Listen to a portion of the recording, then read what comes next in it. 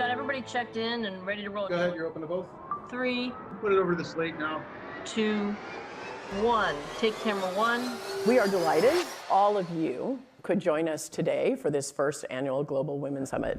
You know, this panel, I think, was originally called, 2 women against Putin. It really should be 3 women against Putin. It's actually not a word that I use. I don't like the word woke because I think it trivializes something far more serious.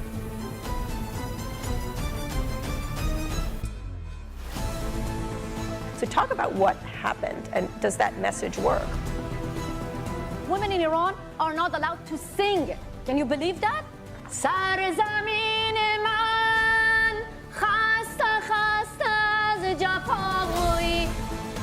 We had to make sure that we prevented election deniers from taking power. Women have been pushing against those nail-shut doors for a long time, and they just burst through.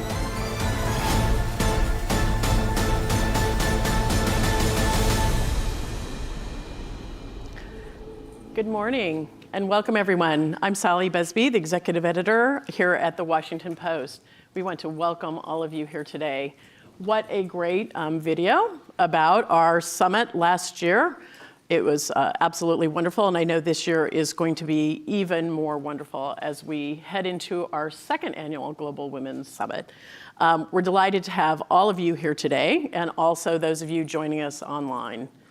The world today is a vastly different place, even than it was just a year ago. We have wars in 2 places, very divisive wars. We have threats to freedom of speech and human rights breaking out all across the world. The global economy is finally starting to stabilize after years of tumult and the pandemic. AI is changing our world every day. And here in the United States, we are heading into a presidential election year, even as our country becomes ever more divisive and polarized around the issues that we face. Today we're so honored to have the opportunity to hear from so many women who are involved in these issues and so many more, and who are making a change in our world. I know all of them are on the front lines of change, and we're really glad to have them here with us today to hear and learn from them. We're also very excited to be holding this event in tandem and under the leadership of Tina Brown, who brings such incredible sophistication, editorial nuance, and a really, really wonderful eye for rising change makers in our world. So with that, I would like to just welcome all of you. I'll see you later today, and hand the mic over to Tina to start the program. Tina? Thank you. Well, welcome everybody. I'm so delighted to be back to co-host the summit with the Post. And we have really got a very good day planned. I was struck again when preparing this summit by the deep bench of amazing women in the management and the editorial side, of course, of the Washington Post newsroom, starting with Sally Busby at the editorial helm. I mean, just consider, the Ukraine war has been reported by a battalion of 14 Washington Post women who make up nearly the entire Ukraine bureau in Kiev. I'm going to pronounce that wrong. Their superb coverage was recently honored with the 2023 Courage in Journalism Award. And the Post's Caroline Kitchener was awarded a Pulitzer Prize this year for her searing and sensitive reporting on the fall of Roe v. Wade. Let's just acknowledge that for a moment, because their accomplishment is amazing. And let's not forget, of course, the legendary Post publisher, Katharine Graham. She, of course, not only defied the government by publishing the Pentagon Papers and the Watergate reporting, she also had the distinction of being the first female CEO of a Fortune 500 company. We've never needed strong women more. And today, you're going to meet a distinguished group of them, from Lisa Murkowski, the maverick senator from Alaska, to the indomitable Fani Willis, the district attorney of Fulton County, Georgia. A lot to hear from her. From Anabel Hernandez, the scourge of Mexico's drug cartels, to Chimamanda Adichie, a singular dispenser of literary and cultural wisdom. In these increasingly turbulent times, it's so often the women in Congress, in the diplomatic corps, in the halls of justice, and the forefront of domestic and global activism who are fighting the good fight for democracy, peace, and progress. So let's start the program with, live from Israel, the former Vice Prime Minister Tzipi Livni, followed by a conversation with international award-winning journalist Rula Jibril, interviewed by the Post's Jonathan Capehart. But first, let's take a look at the video.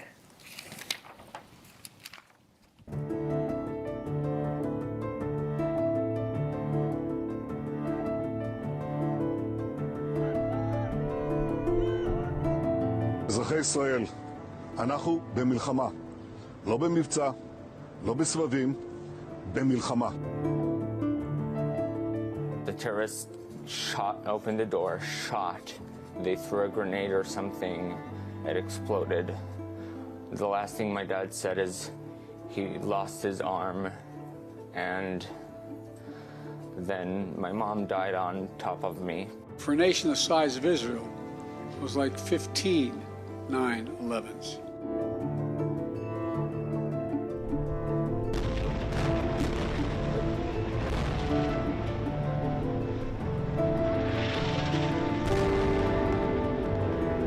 The question of a ceasefire, the president himself has said that a ceasefire would be a surrender to Hamas. It would be a victory for Hamas.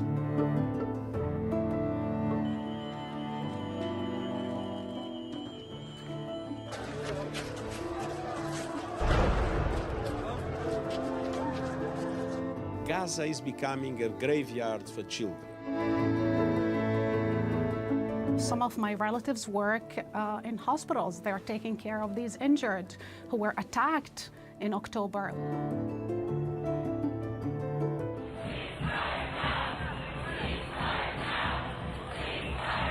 The root cause of this conflict is an illegal occupation. It is routine human rights abuses, illegal settlements, disregard to UN resolutions and international law. Whatever justifications it gave for this particular operation, the idea is to not just relieve Palestinians of the occupation of the West Bank and Israel's blockade of the Gaza Strip, but in fact strike at the heart of Israel, because Hamas's goal is ultimately the destruction of Israel. The only solution is to dismantle Hamas and hope that also the Palestinians in Gaza will have a regime which is not a terrorist organization. Hamas leadership is in Qatar and everywhere, so this is to say that the goal is to eliminate Hamas is totally not going to happen. We have seen that throughout the time that Hamas has been operating in Gaza. We have seen that in this conflict. And that's a violation of the laws of war. Taking civilians as human shields, using hospitals for military purposes. That being said, John, we do not want to see a firefight in a hospital where innocent people, helpless people, people seeking medical care are caught in the crossfire. And this just points up how difficult this military operation is, because Israel has an added burden given the way that Hamas operates, but it does not lessen their responsibility to protect civilians. And this is something that we have had an active conversation with the Israeli government about.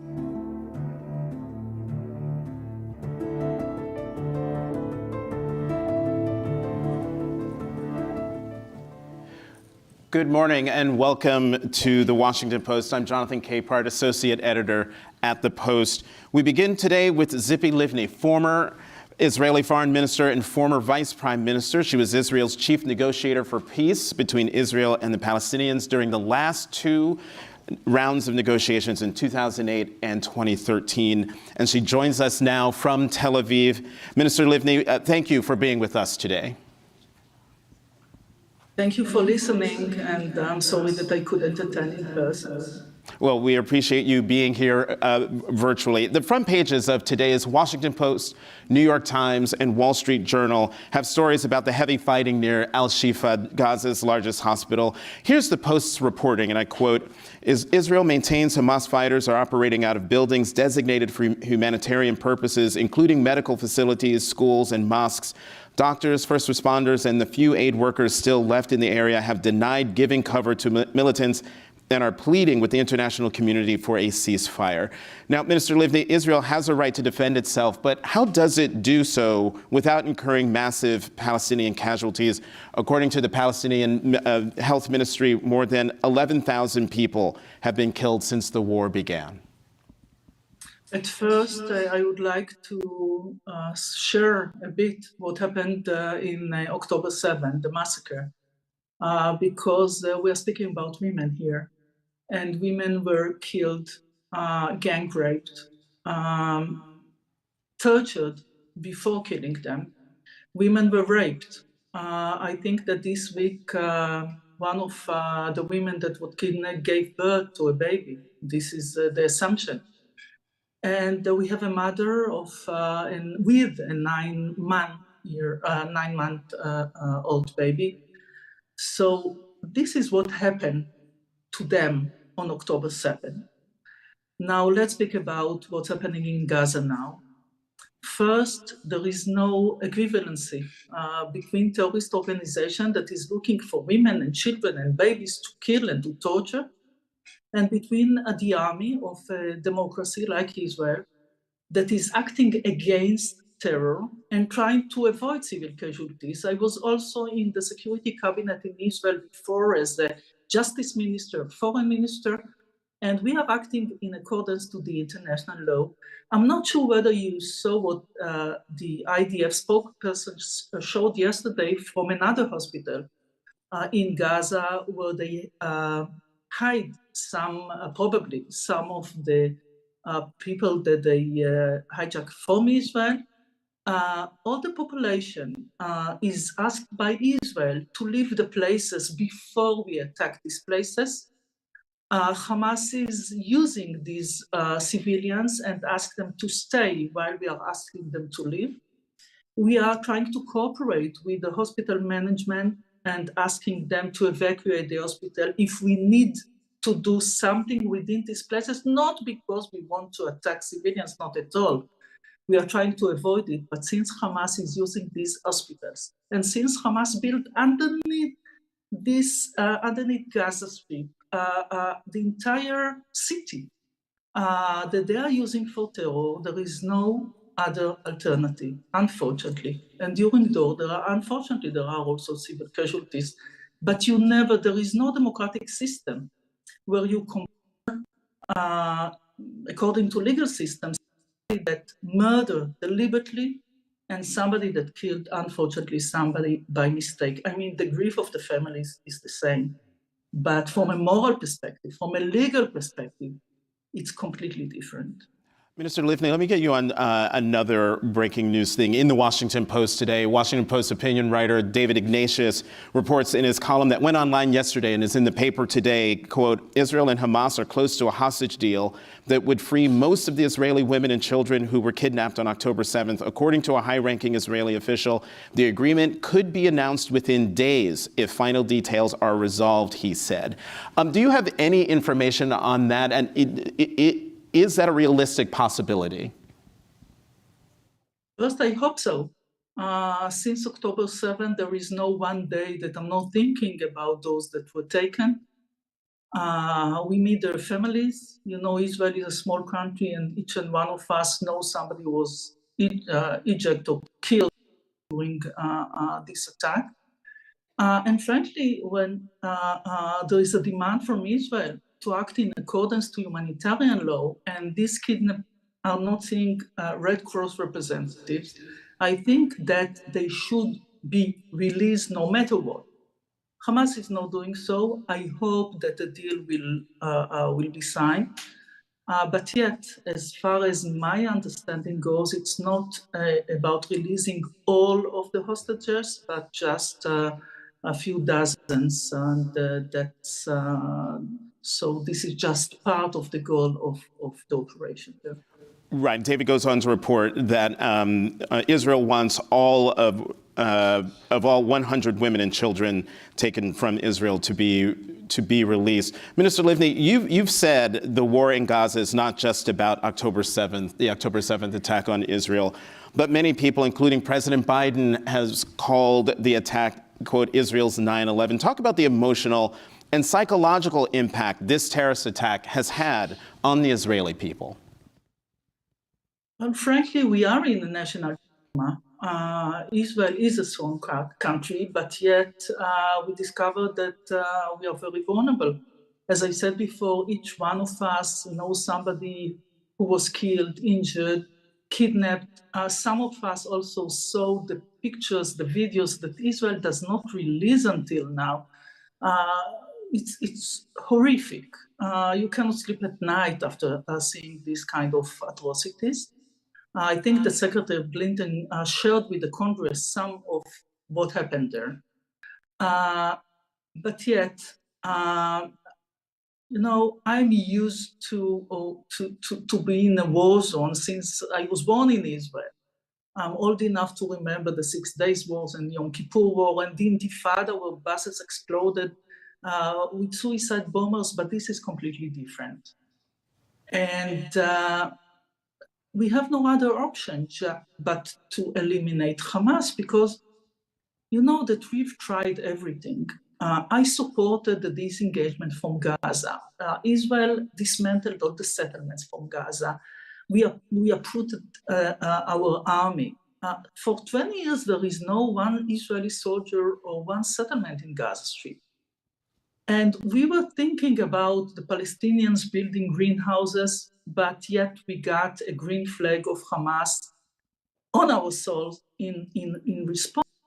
We had rounds of operation trial to act against them, hoping to gain deterrence or reach ceasefire understandings of ceasefire, but it never succeeded for more than a few years. So now I think that not the entire, but the US leadership and other leaders understand that the only option to achieve peace, hopefully in the future, between Israel and the Palestinians,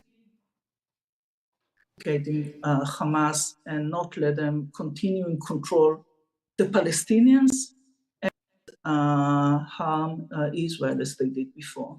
Mm-hmm. Minister Livni, we have just over three minutes left. Hopefully we can squeeze in 2 more questions, but I'm going to ask you, this might be our last question. I want you to go back to something you said a moment ago, which is that a solution here is to dismantle Hamas.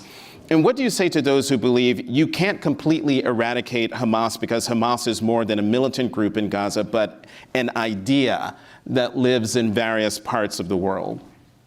So let's think about what is the idea. The idea is they are Jews or not to accept the right of Israel to exist in the region. The Hamas idea, this jihadist idea, is not legitimate. And therefore, it's not about the Israeli-Palestinian conflict. I negotiated peace with the Palestinians. They have legitimate national aspiration, but this is not Hamas, because Hamas represents religious jihadist ideology. And therefore, this is step 1.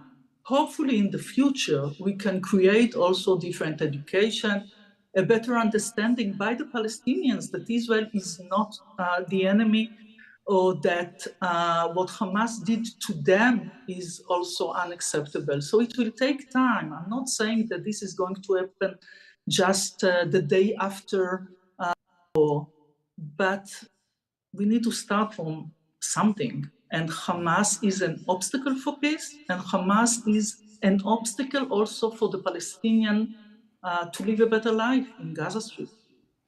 We have about 90 seconds left, and of course I'm going to ask you a complicated question. Many officials, elected officials in the Israeli government have taken personal responsibility for what happened on October 7th. Noticeably absent from that is Israeli Prime Minister Benjamin Netanyahu taking personal responsibility. Why has he not been more forthright in taking responsibility for the failures and shortcomings that have been reported? We are during war, so I don't want to criticize my own prime minister, but yet I'm his political opponent. He shouldn't stay, and I believe that he would not stay as a prime minister after the war. We deserve a better leadership. And on that, we will end We will end there. Tzipi Livni, former Israeli foreign minister and former vice prime minister, thank you so much for joining us this morning. Thank you. Okay, I'm not the only one who didn't see that coming. In all seriousness, since Israel began its ground operations on October 27th, Gaza has faced frequent disruptions in communications and near total blackouts. Hospitals struggle to report their conditions, and humanitarian agencies are worried about their medical staff. Joining us now, international award-winning journalist Rula Jibril. Rula, welcome. Thank you for joining us this morning. Thank you, Jonathan, and I'm really sorry not to be able to be there in person. However, I was advised due to my safety to avoid being in Washington, D.C. today. It's tragic that voices who've been advocating for equal rights, democracy, and freedom for all are today intimidated, but I won't be silenced or intimidated. Well, Rula, for you, what's happening is personal. You were raised in an orphanage in East Jerusalem, and you still have family and loved ones in Israel, Jerusalem, and the West Bank. How are they doing, and what are they telling you? Well, as you said, I was raised in an orphanage in East Jerusalem, but the women who built that orphanage were the women who rescued survivors from a village that was destroyed in 1948.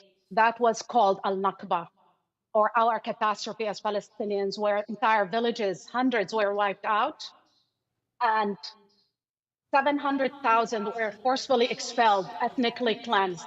Those women always told us that this can happen again.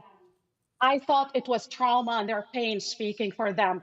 However, when I see Israeli ministers invoking on national television a second Nakba for Gaza, I fear that the war on Gaza is not only a war on Hamas, but it's a war on civilians.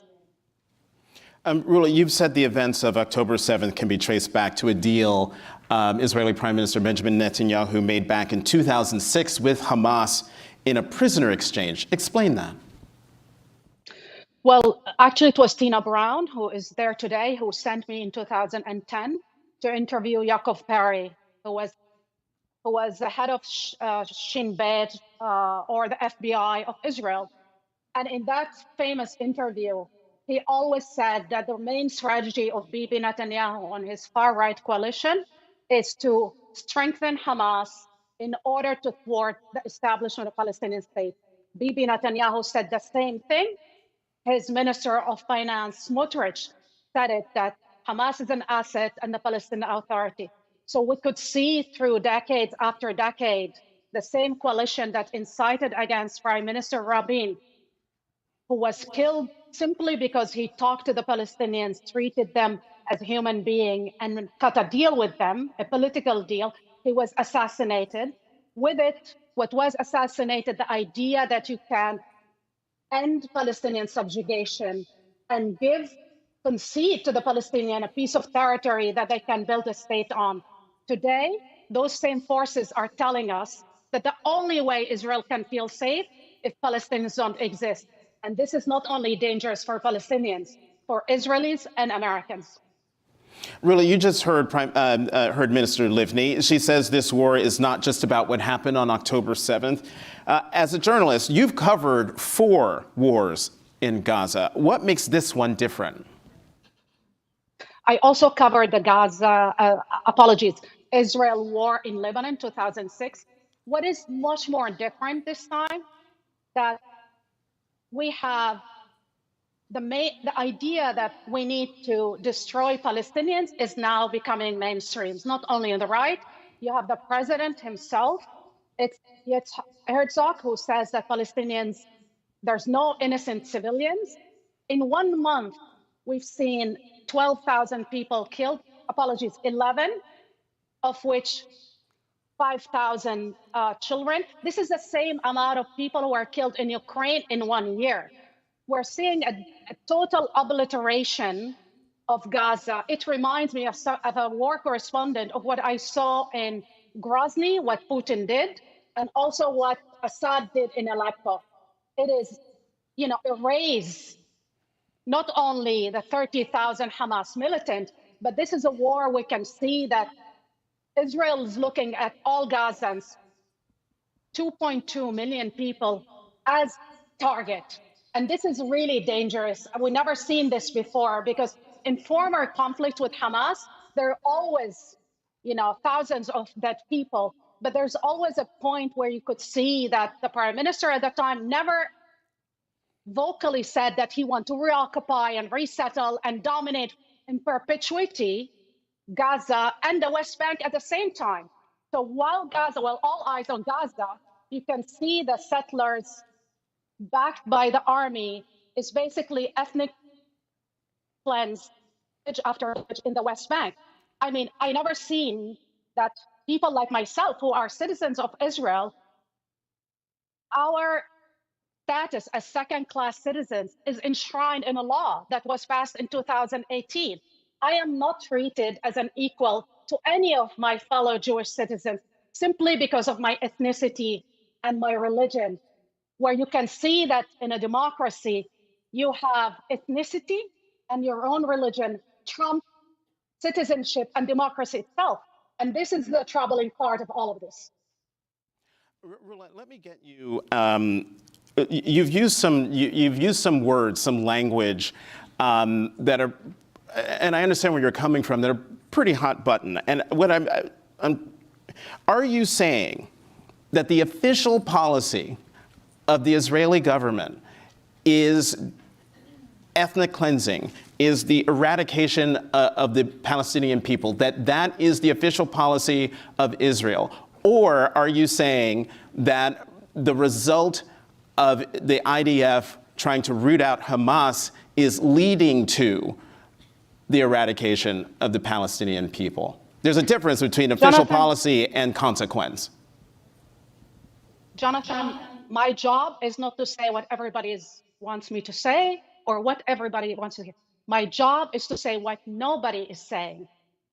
If you listen to Israeli officials, minister after minister of this far-right government, they're telling you in words and deeds what they want to do.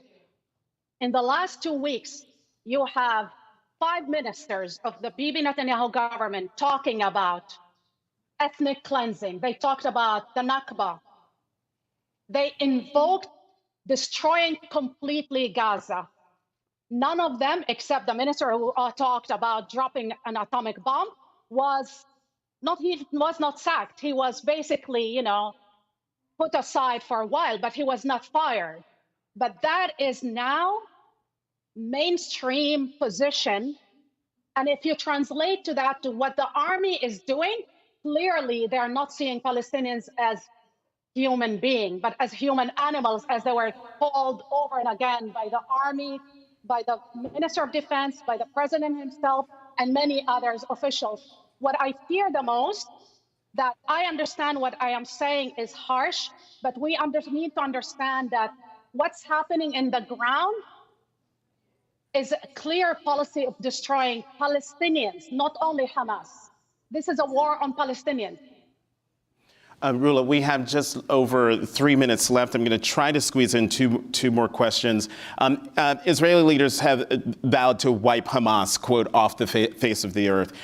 Talk about Hamas and its role in the lives of the Palestinian people. Can Hamas be eradicated? I look at the war on terror, the successes and defeats of America's war on terror since we compared what happened on October 7th to the war on terror. According to General Petraeus, but according also to every Israeli military leader, there's no military solution to this conflict. You can eradicate a militant group, but you cannot eradicate that by mass killing civilians. That would be a war crime. But not only that, this would strengthen that ideology. General Petraeus, in his surge in Iraq, where you had 100 terrorist attacks a day, the only way you could kill that militant group or their ideology is by ending the disenfranchisement and subjugations of the people. Ending military occupation will not only end Hamas, will end the violence, will reduce the violence exponentially. This is according to every Shin Bet, every Mossad leader. This is according to even Israeli leaders, whether Ehud Barak and Ehud Olmert. When Ehud Barak was asked in 2019, if you were born in Gaza, what would you be? You know what he said? I would be a terrorist. People were shocked at that remark. But we need to address the underlying condition that feeds that ideology in order to defeat that ideology. Rula, we've got 90 seconds left, so this will have to be my last question. Are peace and a two-state solution still possible? Yes, yes, it's the only viable way. I am 50-year-old, Jonathan. I believe that we owe this to the next generation, to our children who already suffered enough multiple wars, Israeli and Palestinians. As somebody whose family members are Christian, Muslim, and Jews, the possibility of coexistence is real. The founding father of Israel themselves talked in the Declaration of Independence about equal rights for all. They didn't talk about a supremacy of one group over another. We know as Americans also that having a multi-ethnic, multiracial democracy can work, but you need to work for it. Peace is not achieved by bombing hospitals and schools. Peace achieved by acknowledging the humanity of the other side, having empathy, and also granting them dignity and freedom. I mean, nobody can believe that if you occupy Gaza and build settlements on the graveyards of Palestinian children, anybody will be safe or anybody will be free. We have all to be safe and free together. International award-winning journalist Rula Jibril. Rula, thank you very much for being here today.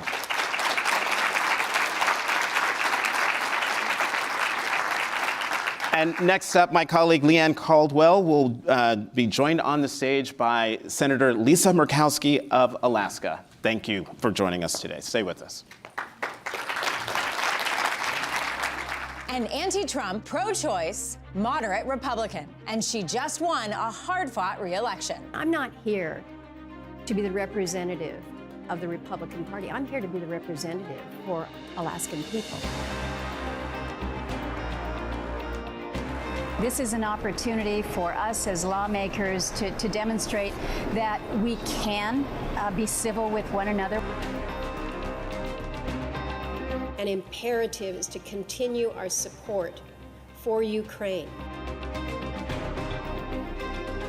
I could not conclude that he is the right person for the court at this time. No second thoughts. No second thoughts at all. None.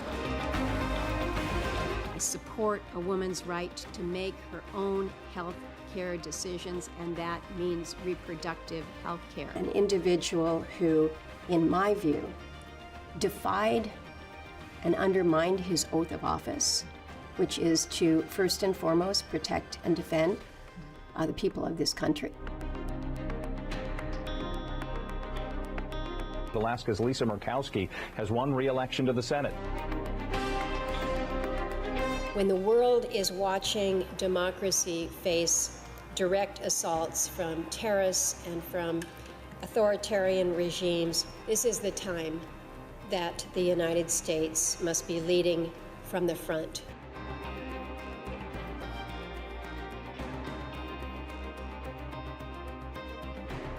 Good morning. Thanks so much for being here. I'm Leanne Caldwell. I'm anchor of the Washington Post Early 202, and also, co-author, and then anchor of Washington Post Live. And I'm so thrilled today to have Senator Lisa Murkowski, Republican of Alaska, joining us this morning. Great to be with you. Yeah, Senator Murkowski. I want to start actually with your most recent re-election. This was in 2022. I traveled to Alaska last year to cover your fascinating race.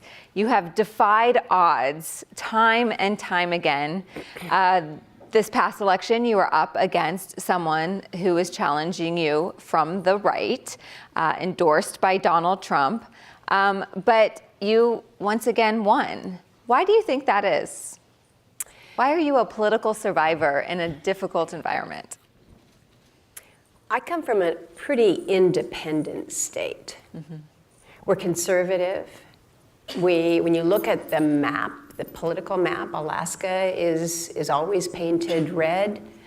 But our reality is that Alaskans look to the individual first. And that has been my identity. I am one who has been there for labor, for Alaska Natives, for independent women, and for the conservative, good old boys that are out there. Maybe not as much in the latter camp, but it really has been just being true to myself, being true to Alaskans, and just standing up for what they have shared to me are their values of real independence. And so we come back here to Washington, D.C., and everything is so clearly defined on partisan and really political lines.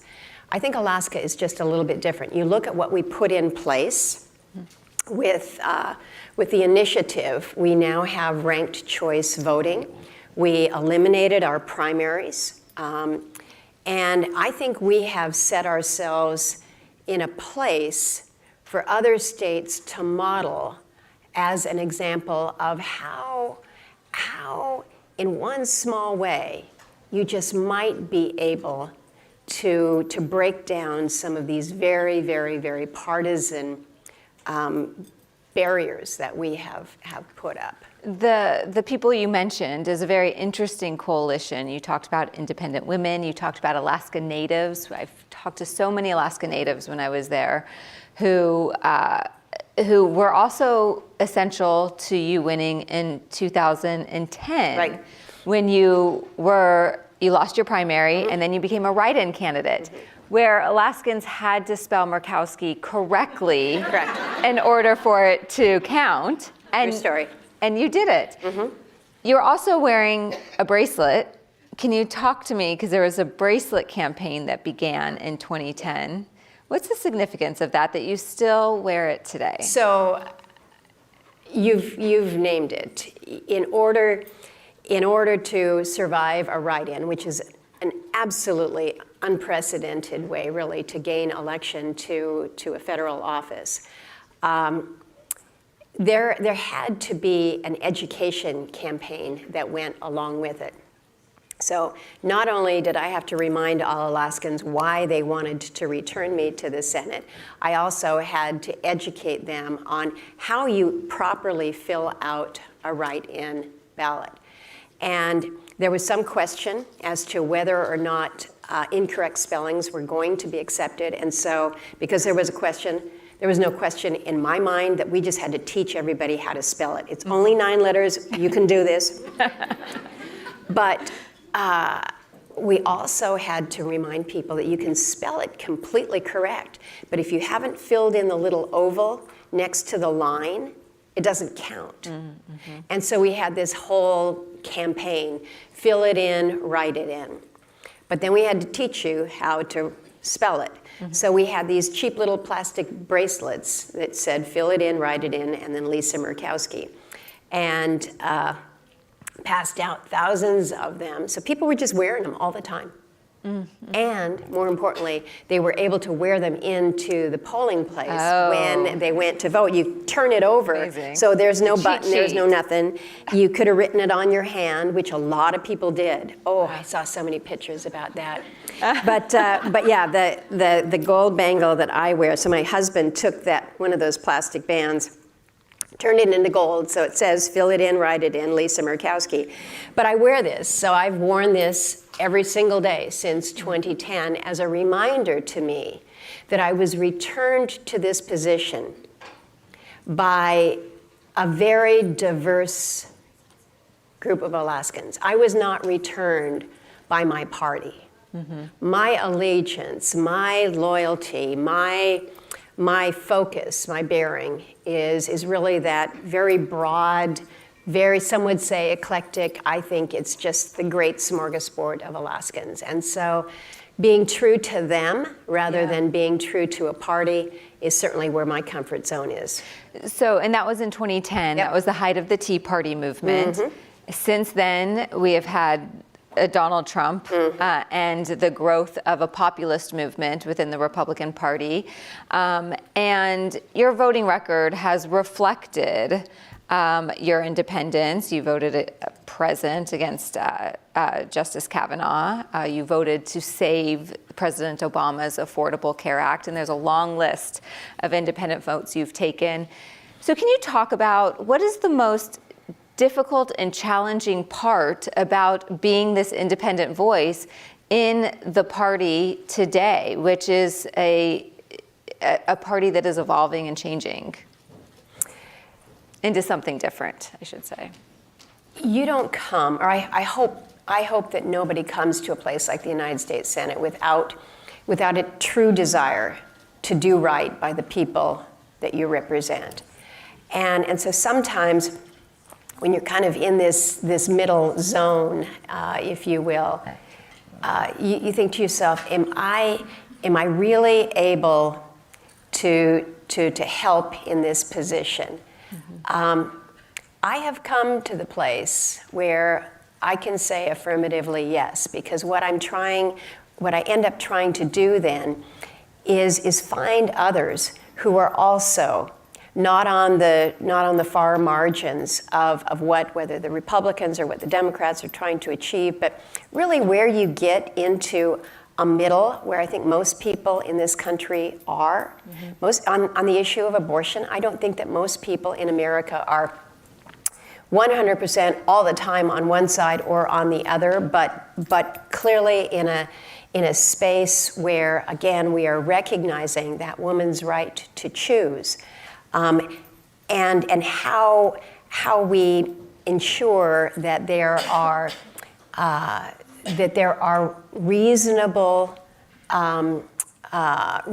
sideboards, I guess, that most people in this country would say yes, that's where it's right. That's where it's right. And so working to find those individuals who, again, are not necessarily part of your party, working partners. I think we've been able to demonstrate this in very specific measures, whether it was the infrastructure bill, whether it was the Bipartisan Safer Communities Act. I mean, there are good places where we can land with legislation that, again, are going to be enduring because they're not entirely partisan. Do you worry that the center of elected officials are leaving politics? Yes. You have Mitt Romney. Yes. Joe Manchin. I'm telling you, every single one of them that makes their announcement just makes me sick, because what they bring to the table in terms of a willingness to sit down and try to work through some of these hard things. And then when you work it through, standing up to your party who says, that's not good enough. You didn't go far enough, or you went too far. And you have to say, sometimes it's the Goldilocks seat. And that takes a little bit of a political backbone too. So yes, I am very worried. I am very worried that what we are seeing is good people who have gotten discouraged because the process can be so just awful. I don't know of a more technical term than awful. Yeah. And so they're leaving. And if the good people leave, when I say good people, the people that are willing to work in the middle, we know what we're going to be left with. It will be those that will be on the extremes of either side, and that doesn't benefit our country. Moving to a presidential election, it is very likely going to be Donald Trump versus Joe Biden. Why? Seriously, why? There are so many incredible people in this country, so many who could lead this country, and we get a redo of 2020. I just don't understand why that has to be. If you are faced with a choice, which you will be, who will you back? If I am faced with the choice of Biden or Trump, I can definitely tell you that I will not support Donald Trump, and I don't believe that I can support Joe Biden. So where does that put us? Where does that put us? Yeah. We have to say that we can do better than this. I know people are so afraid of a third party. So are you pushing Joe Manchin to run for president as either a third party or in some other capacity? I think that Joe Manchin would be a great president. I worry, as others have said, and I know because we've had this conversation, I know that he worries that what happens in a third party candidacy, does that throw it to Trump? Does that throw it to Biden? What does it do? I get that. I get that. But you know what? If we take the view in this country that the only way that you can win is if you are the Republican nominee or the Democrat nominee and a third party never, ever, ever, ever, ever has a chance, all right, it's never going to happen. Everybody said, there is no way in God's green earth that you can win a write-in. We did. You know, at some point in time, it's got to be okay to maybe shake up the status quo a little bit. I know that that's probably political heresy. Do you think Joe Manchin's going to do it? I don't know. I really, really, really do not know. But we're seeing others step forward and put their name out there. That makes for a lot of splits, and that's where it gets really dicey when you're trying to predict the outcome of an election. I want to ask you about women in the Senate. There's I think it's a record this year or last year, number of women in the Senate. I know you're close with Senator Susan Collins. Can you talk about, as the number of women in the Senate has grown, have the women been able to maintain some sort of close relationship? I know everything's partisan, but even is there some post-partisanship in those relationships? Yeah. I think that there is. We do somewhat regular gatherings where one of the women will host a dinner, whether it's at the Capitol or at a restaurant or occasionally at somebody's home. There's different gatherings, again, that we try to come together as the women of the Senate. And the thing that's so refreshing and just so good is there's no agenda and there's no staff. And as Barbara Mikulski would say, there's no notes. We just gather together and enjoy one another's company.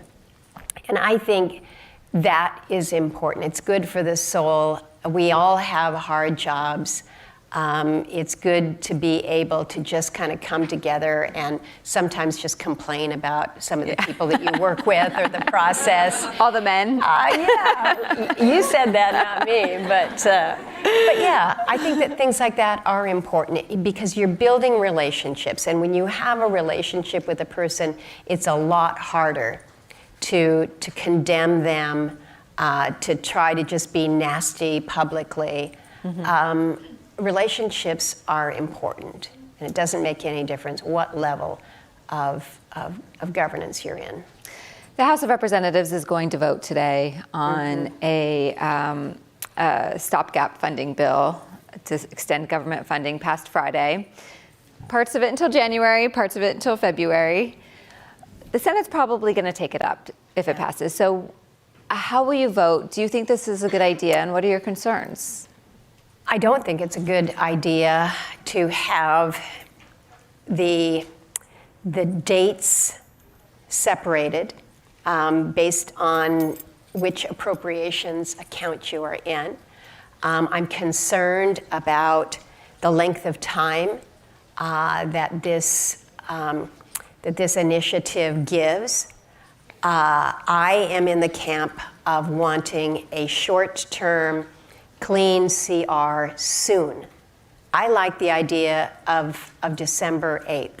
It forces us to get to work now, actually yesterday, to resolve the very complicated and very serious and very timely issues that we're seeing in Israel, in Ukraine. We've got border that we have to deal with. Do you worry that Ukraine aid is not going to pass? I am greatly worried that we're going to take the focus off or allow the focus to be taken off of a very, very critical time in Ukraine. We're approaching winter over there. It's going to get tough. If Putin sees that the United States is kind of relaxed on our support here, what's to say that he doesn't just put his foot on the gas and really, really go aggressively against Ukraine during these months?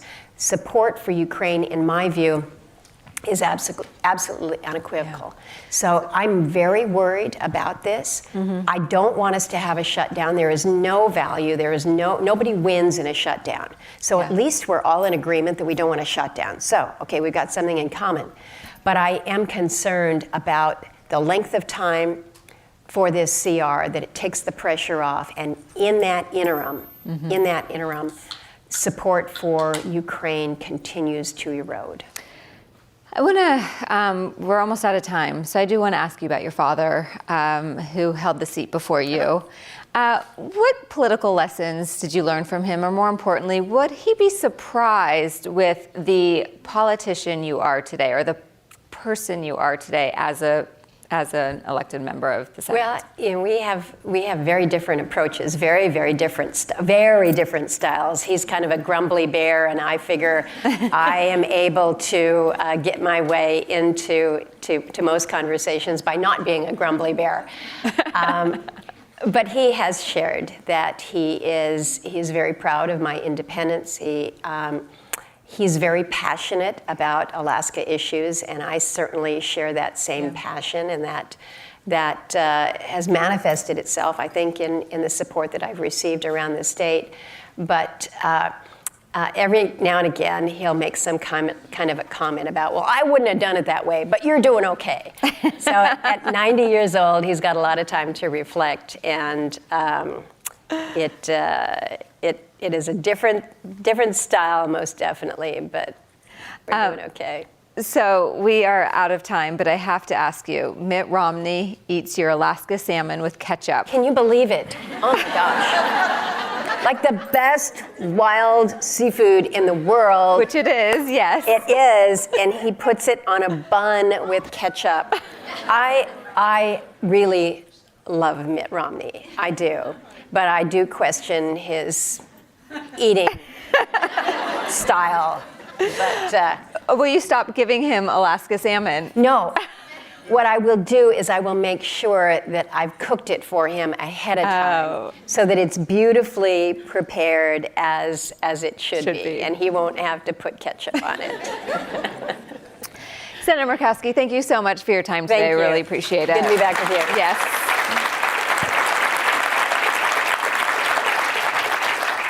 And don't go anywhere. Kara Swisher will be out in just a minute. Thank you. Thank you.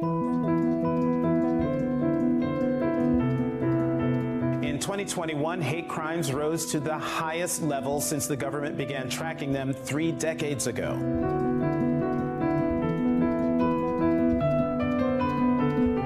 White supremacy seeks to maintain control. It often seeks to try to pit different racial minorities against one another. The problem of domestic terrorism has been metastasizing across the country for a long time now, and it's not going away anytime soon. Whether it's the lone actor, the Al-Qaeda ISIS-inspired, Shia-inspired, conspiracy theory-driven, anti-government extremist, or REMV, all of them have been galvanized and energized by what happened on October 7th. Experts say violent extremists are using memes to fuel radicalization. We need to make sure that what's reflected back to us in algorithms is something that's better than we are. You know that prejudice exists. You know that it exists online. And so you should be really worried if this is being hard-coded into your RAI.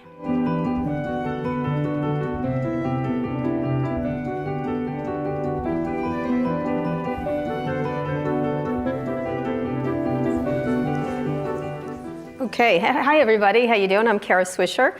It's great to be back here at the Washington Post, as it always is. Those know I started my career off here, so it's always a pleasure to be back here. I delivered mail for, not Jeff Bezos, thank God. Yeah. I'm trying really hard not to say something about that photo. I'm trying really hard, so I'm going to control myself. Anyway, good morning. I'm Kara Swisher, co-host of the Pivot podcast and also On with Kara Swisher. I'm joined on stage now by Rebecca Weiner. She's Deputy Commissioner of Counterterrorism Bureau at the New York Police Department. It's a huge job. Yasmin Green, CEO of Jigsaw, which is started by Google many, many years ago, and Sherilyn Ifill, former president of the NAACP Legal Defense Fund and is now a Harvard law professor. So we have a lot to talk about. This is an area I have written about for decades, about the increasing hate, anti-Semitism, homophobia all over. Yeah. Largely, I've focused on online and the rise of it, but we are back again with the current conflict in the Mideast. And you know, I'm sure some of you have read about it in the Post and elsewhere about the rise, global rise in anti-Semitism and Islamophobia since October 7th and the war between Israel and Hamas. Let's start with you, Commissioner Weiner. What have you seen in New York City over the past month, besides protests, which are certainly everywhere? Yeah. And what have you done to deal with the increase? You're always dealing with these various and sundry issues. For sure. First of all, thank you so much for having us. It's a great honor to be here. And, you know, this is something that we contend with all the time, not just in the last 5 weeks, but the last 5 weeks have presented a real challenge. And one of the short clips that you all played in your video makes the point that this has really been sort of unifying in a way to the broad swath of our threat environment, and energized both our Al-Qaeda and ISIS supporters, our racially and ethnically motivated violent extremists. And when we were first conceptualizing this panel, the focus was going to be on that element of the threat spectrum. Of course, now we're contending with the war in Israel and Gaza and its aftermath. And you know, we're going to have a big rally here in DC later on this afternoon. So a lot of emotion, a lot of tension, and tensions have been rising across the world, including in New York City. Emotions are strong, and the goal has been, how can we allow people to channel those emotions and those sentiments in ways that are nonviolent on our streets? So we've had tens of thousands of people out over the last 5 weeks protesting across the spectrum, and our goal as a department and as a city has been to allow them to do that. And for the most part, things have remained peaceful. It's hard as a conflict like this, which is so protracted, and we're going to be, I imagine, spending some time talking about the digital landscape and how that is inflecting and infecting our threat environment. So as the conflict is protracted and as people are consuming all of the horrific imagery that's come out of the last 5 weeks, that's going to play out physically on the streets. So it's a big task for us as a department. It's a big task for us as a city. And every day, our officers, our men and women, are out there making sure that we're keeping the city safe. So when you use the word threat assessment or threat landscape, where would it be right now? Because you have a constant, I mean, from just regular parades and events and everything else. There were the Trump trials where everyone thought there was going to be some violence then. Mm-hmm. And then this. Yep. What do you think the threat landscape right now is? It is very heightened, and the FBI director has been very forward-leaning in talking about this, NCTC director across the intel community and law enforcement across the country. It's very heightened, and to me, we go back to other moments, and as a city, we've confronted a heightened threat environment. often over the last 2 decades. This one is likened in certain ways to 2014 in terms of the international terrorism threat environment, which was, of course, when ISIS declared its caliphate and inspired a lot of what we call homegrown violent extremists across Western countries to take action, a lone actor kind of threat, which I think a lot of people think about when we think about the lone actor threat. But this is also energizing people outside of that context, outside of the lone actors, and there is a certain element of coordinated group activity to think about. And that's a different threat, but it still can create public safety issues for us as a department. So we really have to walk and chew gum at the same time, and we're giant and we're used to dealing with this, but it is requiring a lot of our folks. So Yasmin, the war obviously is being fought online, and this particular war is an information war in terms of imagery, in terms of misinformation, and not just misinformation, but real things. People actually saying real things that are quite. I was just talking to Sherilyn backstage about every time Elon Musk retweets something or makes a comment, it creates even more. Like it's real stuff and it's fake stuff at the same time, all mixed in together. Talk a little bit about Hamas has wielded social media to its advantage and how the strategy is different than other terrorist organizations, because it isn't. There is a playbook to these things that I've watched over the years, whether it's election deniers or whatever. There's a certain up and down the spectrum. Yeah, so I think the paradigm shifting terrorist organization with regards to using the internet was the Islamic State, who just kind of took over the major social media platforms and were really able to recruit in a really sophisticated way. Just one example of this that really crystallized it for me was that when we were reviewing the languages that the Islamic State made marketing material in, they weren't just English and Arabic. They were German, Russian, Turkish, Kurdish, Chinese. But they even had a marketing video in sign language. So that was an organization that was taking the time and care to make sure that their message reached the deaf and hard of hearing. Nothing compares to that. In my mind, when I think about I don't think about people who had Super Bowl ads. I don't think about Think Different, the Apple campaign. When I think about marketing geniuses, to me that's ISIS. They had their own, Dabiq, they had their own online magazine, they had their own news outlets, they had music videos, basically. So they were really in a league of their own. It's also inexpensive, right? It's an inexpensive way to do this. Yeah. I mean, if you think about the Russians, they lost the Cold War, but have won, in many ways, the information war, because it's inexpensive and they're using the landscape that we created in the United States. Right. There's some asymmetry there too, and it's cheaper for sure. What Hamas has done, they have a much less broad and imposing footprint online. They're not on the major social media platforms, with the exception of Twitter X, that they have had some visibility on. They do have a couple of news outlets, but that are online, but they're not quite as compelling or sought out as ISIS's ones were. But they have these Telegram channels that are, the founder of Telegram has been very explicit in wanting to give Hamas a megaphone, which is interesting to think that not all major apps and platforms have the same philosophy about moderation. And what Hamas has done really effectively, I think, was take something that ISIS did experiment with, which was live streams, but really the lone shooter, kind of the violent white supremacist, the Christchurch shooter was the one that really kind of, I feel calcified this as the formula, was there's gonna be a live stream component, which means you go into combat with basically a little camera on your, weapon, and you capture it, and you plan in advance to post that online and have it proliferate. And proliferation is part of it. You don't have to have a big thing if proliferation works. In terms of Christchurch, which was one of the first times. Let me ask you very quickly, what are the platforms doing it about now? They've been cutting rather significantly in their moderation. They've given up. I don't know what else to say. They seem to have given up in a lot of ways.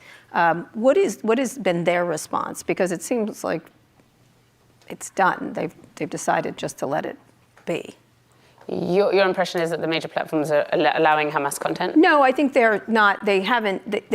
Whatever the content happens to be, whether it's, again, election denial, this is something that happens over and over again. They're trying to pull it down, but don't have a lot of purchase to do so, given the proliferation. Oh, okay, I suppose that's a bigger question about maybe how big tech is doing on moderation. Specifically on Hamas, I'll say that so the two archetypes of terrorism that have informed the way that the platforms prepare to respond to terrorism were the lone shooter, which is typically it's like a burst of activity. There's a live stream, there's a manifesto. By the end of the day, the shooter's not even around anymore, as in the shooter himself didn't survive, or they've been apprehended. So it's like a very short burst, and then it's done. And they can begin the cleanup. And actually, the last shooter, I think the video was up for 2 minutes on Twitch or something really remarkable. So I think they are figuring out how to respond to that one. And then the other archetype is the ISIS, which really has been a formative experience for a lot of these trust and safety machinery. And one of the things, although ISIS seemed so formidable and terrifying at the time, one of the things that was helpful about the nature of the ISIS threat was that their branding was so good. They always showed up on brand. They had their logos, they had their uniforms, they had their mantras, so the way that scale detection works on the social media platforms is that they train these algorithms based on showing them a lot of examples. They do pattern detection. So once they see so many examples, then they can go after something that they've never seen before, and they're like, oh, I think that's ISIS, even though I've never seen that video before, because I've seen so many examples of ISIS. Hamas do not have their shit together as much, so their stuff doesn't look as aesthetically, aligned. Mm-hmm. So I think that's one of the challenges in going after ISIS Hamas stuff proactively. But assessing their performance so far is same old, which is to say less than good. For the tech platforms? I think they suck. Okay. You want my opinion. I don't think they care. I think that's more to the point. It's expensive and difficult. Sherilyn, the uptick in Islamophobia and anti-Semitism is part of the larger consistent trend, which has been goosed by online media for sure. According to the FBI, hate crimes have been on the rise since 2004. Those reported numbers are likely a fraction of the actual number. What do you make of the rise, and what are the conditions in America that enable it? How do you put that together? Yeah, thank you. I think we do have to put this in the context of the ecosystem, which is to say that online hate doesn't exist separately, and the rise in anti-Semitism and Islamophobia is part of a larger rise in hate crimes, as you described, since 2004, but also a spike since 2017. And I think if we are not careful, we will think that we're talking about something isolated that you can put a circle around, as opposed to a transformation that has happened across the board. I can remember in 2017, in 6 months, a white supremacist left Baltimore determined to go to Manhattan and kill a black man, and he came with a sword and killed a black man on a street in Midtown. Shortly thereafter, a black man who was a member of the ROTC, a student at Bowie State College, was standing at a bus stop to go to a party at the University of Maryland and was stabbed by a white supremacist. And then shortly thereafter, 3 men were attacked, 2 were killed on a light rail in Portland after they tried to stop an Islamophobic attack against a woman. I remember this because I wrote to Jeff Sessions, the then Attorney General, to say something is happening and we need to hear from the Justice Department. And I also talked about the ways in which the president, then President Trump, was loosening the reins on things that create a climate for the rise in hate crimes, which is that there are norms that we have established and developed over decades that are largely what manages our conduct and even our thinking, right? What is socially acceptable and not socially acceptable. Right now, many of you have negotiated, the edge of the seat between you. You're not fighting with each other. Not There's yet. just a norm about how you manage it. You don't have to talk, right? There are things that we have established. And some of those things, hard fought through the civil rights movement, were about race and racism, were about gender bias after the women's movement. And to have someone at the top of the chain, that is the president, saying, you don't need that anymore. right? You don't have to police what you say. You can be free. In fact, it's liberating. It's fantastic to say whatever you want. Knock him out, drag him out of here. All the way in which he appealed to the headiness of not having to abide by norms creates a climate in which people feel loosed from the things that might make them move away from a particular site, or not stay on it, or not look at it, or not behave in certain ways, or read certain things. And so we have to recognize that when we're talking about technology, it is always being pushed by the real, what I call the real world, right? It is always being pushed by that. And it is a feature of this country that we have a history that is real, a history of white supremacist ideology that we will always have to battle. We will not end it, but we're always battling it, and we're always seeking to contain it. But it takes work to contain it. And it cannot be contained if you have the leader of the country saying it doesn't need to be contained. They're very good people on both sides, right? So I think that understanding the political dimension to this is critically important. And then it becomes, what I've noticed is that offline behavior then got loose, which created online behavior, which then shoved itself back. It's a loop. It's a loop. That's why I'm saying it's important to understand that ecosystem. You know, So we're where talking are we now. right now? Say again? Has that changed, or is it, that's it? I think that we have to, this is the part that is depressing, but I think we have to recognize, is that having that leadership for 4 years broke something in us. You don't just snap back because you elected somebody else. Something was loosed, and it's hard to get it back.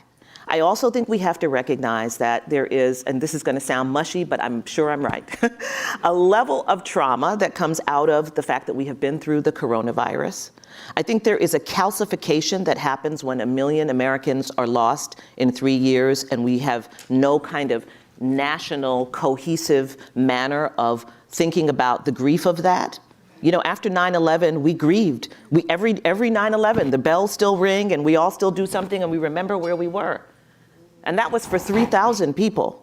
Now We've lost move on 1 million, and we next. just keep it moving. And we should not believe that calcification of the spirit does not have an effect on what happens when we see certain things or hear certain things. Which has to do with the speed at which we get it. You're 100% right. Can I just give you an example that goes to the online, which is your point earlier? The Nashville shooting, the mass shooting at the Covenant School. We had an agreement. When I say we, I mean just in this country, and you know this, that manifestos would not be posted. We learned from Christchurch that shooters follow one another, that they, take up the manifestos. Yeah, fan base. Yes, but you'll notice that Elon on X, decided that this was a free speech issue, right? And so there's a whole dialogue in which he has now positioned the idea of releasing the manifesto, which has been released on X, that's a free speech issue, and other platforms are censoring. Right. That was a norm that was created among tech leaders to try and stave away something that would harm us all. And someone just released it, but he will still be invited into the finest parties and into Congress without having to account for having broken a norm that you all established. Well, I'm trying my best, but Keep it's going. not working. Backstage, Sherilyn went, Elon, just like that. And I was like, yeah, well, welcome to the party. It's been going on for decades. Commissioner Weiner, when you talk about these hate crimes, you mentioned lone wolves and organized hate groups. I think they're interconnected now in a way that is not as well understood. Let's talk about the domestic terror hate group threat landscape. So everything is interconnected in ways that we don't really actually understand, and that's because we are all spending so much time. I love that you are distinguishing real life from digital life, and I'm somebody who tends to do the same thing, but I think for younger folks, they are one and the same.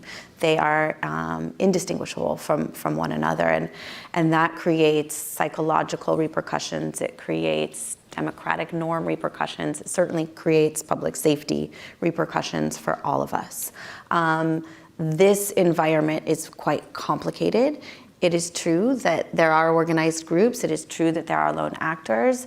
It is true that organizations seek to replicate the strength of each other through behavior like live streaming and manifestos, and the live streaming trend, which is now kind of deeply associated with the racially and ethically motivated extremism world, was very much a hallmark of ISIS, actually predated ISIS. So there's a lot of learning behavior that is occurring. Best practices. Best practices, absolutely. Yeah. But I think what's problematic for all of us who are trying to understand in order to anticipate and prevent violence is the ways in which ideological blurring is occurring. Individuals are drawn to one set of hate ideas, consume them for a while, and then migrate to others, which are completely mutually exclusive if you actually take it cognitively and intellectually seriously at face value.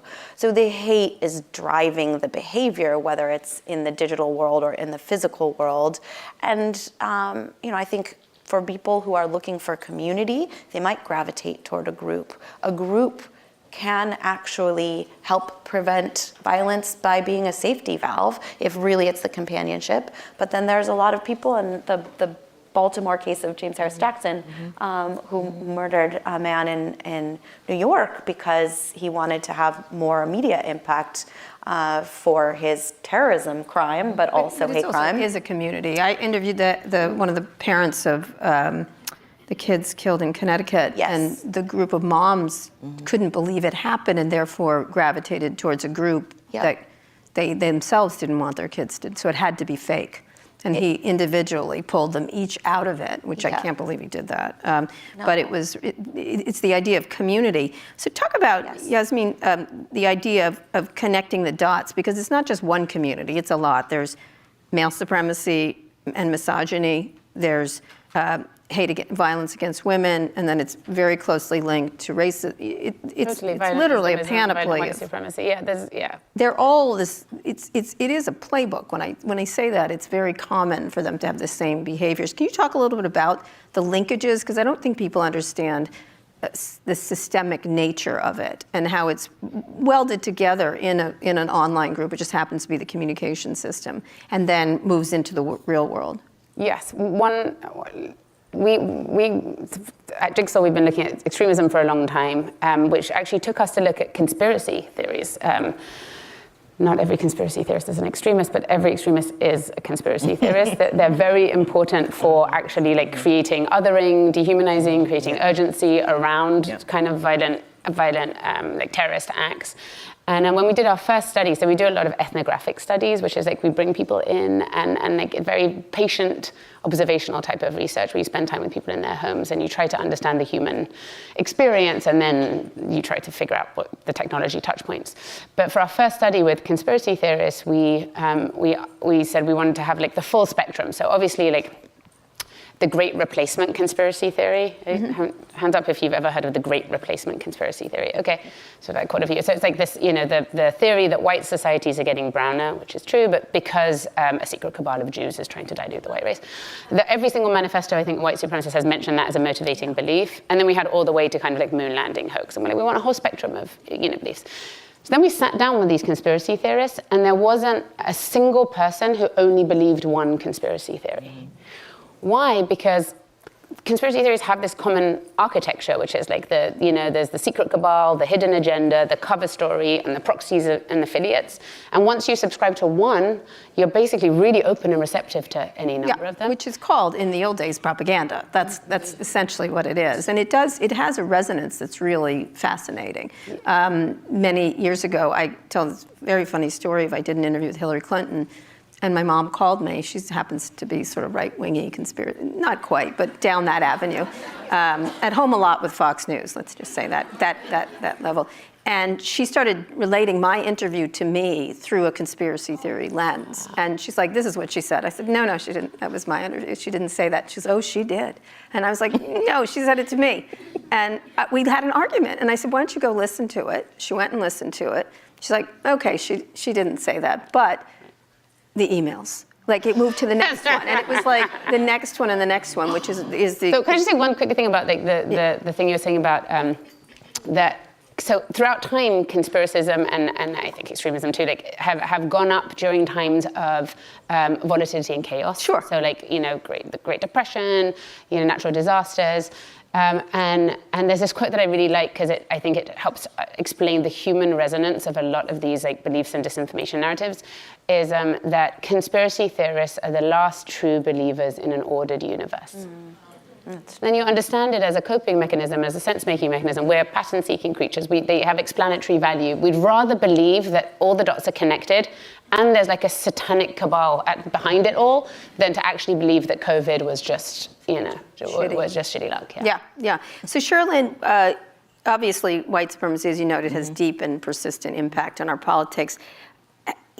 How do you think the nature of American politics right now is responding and also driving hate? You mentioned obviously Trump, but where are we right now? Well, I think that many more people in this country than ever in my lifetime understand that there is systemic racism in this country. And more importantly, I hope understand that white supremacist ideology and racism is the stalking horse for so many other things that ail our democracy, and that our democracy will never be healthy until we confront it. In other words, if you're thinking that we just don't have to pay attention to it, and this is something that well-meaning liberals did, the idea that it's somewhere down there in the South, and now the South has come for the whole country, right? That now we're seeing the Alabamification of the nation. So we actually have to address what is fundamentally an anti-democratic movement, because that's what it is, and we have to meet it. We have to go to meet it and deal with it, or it comes to consume the very democracy itself. It's not, that's why I say to people, civil rights work is democracy work. It's not something that we're over here doing to get nice things for Black people. It is at the core of building a healthy democracy, and that poison pill is poisoning us at the moment. So I think what is hopeful is that many more people see that. I think through Charlottesville, remember when police killing unarmed Black people was a conspiracy theory until many of you had to actually see it on videos to understand what we have been talking about for decades? So there are some things that have been revealed that I think help us understand that we cannot speak in just this lofty language about our country, but we have to deal with this. We want to finish up. I want to talk very quickly, each of you, because we've only got a few seconds. What can be done to, and I want to end on you, Commissioner Weiner, because you have a personal element of that. But very quickly, what do you think needs to be done by the Biden administration or current politicians? Super quick. Super quick. We have to be willing to talk about this honestly. We have to be zero tolerance. I met with several commissioners ago, with the NYPD commissioner, and I thought, why don't we have, if you see something, say something for our domestic terrorism like we did for international terrorism? We have to be clear that it is policy in our country that this is unacceptable and that it is a threat to our country. Not that it's something about one group of people, but that when we have this intolerance in a country that is doing something no other country in the world has done, which is try to create a multiracial democracy premised on the ideas of justice and equality, that it is a danger to the very experiment itself. Yasmin, technology, obviously. What can technology help in the battle against hate specifically? Oh, just to compliment Sherilyn taking us like historically and macro is just to say, actually, I think a lot of our technology interventions would be more effective if they were more human. I think actually a lot of the time when you see the tech platforms act, it's in a kind of like a scaled response to something that they have. It's going less human, but go ahead. Keep going. It's moving less human. I think we should reverse that. More human, meaning? In terms of insights, like, if I think, like, for example, fact checking. I think if you're like an engineer in Silicon Valley, like that sounds like a great idea. People have like, they believe a false claim. Why don't we just give them the correction and they can update their false belief? Turns out that's not how it works. I think that's one of the most humbling things has been like how little fact checking has done to help us with the misinformation challenge. And I think that's because we're not engaging with the human experience of believing in disinformation. Perhaps because the people making it never felt unsafe a day in their lives. That's my theory of that.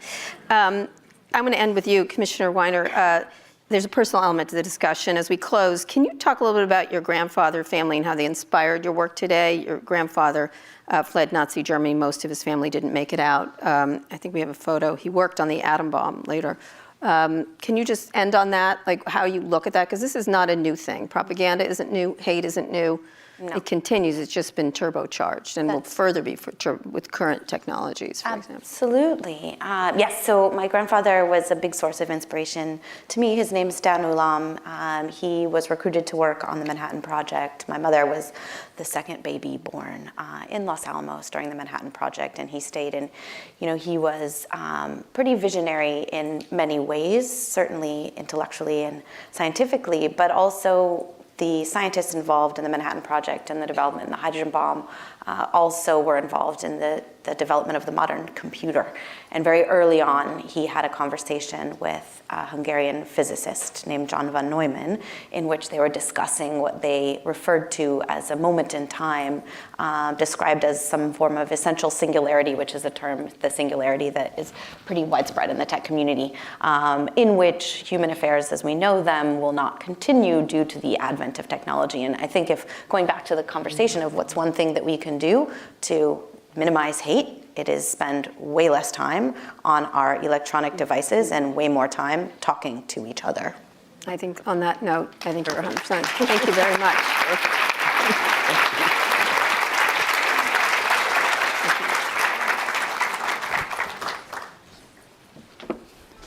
Women make up 50% of the population. They control $10 trillion of financial assets, but $700 billion in potential revenue remains untapped as financial organizations continue to overlook women. Women make 80% of healthcare decisions, yet only 4% of medical research focuses on women's health. At BCG, we're bringing together industry giants, startups, and experts to change that. To expand investment in women's healthcare, help them thrive financially, and empower their futures.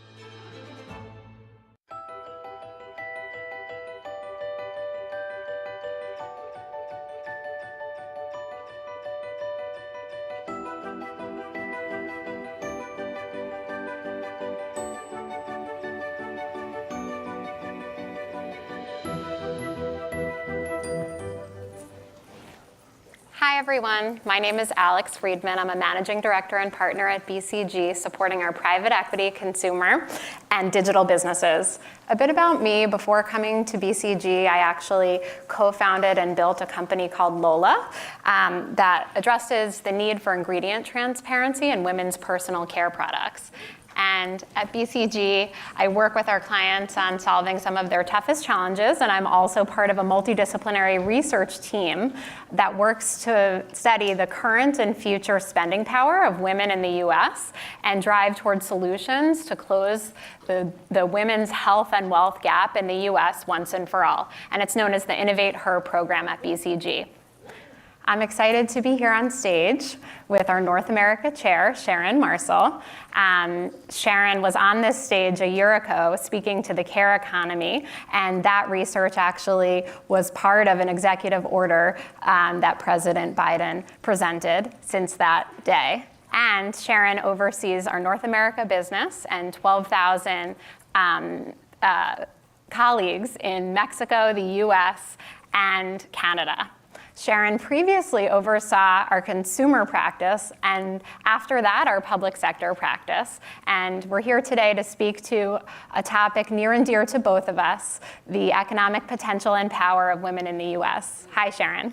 Hi, Alex. It's great to be here with you today. Thanks so much for being on stage with me. This is such a great group of women. It's a pleasure to be here. And you talked a little bit about the care economy. I had the pleasure of being here last year where we talked about the care economy, but today we'll talk about an equally important topic, which is the wealth gap and the health gap in terms of women in the United States. That's right. And Sharon, we're at the Global Women's Summit. Everyone in this room is incredibly invested and excited about building solutions and services for women. I can't think of a more fitting stage to be on than this one, and I can't think of a more fitting city to be in today, the day after Jill Biden announced the first ever White House initiative focused on clinical research and women's health. So really excited about that progress. And as you mentioned, the two areas of focus today are the gender gaps in health and wealth. Yeah.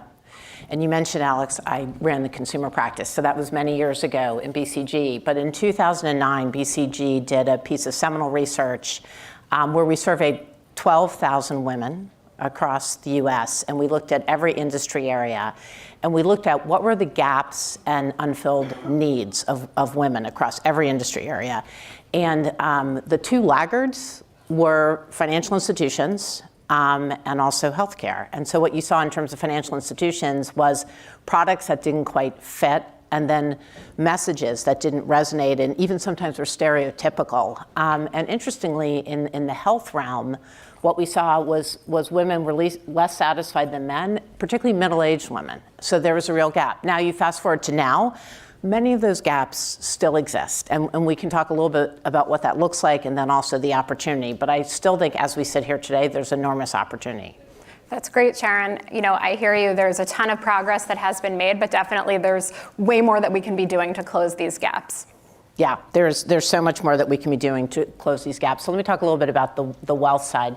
So if you look at baby boomers and those households, 40% of investment decisions are made by women. If you look at millennial households, 70% of the investment decisions are made by women. Having said that, if you double click onto that, there's still a confidence gap in terms of women. So only 28% of women making those investments are fully confident that they're making the right investment. So what do you see? You see that actually women are more conservative in the investments that they make. They invest in lower return vehicles than men do, and that impacts actually returns and wealth accumulation. Interestingly, it's also reflective of the industry. So if you look at wealth advisors, 70% of wealth advisors today are still men, only 30% are women. So that's thinking about personal wealth. If you expand it and you think about the economy, BCG partners with an organization called the First Women's Bank. It's based in Chicago. It was incorporated in 2021. And the insight that First Women's Bank had was that only 16% of all commercial loans went to women, and that only represented 4% of the total capital. So in working with First Women's Bank, BCG did a piece of research that said if women globally had the same access to capital as men, what could that generate in terms of economic impact? And the number is 2.1 trillion. So there's enormous opportunity at an individual household level and then also at a macro level. That resonates deeply. The scale of it is incredible. I remember when I was an entrepreneur on the VC circuit, trying to raise capital for my female-founded, female-focused brand, just trying to explain the investment opportunity to investors and why it was so important to back a female-forward business. The gap was massive just to try to get that across in those rooms as we were raising capital. To me, it felt like maybe I was doing something that the message wasn't landing. Maybe it was the way that we were telling the story, but what we learned over time and what we really felt was that it was actually a systemic issue, and that was why it was so hard to raise capital as a female founder. I had the pleasure of interviewing Jenny Abramson recently. Jenny's based here in Washington, and she is the founder and CEO of the largest venture firm that backs women founders and women CEOs. And in that conversation, she and I discussed sort of her rationale for getting into that business. And she said actually 86% of the decision makers in venture capital today are men. And if you look at the money that flows to women that are starting new startup businesses, it's 2.1% of venture funding. And so again, looking at the gap, it's very much there. Now, on the positive, let me be positive for a moment. Rethink Impact had a new capital raise. It was oversubscribed. It was like a tremendous success, so that's terrific. And if you look at the data, I think what is being understood better today than it ever was before, women make great CEOs, particularly CEOs of startups. And why is that? Because they're actually really good stewards of money. And they're less likely, coming back to the risk point, to take huge risks in terms of that seed and startup money. So I think, we're starting to get to a place where hopefully we continue to see positive momentum. Right, we're seeing the proof points. Okay, now Sharon, I want to switch over from wealth to health. What are you seeing in North America women's health? Okay, so today, if you look at women's health spend overall, it's $9 billion, actually in 2021, not today.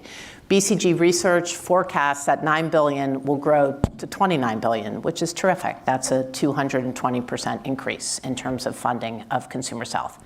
Having said that, if you look at the total R&D dollars that is spent against women's healthcare, today it's 4%. And that includes in major disease areas, cardiovascular, mental health, cancer research. There's a real gap to the spend in men's research, even though there's an acknowledgement that there are real biological differences. What that means, Alex, is that if you look at something like adverse reactions to drugs, in many cases, you can see women having 3 times the adverse reactions and misdiagnosis. So if you're a woman going into the hospital in many places across the US with a heart attack, you're 25% more likely to be misdiagnosed. So to the positive, some positive trends, but also the bar that we're coming from is quite low. Those are some incredible stats. I mean, when we think about kind of bridging wealth to health, when we think about the amount of capital that's flowing into women's hands paired with that trend line and new guidance and information coming into women's hands with the power already held in consumer spending, it feels like the sky's the limit here. Well, you say the power in consumer spending. So if you look at women and healthcare decisions, women control 80% of the healthcare decisions for their families, and they're great stewards of funds, and they make great decisions for their families. So, click, that's an important fact. And again, on the optimist side of me, I mean, you look at the funding in terms of VC funding, PE funding. There was, $3.3 billion, I think, of PE funding that went into women's health. There's 1,200 new startups in the women's health area, which you're deeply familiar with, which is across 17 life stages of women. So there's momentum. And I think what BCG thinks is that over the next 10 years, we're going to see some real breakthroughs in terms of women's health due to this investment level in the area of fertility, in the area of menopause, in the area of pregnancy. So there's hope on the horizon. That's exactly right. I wanted to double click on one stat you said, which is that 4% of R&D goes to women's health. I remember when I started my business in the menstrual care category, there had been no clinical studies done on tampons ever, a product that had been on the market for decades, a FDA-regulated device that goes inside a woman's body a week, a month for 40 years. So to me, that was shocking. And I remember going into these pitch meetings with venture capitalists and having to actually explain why ingredients regulation was important in women's health. So if we had some of that data, it would have been a much easier sell, and I assume even more startups would be emerging. Absolutely. No question about it, Alex. But I definitely hear you when you say you're optimistic about the market. There are a lot of rich trends here and a lot of enthusiasm and money flowing in that direction. So we're excited to see that progress. Yes. I think we only have a minute or two left. I just wanted to quickly cover off on a couple of things that we think about at BCG that really is helping bend the trend for women's health and wealth, improving offerings. So the first thing to focus on here is product. Let's make sure that we have products that take the woman consumer in mind and we're building for her. Second is go-to-market and business. We're building businesses that actually have a marketing strategy geared to her and an operating model that services her. Services and operations, are we considering the end-to-end journey of the woman consumer, including customer service and speaking to her at every moment and servicing her in there? And then organization, is there woman representation at every level of the organization that's building products for her? And a stat that we talked about over the last couple of days is that only 5.6% of Fortune 500 CEOs are women. That's 28 people. So obviously there's room to improve there too. Just wanted to quickly close it out. I think, when you're looking at the ecosystem and you're solving for women's health and wealth, there are lots of things that we in this room can be doing also, whether it's demanding more action from representatives to thinking about how we can ask more of our companies in supporting women's wealth and health. We're at BCG working with our clients day in and day out across industries and sectors, urgently trying to solve some of these issues, and there's really no one size fits all or turnkey solution. We just are all coming at it from different angles, and we're looking forward to progress here. Sharon, I know that we could talk about these topics all day, but I think our time is up, so Thank you, everyone. Please, if you want to learn more about the efforts that we're doing at BCG, you can go to www.bcg.com/x/innovate-her. Thank you. Thank you.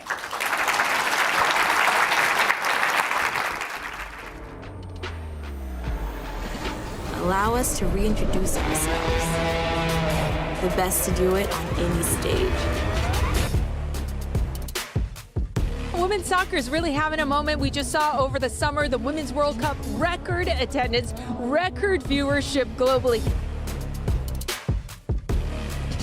We have breaking news that will thrill soccer fans. Women's professional soccer is coming to the Bay Area. Women's professional soccer is coming back to Boston. The women's soccer team is coming to Los Angeles. Big weekend for the return of women's soccer to Utah. The effort to bring a team to the Bay Area was spearheaded by a group of former U.S. women's soccer stars who are now part of the ownership group. 95% of the investment capital is from women, and it's an incredibly diverse group of investors. Jessica Berman. Jessica Berman. Jessica Berman. It's so exciting to be part of this next phase of growth as the NWSL is really leaning into everything that's possible and unlocking the potential of this league. I think for the first time, we're going to see the NWSL measured against all leagues, not through this micro lens of on behalf of women's sports.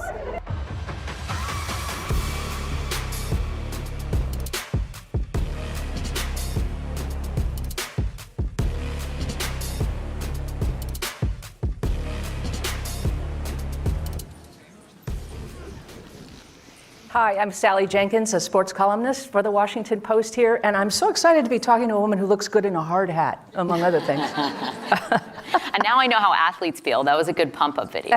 It was.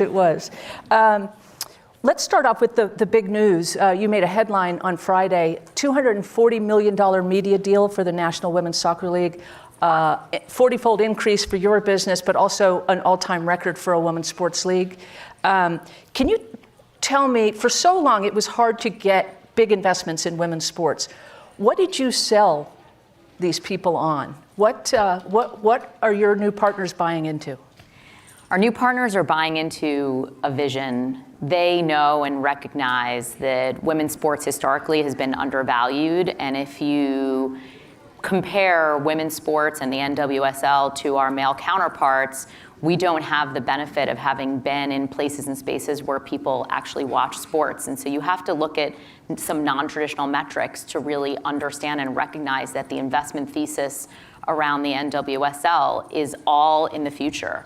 And looking at those benchmarks, we know that sports as an asset class outperforms almost any other investment. And so these four partners, where we'll be broadcasting all of our games with CBS, ESPN, Amazon, and Scripps, are going to provide an opportunity for us to establish that proof of concept that if we are in places and spaces where people watch sports, that we will be able to build that audience. So they're buying into a growth concept, right?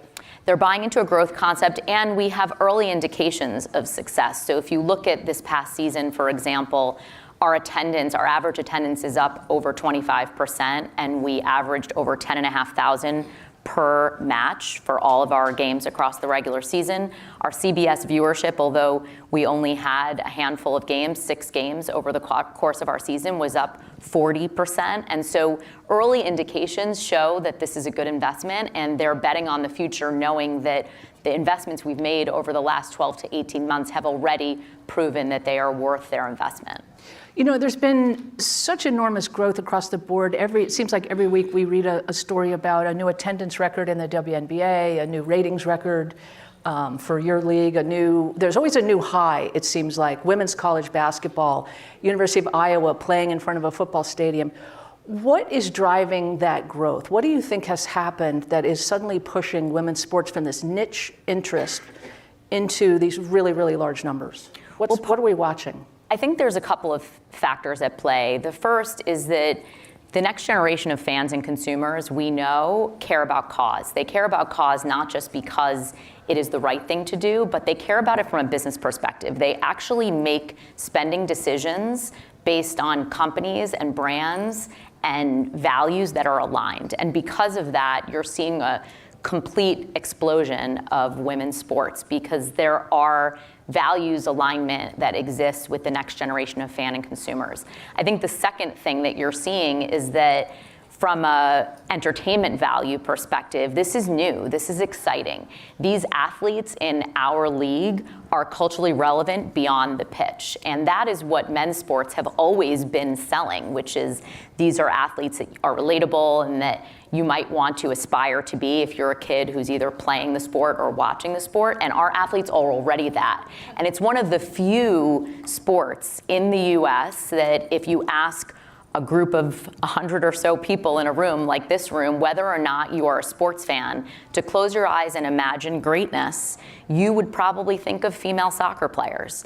There is almost no industry where that is true. And because of that, our league is really carrying the tailwinds that exist globally around greatness for women's soccer on the backs of the success of the U.S. women's national team since 1999. Right, and you're the home of all of our greatest women's World Cup and Olympic athletes, the professional home. That's correct. And many of those heroes who many of us grew up with, including myself, are now investors in our league. And so you see we've taken them from the pitch into the boardroom and into the investor seats. And so there's a relevance that transcends all generations that is happening around the NWSL. So it's been one of my longtime pet theories that one of the things that there's always been underpinning women's sports, there's been cause. There's been a larger, whether it was equal pay, whether it was a quiet resentment at treating women's assets as junk. There's a famous story that Candace Parker, the greatest player in the WNBA, arguably had to practice at a rec center in Chicago because she didn't have access to first-class facilities. There's always been something, it seems, that women athletes were fighting for in addition to a trophy. So does the future success of women's sports, are there going to need to be more causes? And if so, what in your mind is the next cause? Well, I think what you're seeing happen around women's sports is, as we talked about earlier, this conflation of doing good and doing well. And so what we talk about in our investment thesis, whether it's with media partners or investors or sponsors, is that this next generation that's making spending decisions care about cause from a business perspective, and 80% of household spend decisions are being made by women. And so when you have a value proposition that, from a business perspective, aligns all of those different interests, you see outsized returns. Right. The most interesting thing I've heard you say just recently in an interview with Lynn Williams and Sam Mewis, two of your players, you said teams compete on the pitch but not in business. What do you mean by that?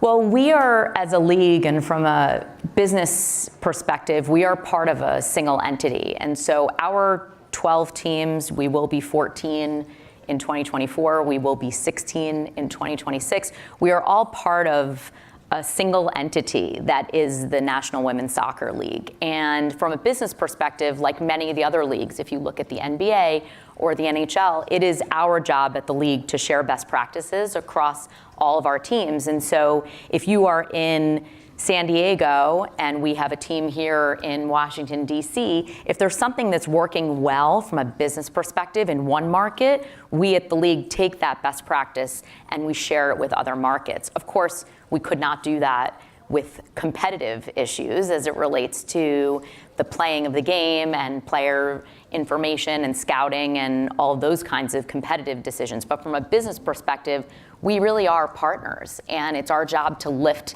the ecosystem. Got it. Let's talk about your personal story for a minute. You grew up in Brooklyn, Orthodox Jewish household, not much exposure to sports. Then you get to the University of Michigan, before you become a lawyer, you major in sports management. What is that through line? Like, where on earth did you get this interest? Yeah. My parents asked the same question because not only did I grow up in an Orthodox Jewish household where, although I could have and should have been the product of Title IX, there were no sports for girls in Brooklyn because I would assume lack of access to fields. My parents did not experience sort of corporate America, and so I didn't have them as role models. My mom she still practices, a psychologist, and my dad was an entrepreneur. So I sort of paved my own way. And really, for me, I grew up in this environment where I was surrounded by people from different backgrounds. And I observed through sport that it was one of the few things in our social fabric that actually had the power to unite my community in Brooklyn. And because of that, I made a decision at 16 years old that I wanted to work in this industry and put my blinders on and did everything humanly possible to get work experience so that I could achieve my goal of actually becoming a commissioner. As strange as that sounds, that actually was my stated goal when I was 16. I wanted to be the commissioner of a league. So I feel really fortunate watching that highlight reel and having this conversation with you that I am manifesting what really was my childhood career ambition to lead a sports league because I really believed it has the power to change the world. You've worked for just about every men's sports league you can name. You've done business with the NFL. You were at the NHL for many, many years. I don't know, did you do Major League Baseball? I did at my law firm. Yes, I did. So, okay, did you learn what you wanted to do and not wanted to do from dealing with men's major sports leagues? How did those experiences color your view of your commissioner's job? Yeah, well, first of all, I had the good fortune of being able to have a front row seat to some of the best commissioners in history.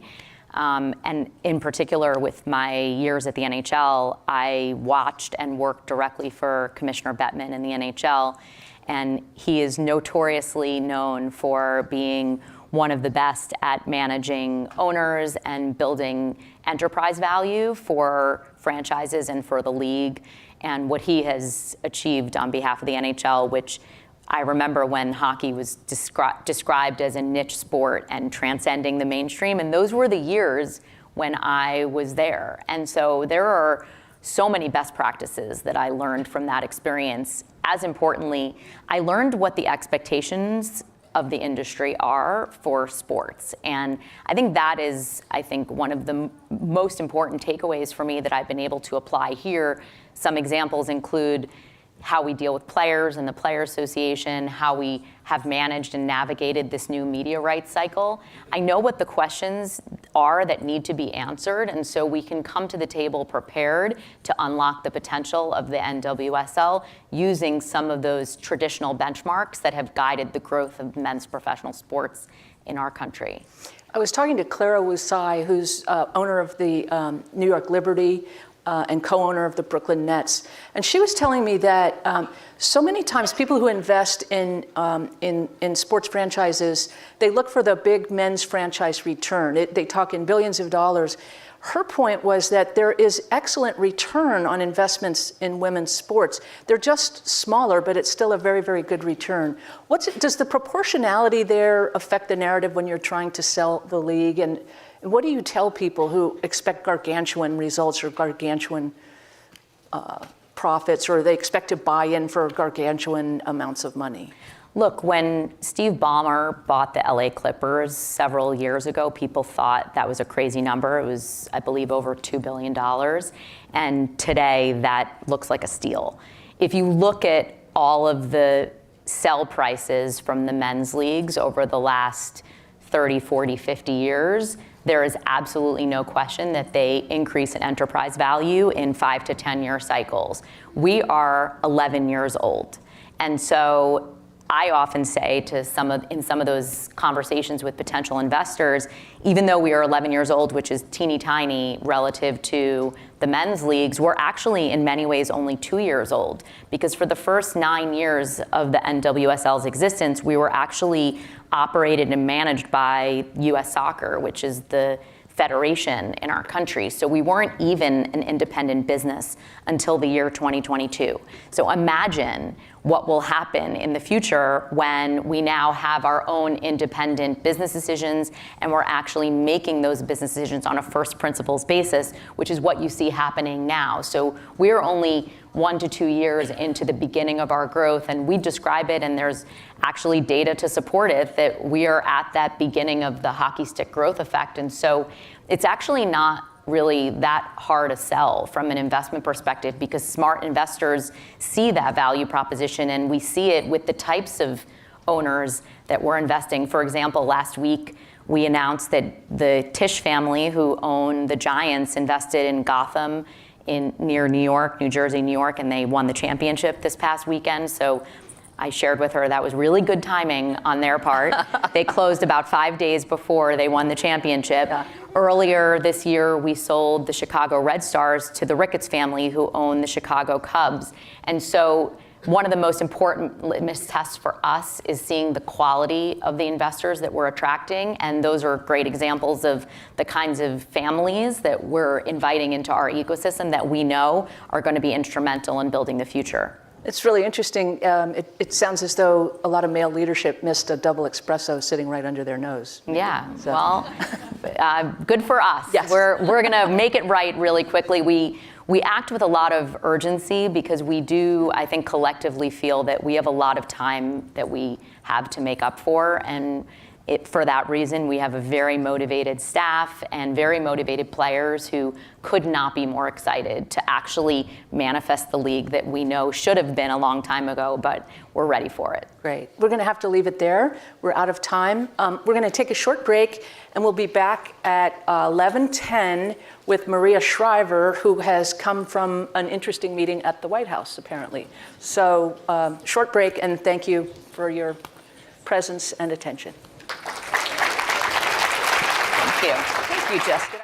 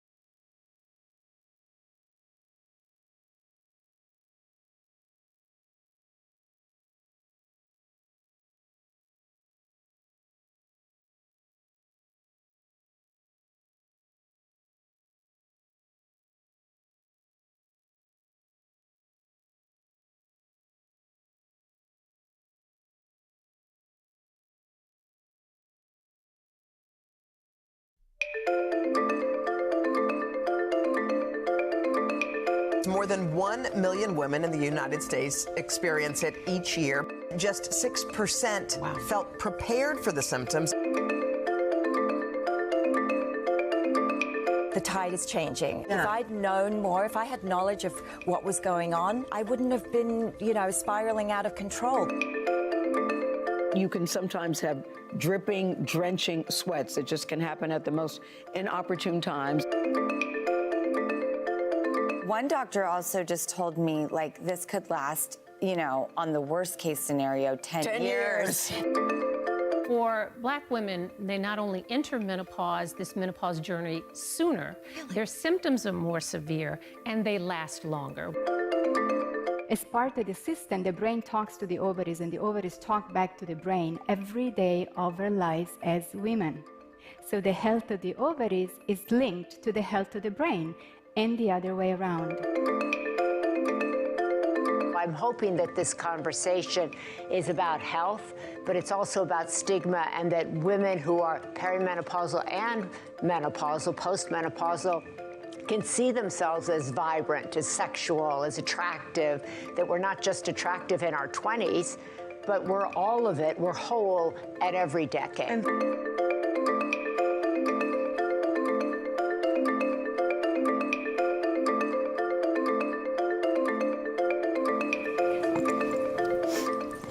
Good morning. I am Frances Steed Sellers, a senior writer here at The Post, and I'm delighted now to welcome Maria Shriver, Sharon Malone, and Lisa Mosconi to talk to us about menopause and the brain. A very warm welcome, Maria Shriver, Dr. Maloney, and Dr. Mosconi. Thank you. Thank you. We're very pleased to have you. Thank you. So I wanted to start, Maria, with you. You had some news yesterday. You were at the White House announcing a new initiative. Tell us what that was all about and what you expect the impact to be. Well, that was a game-changing day, I believe, for women's health in general. It was the first ever presidential initiative on women's health research. First ever, wow. In our history. And what it does is it charges the federal government for the next 45 days to look at where we're spending money on women's health, where we could do better, where the gaps and the holes are. And it also notifies that the branches of government need to work holistically. In 45 days, we'll look at what they came back with. And then I hope in the State of the Union, the president will talk about the plans moving forward. But the fact is that NIH only spends about 10.8% of its federal budget on women's health. We're 50% of the population, so that figure, in my mind, and I think in every woman's mind, is inexcusable. We need to raise that. We need to understand women's health spans. We need to understand what's happening in their bodies from birth all the way through old age. We need the data so that women who are my age, when they go into the doctor, they can get answers as opposed to we don't knows. And our hope is that this will change the trajectory of women's lives. Such a good point, and Sharon, it brings me one to you. Women have historically been left out of research, and even during the pandemic, during those clinical vaccine trials, pregnant women were omitted from the vaccine trials. How did we get here, and why is the White House, in your view, now paying attention, apart from Maria being the leader? You know, it's an interesting story of how we got here, because I think particularly for women in menopause, the narrative was different. And I practiced for 10 years before this infamous study, the Women's Health Initiative, was announced in 2001. We were actually taught that menopause was a time of life that women were at risk for certain conditions, primarily cardiovascular disease, in addition to all the symptoms that women that you normally associate with menopause, like hot flashes. But we actually prescribed hormone therapy for disease prevention, which was cardiovascular disease. And it was only when that study was introduced, well actually when it was stopped in 2002, that hormones became the enemy. And unfortunately, in those 21 years since that study was actually stopped, and it was a study done by the NIH, which is why I think it's so important that the NIH come back and readdress this, is that in those 21 years, an entire generation of women were disadvantaged because they thought of hormone therapy as the enemy, and an entire generation of physicians also did not get the education that they needed to be able to advise women in midlife. So, Lisa, you're a neuroscientist. You know more than probably anybody about menopause and the brain. What got you into that field of work? How did you enter that?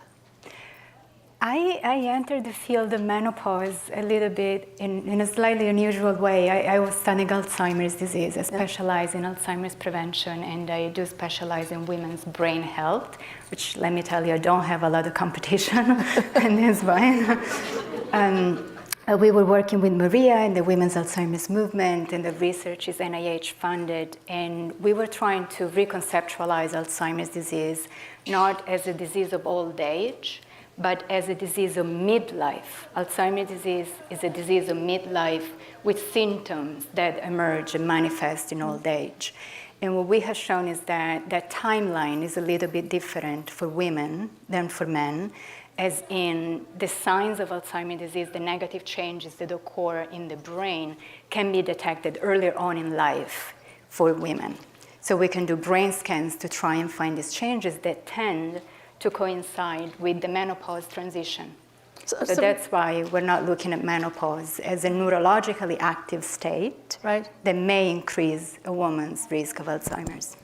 Maria, you have daughters, and I'm wondering, as this research emerges, how their thought about menopause may have changed from conversations when you had years ago, and how they talk to their peers about it. Well, I think I didn't have any conversations with my mother about menopause. So there's a sea change. And now they have the menopause mother. Right, yeah. So I think they now, feel like they know a lot about this subject. But I think what's important is to step back and realize that this is a very new conversation. Women's brain health, menopause, women's health, period, is new. And we're decades and decades behind when it comes to the research, when it comes to the narrative around our lives. So this is an urgent political issue.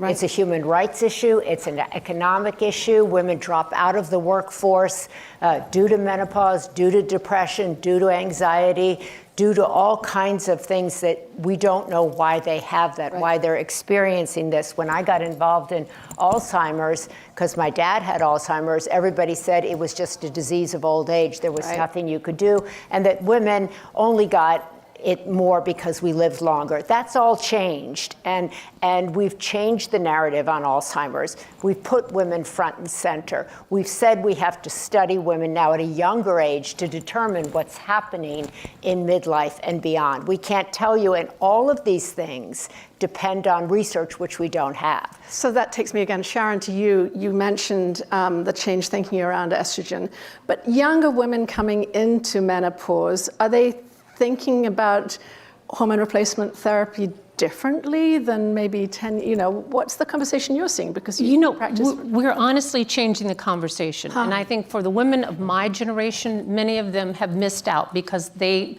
again, had these misperceptions about hormone therapy. The younger generation, and I say these Gen Xers and millennials, they are not buying into this notion that we should just we should become invisible as we age.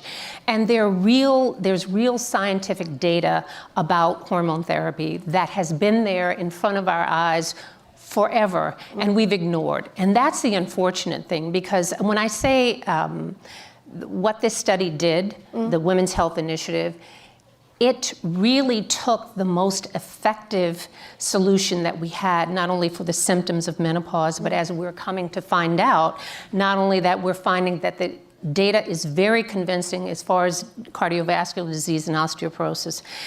And what we cannot really ignore is also not only the fact that as women age, but as women of color, we are also affected differently, and we are more at risk for the conditions such as Alzheimer's and heart disease. Why? Isn't that a question? That this question comes up the whole time. The amazing thing to me is that even during, as I started sort of delving more into menopause in the past 3 years, I was reading Lisa's book. I did not realize that two-thirds of the people with Alzheimer's are women. I had no idea. I did not know that Black women have twice the risk of developing Alzheimer's as white women. those were things that were knowable. And I think what is unconscionable to me is that we knew that that was the case, but no one has bothered to ask the question as to why. And more importantly, what are we going to do about it? And what it looks like, because I'd love to ask Lisa now about what happens to a brain before and after menopause and what you can actually visualize. Maybe you could help us think through that. I'm happy to. So we have some slides. And we have yes. Okay, good. Okay. So I see that as a specialize in brain imaging. So my background is in neuroscience and nuclear medicine, which is a branch of radiology. And this is the kind of images that I. Can we go back 1 second? With this, if not, it doesn't matter. But, so these are brain scans. They're called positron emission tomography scans. If you can just stay on this slide for 1 second, I just want to tell you how to read this image. So this is a very healthy looking brain, and we're looking at brain energy levels of the way that the brain takes up glucose, a simple sugar, to make energy. And this is the way you want your brain to look like when you're in your 40s, like this woman was when we first took her brain scan. You want to have a lot of red all around the brain, inside the brain, the little butterfly-shaped structure in the middle. There is blue, which is fine, it's fluid. There has to be fluid inside a healthy brain, but you really want to have high brain energy levels, so a lot of red. And now, if we can start the animation, this is what happened to this specific brain as this woman went from before menopause to after menopause. And I think that the change is quite clear, right? The red turns yellow, the yellow turns green. Right. So this is a drop in brain energy levels, which at least in our studies with hundreds of women, we have estimated to be about 20-30%. Now, what does that mean? Is the brain getting sick? No, the brain is going through a transition. So menopause is a neurologically active state. It changes your brain as surely as it changes your ovaries. But the brain connection has been widely underestimated in medicine, I would say. And these changes could potentially explain the symptoms of menopause that Sharon was talking about. So when women say they're having hot flashes, night sweats, but also insomnia, depression, anxiety, brain fog, everybody dreads the brain fog, the memory lapses. Those are signs of menopause that have nothing to do with your ovaries. They start in your brain.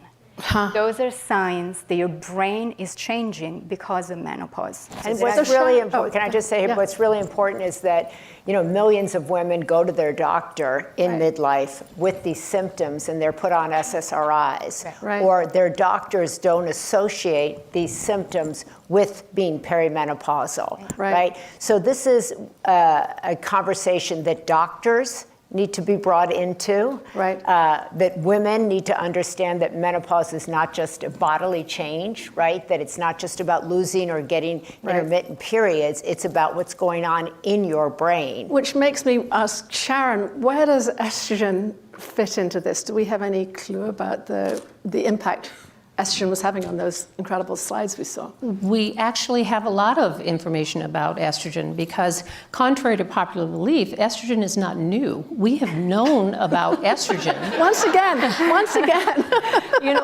We have used it in some form or fashion consistently for the past 80 years. And the Premarin, which was the drug that was used in the large study, was patented in 1942. And so we have probably more data about estrogen than probably any other drug that's been in continuous use. Wow. So what we know is that estrogen is the most effective treatment for those symptoms of menopause, the hot flashes, the mood swings, the sleeplessness. But what we have found is that not only is it just the short-term benefit, but there's a long term, and we have known, again, that it decreases the risk of osteoporosis. We have found that treating a hot flash, which is often used as sort of a comical relief for women in menopause, treating hot flashes actually improves your brain health, because what we have found is that women who have hot flashes are also more at risk for cardiovascular disease, and they have more changes in their brains, which are that could be indicative of Alzheimer's. So the estrogen story is not new. Unfortunately, it has been just sort of tucked away for a while, and what we're trying to do is to get people to understand that we don't necessarily have to reinvent the wheel to address some of these issues, because we have known and we have dealt with these medications for many, many, many decades. So let me take on another question with you, Maria. Alzheimer's has always been sort of thought of as an old person's disease. You're reversing that. What do we know about the prevalence and predictions for it among younger women? What do we understand about that? We don't. We don't know. And that's why we're trying to fund research. We don't know kind of about women's health spans, period. We don't know why women are 80% of the autoimmune diseases. We don't know why women are getting lung cancer at double the rate of men. We don't know, we don't know, we don't know. So you've been a trailblazer in this research. Well, the women's Alzheimer's movement has been trailblazing in funding research into women to try to understand why women are 2/3 of those with Alzheimer's. As I said, when I started as an advocate and activist in this space, women weren't even part of the picture. Lifestyle wasn't even mentioned. Menopause wasn't even in the picture. So funding research that into women is a huge game changer that happens across the field. So I think breast cancer has done a great job of funding research, but there are many things that happen in a woman's life in addition to breast cancer, right? And we're trying to broaden the conversation that there are women, in puberty, in midlife and beyond, right? And so what's very important is that women in midlife stay in touch with their doctor. Doctor after doctor says we lose track of women when they're like 40 to 65. And that is the really important period of a woman's life to intervene, to talk about hormones, to talk about symptoms of perimenopause, to talk about osteoporosis, to talk about the things that happen to women in midlife that also will set her up to age well. Lisa, you know about the brain not only in midlife, but also in adolescence. And I'd love to understand a little bit more about what you're seeing and understanding that informs this research based on the brain at adolescence and then during menopause. Are you seeing key differences there? Yes, and my daughter is 8, and she can talk to you about puberty and menopause like all day long, and about how they change the brain. I love these new conversations. That we're talking about the younger generation. You have to start young. So you have to start young. We started when she was 4 and she was 7 tantrums. So yes, there's a system that connects the brain with the ovaries that we are born with.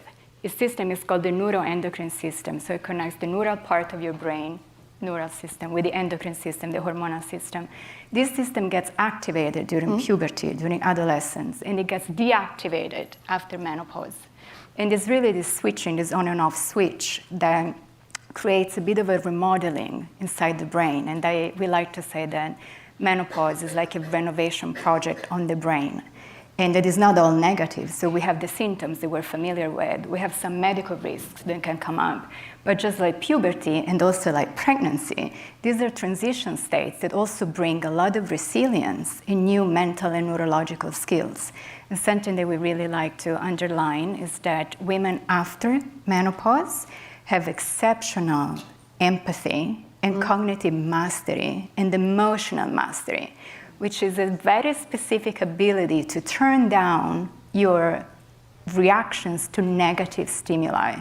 So if something bad happens to you after menopause, you don't care as much. You deal with that a lot better.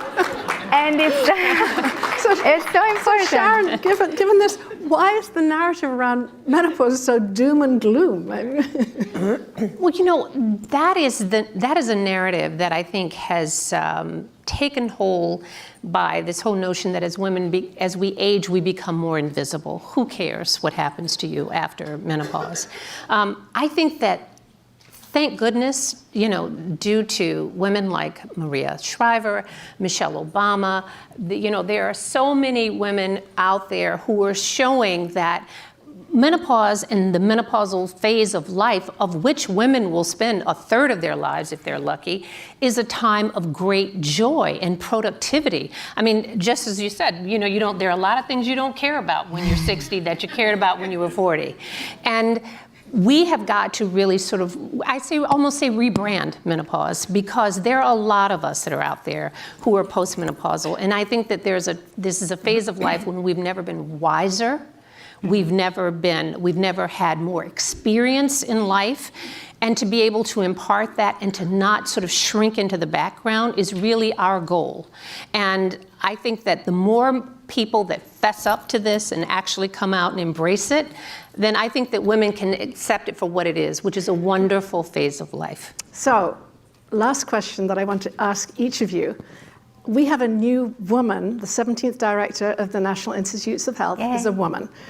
And Maria, you've taken a leadership role, but what does it mean to you to have a woman taking on that very powerful role in scientific research in this country? Well, she was in the Oval Office yesterday with us for the signing of this memorandum, and I hope that she will put, just like Bernadette Healy did before her, put women at the center. Obviously, there is a lot of institutes at NIH, but I'm gunning for an institute that has women's name on the door. I'm gunning for an institute that is able to grant in the billions to look at women's health span. And I just want to say that menopause, if you're lucky enough to go through it, which means you're alive, right? And age into your 60s and 70s or 80s, to have a good 60s, 70s, and 80s, you need to be healthy. And too many women in this country don't have access to health care. They don't have access to maternity wards. They don't have access to what they need in order to be healthy in their 60s, their 70s, and their 80s. And this is critical. Prevention, good health should not be something for the 1%. It should be available and accessible and affordable to all. And therefore, we need research. We need young women and young doctors and researchers coming up that prioritize or at least equalize women's health and don't treat women like little men, that focus. Another phrase for that. It's not quite as polite. But as and we were saying yesterday, women are sick in this country and they're tired. And they're sick and tired of being sick and tired. Right. And women are parenting, they're providing, they're caretaking, they're caregiving, and you need your health and your strength to do all of that. Thank you need to start at a very young age so that you can get to your 60s and 70s and 80s and become an advocate and an activist for other women. An advocate and an activist. Thank you. And I'd love to hear the view from two scientists there. We're just a minute of each of you. Sharon, or a little bit less. Tell me, what does that women's leadership mean for you as you've seen people coming up through your labs? Are they inspired? I think it's important because empathy matters, and it matters because it matters to us personally.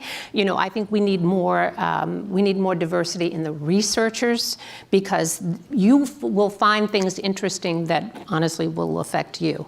And I think that there's no coincidence that the Women's Health Initiative, the same study that we talk a lot about, was actually initiated during the time of the first female director of the NIH, Bernadette Healy, in 1991. Now, she didn't get a chance to see it through, but her intentions were good. It was the first time that there had ever been a study of that magnitude into the health of women in postmenopausal women. So yes, so I am very encouraged by this because I think that she will bring a perspective to the NIH that has been absent. And I think that we also have the grassroots support now from women who now understand how we have been ill-served in the past 20 years and for time immemorial. And so I think of this as a very optimistic time, and I think Maria is exactly right. We have got to make sure that all women have access to the information, and it shouldn't be just for the few. And you both reminded me that I misspoke in calling her the first female director, but she's the 17th and a very key woman. Lisa, right at the beginning, you were talking about essentially female mentorship. So what does it mean for you as you see younger scientists coming along to have this great woman leader in Washington? It gives me hope. As a scientist, it's really hard to get funded to do this kind of research. And I think it's important to realize that women are half of the population. All women will go through menopause. All women have brains. And 3 out of every 4 women experience neurological changes during menopause. But menopause research receives less than 0.08% of the entire budget, the federal budget for healthcare. So I'm hoping that this changes. I'm hoping that scientists will be allowed to do research on women's brains and menopause, because right now we really have very little incentives. Let's Can put I it that way. just end by saying I've never had so much fun before talking about menopause. And I want to thank you, Maria, Sharon, and Lisa, for joining us here on stage. Thank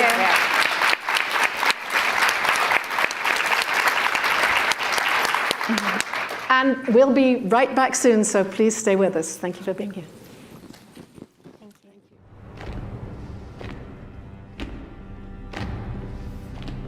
Half. 1 in 2. 2 in 4. Half of Black Americans don't have enough savings to retire. So let's retire inequality. Let's step forward together and let's rise together because dignity, security, retirement is for all.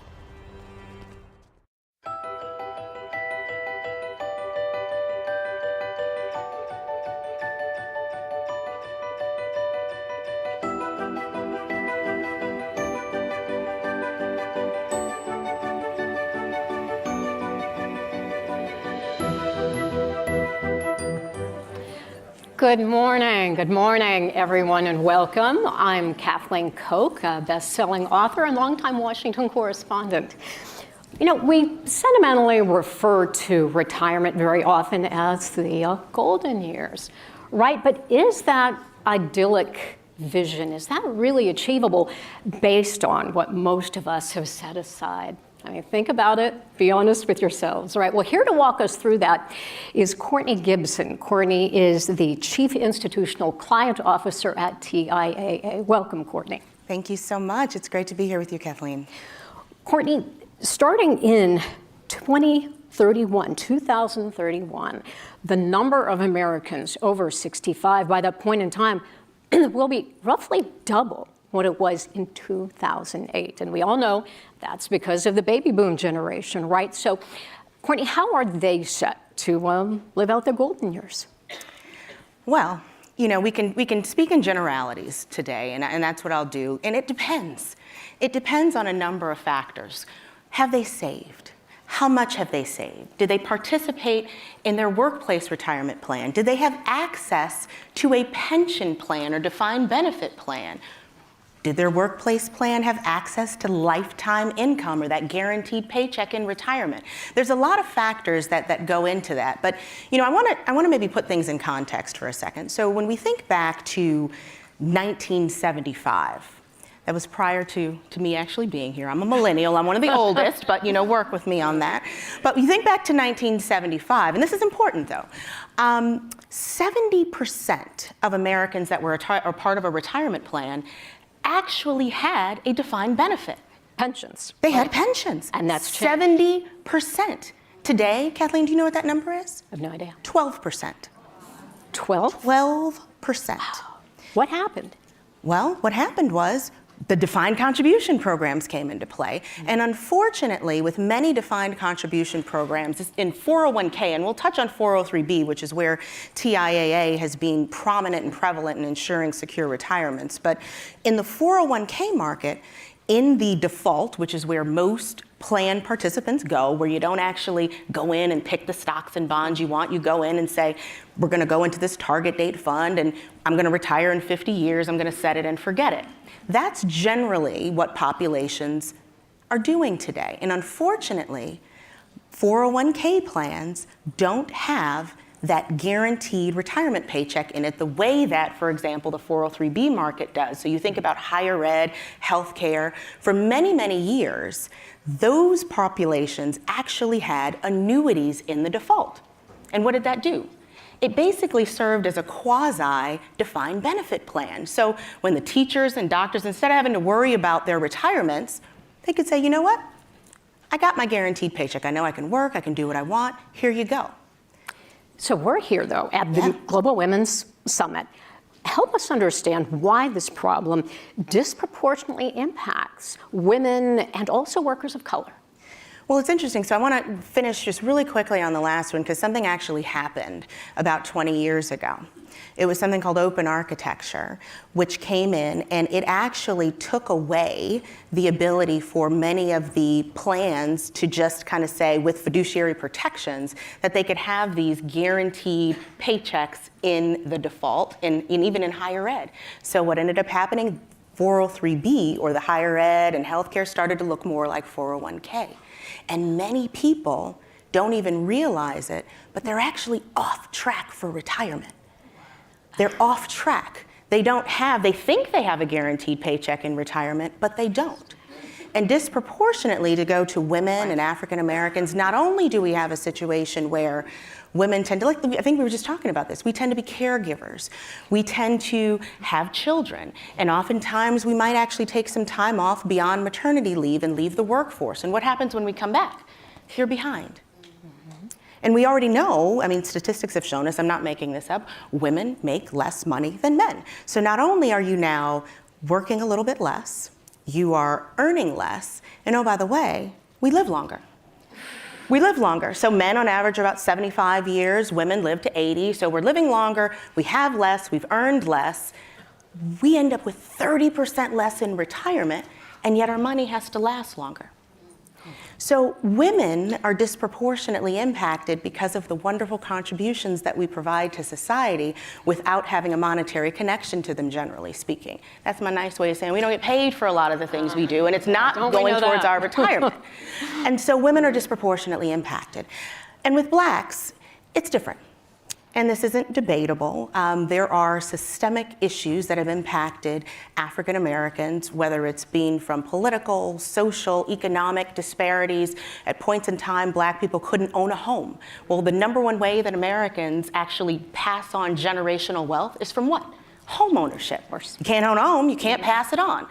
How do you pass on wealth? Through your homes. Well, unfortunately, you have generations now that are first-generation homeowners. First generations passing on wealth. What does that mean? You also end up saving less. African Americans, and I'll give you this statistic just for retirement for a second. 54% of African Americans do not have enough money to maintain their current lifestyle in retirement. 54%. That's a huge, huge number. But then again, 55 million Americans more broadly don't even have access to a workplace retirement plan. We're at a $4 trillion retirement gap in America right now. It's a crisis. This isn't a game. It is a real life crisis.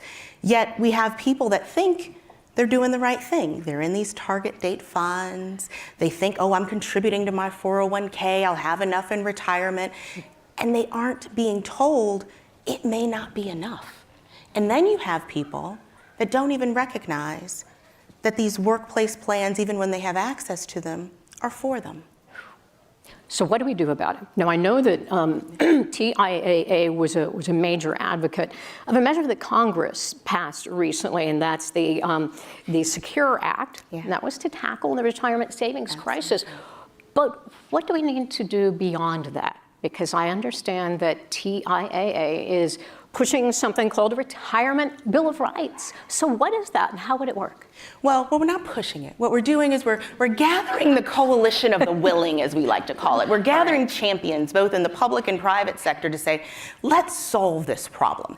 So I talked about the fact that at one point, annuities were taken out of the default, right? That guaranteed paycheck that a lot of professors and healthcare providers, it was taken out. Why? Because we live in a pretty litigious society. And unfortunately, things happened and they said, oh, we're going to change these laws, we're going to create this open. And what happened there, people thought they were doing the right thing, but what happened there is the protections around this were missing. So with the Secure Act, you ended up getting and having the ability to say, we believe this should be a part of retirement plans. Giving people the ability to have a guaranteed paycheck in retirement should be there. And oh, by the way, we also believe that workplace providers should have auto-enrollment. They should auto-enroll you. Why? Because it's a lot less likely that you're going to decide, I'm going to opt out, right? It's the same way that you participate in Medicare and Social Security and everything else, right? You kind of figure out how to get by without it. And so why not auto-enroll people? And if they really can't make ends meet, they'll take themselves out. But we know already somewhere in the neighborhood of 90% of people don't take themselves out, so why not auto-enroll? And in the same way that you have the ability, when you get a raise, Kathleen, when you get a raise or you get that next promotion, the same way that you're paying your current self, how do you pay your future self in retirement? That's called auto-escalation. You get a 10% bump in your compensation today, give yourself a little bump for your future self and put that towards your retirement. If there's a match at your company, a match. A lot of people are leaving free money on the table. They're not even contributing up to the match. The least you can do is contribute up to where you're going to get a match. And if you got a little bit more, put that towards it. That's how we start tackling this. So TIAA has created what we call a retirement bill of rights. We believe fundamentally that people have the ability and should have the ability to retire with dignity, hands down. And it's not just your problem or my problem. It's society's problem at this point in time. If people don't retire with dignity, whether you like it or not, they're going to have to be taken care of at some point. So how about we start that today? How about we get together that coalition of the willing and say we are going to ensure that we start to tackle this today and not tomorrow? So how are you getting the word out about it? Because, I mean, and especially to young people, right, who really need to be hearing this information now, because I can't imagine it's easy to get Gen Zers, right, and millennials excited about saving right now and much less saving for retirement. You're right. But I think, it's interesting. A lot of millennials actually saw their grandparents, in some cases parents, that had pension plans. And unfortunately, just as I talked about, they think that just even contributing a little bit, which is the right thing to their 401k, that they're going to be secure in retirement. And they're not. That's kind of scary. But social media, the ability to kind of watch things on the news, people like you and I talking about this and making it simple and relatable, helps people to understand that it's not as hard as we think. It's not as hard as we think. In the same way that we're investing today in various things, the same way that you're making sure that you're stable today, invest in that future self. That's how you make it exciting, right? People always talk about, millennials don't think about the future. Even if you use fear, right? Like millennials have lived through 2 and 3 financial crises at this point. So if nothing else, we actually know what it's like to think that you're going to have something and all of a sudden it disappears in the market in 2008. I'm not talking, me personally, but you may or may not have lived through that. And so being able to say, you know what, Courtney, I'll use me as an example. You have the ability to not only have a portfolio with stocks and bonds and diversified in the way that we've heard about in the past, but you should have this component in here that's called an annuity. Nobody cares what it's called, but guaranteed retirement. This part you will not lose. Put a little bit away that at the end of the day, it's protected. Protected. That gives people security, and for me, that's exciting. Security is exciting.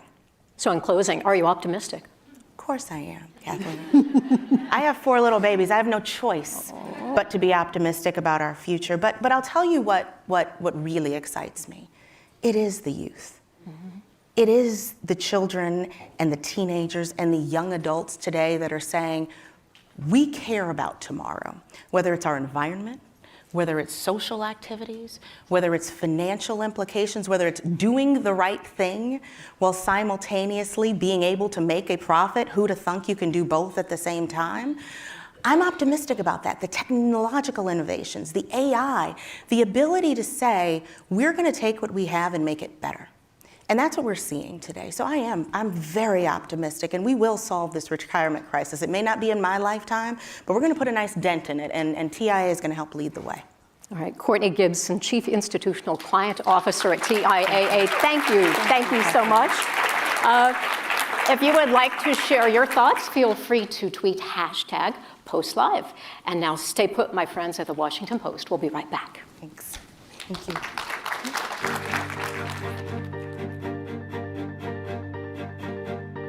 It's being called the hot labor summer. From Hollywood to hotels, workers have been walking off the job. For the first time in history, the United Auto Workers Union is striking against all big 3 automakers at once. One day stronger, one day longer, one day stronger. Something's got to give. We've organized buildings to fix the AC, trailer park residents to fight a new jail that would displace them, and neighborhoods to snatch back tens of millions in tax giveaways to gentrifying developers. We have written and passed a tenant's bill of rights. We've won free lawyers for every tenant facing eviction. We've organized buildings and neighborhoods. And just recently, we elected 4 members of city council.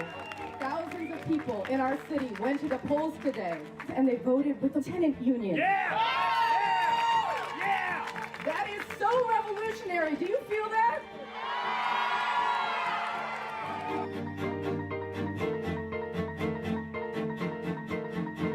I live in Kansas City, where I organize with the citywide tenant union, KC Tenants.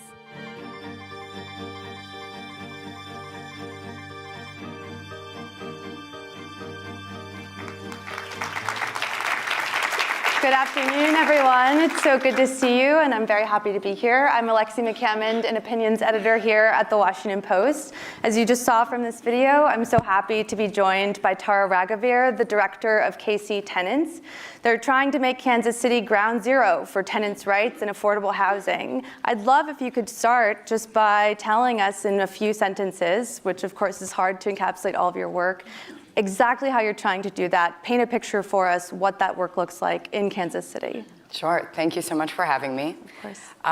We founded KC Tenants in 2019. 3 women, Tiana Caldwell, Brandy Granados, and Diane Charity, all of whom had been deeply impacted by housing insecurity, got together and they decided that enough was enough, and that their city was worth fighting for, and that it could feel inevitable that developers would get richer as they got priced out. It could feel inevitable that a coffee would cost $5 and their rent would triple and they wouldn't have any place to live anymore. But none of that was actually inevitable, not if we started to organize.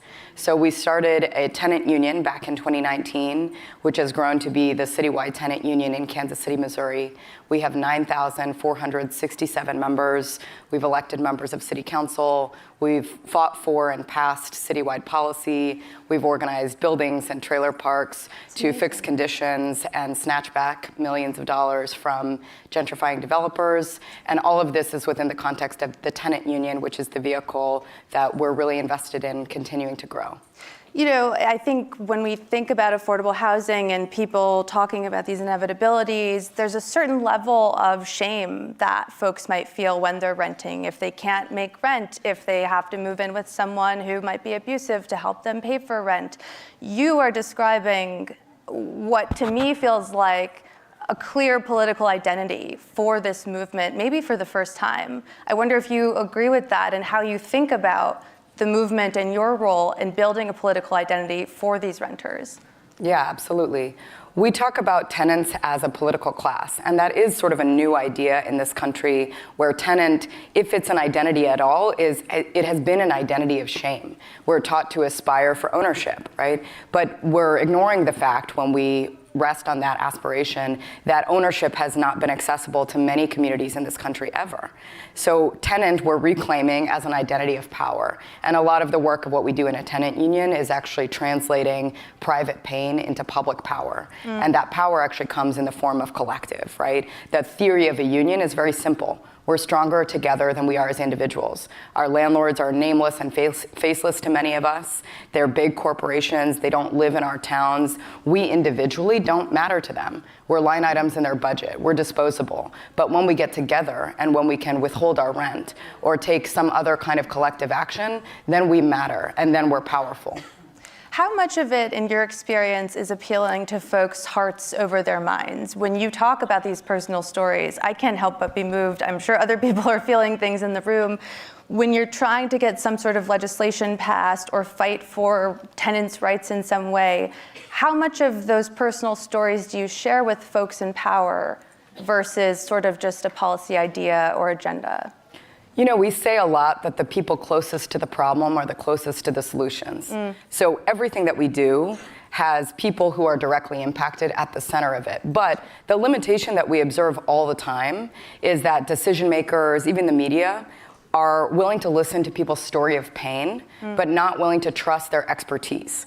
So actually, there is a limit to the hearts part of this, and a lot of what we're trying to do is really position tenants as the experts of their own experience and the makers of their own liberation.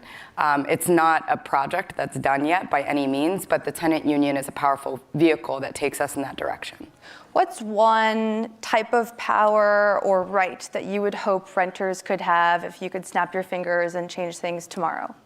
We need rent regulation. We need regulations on the annual rent increases that landlords are able to impose on their tenants.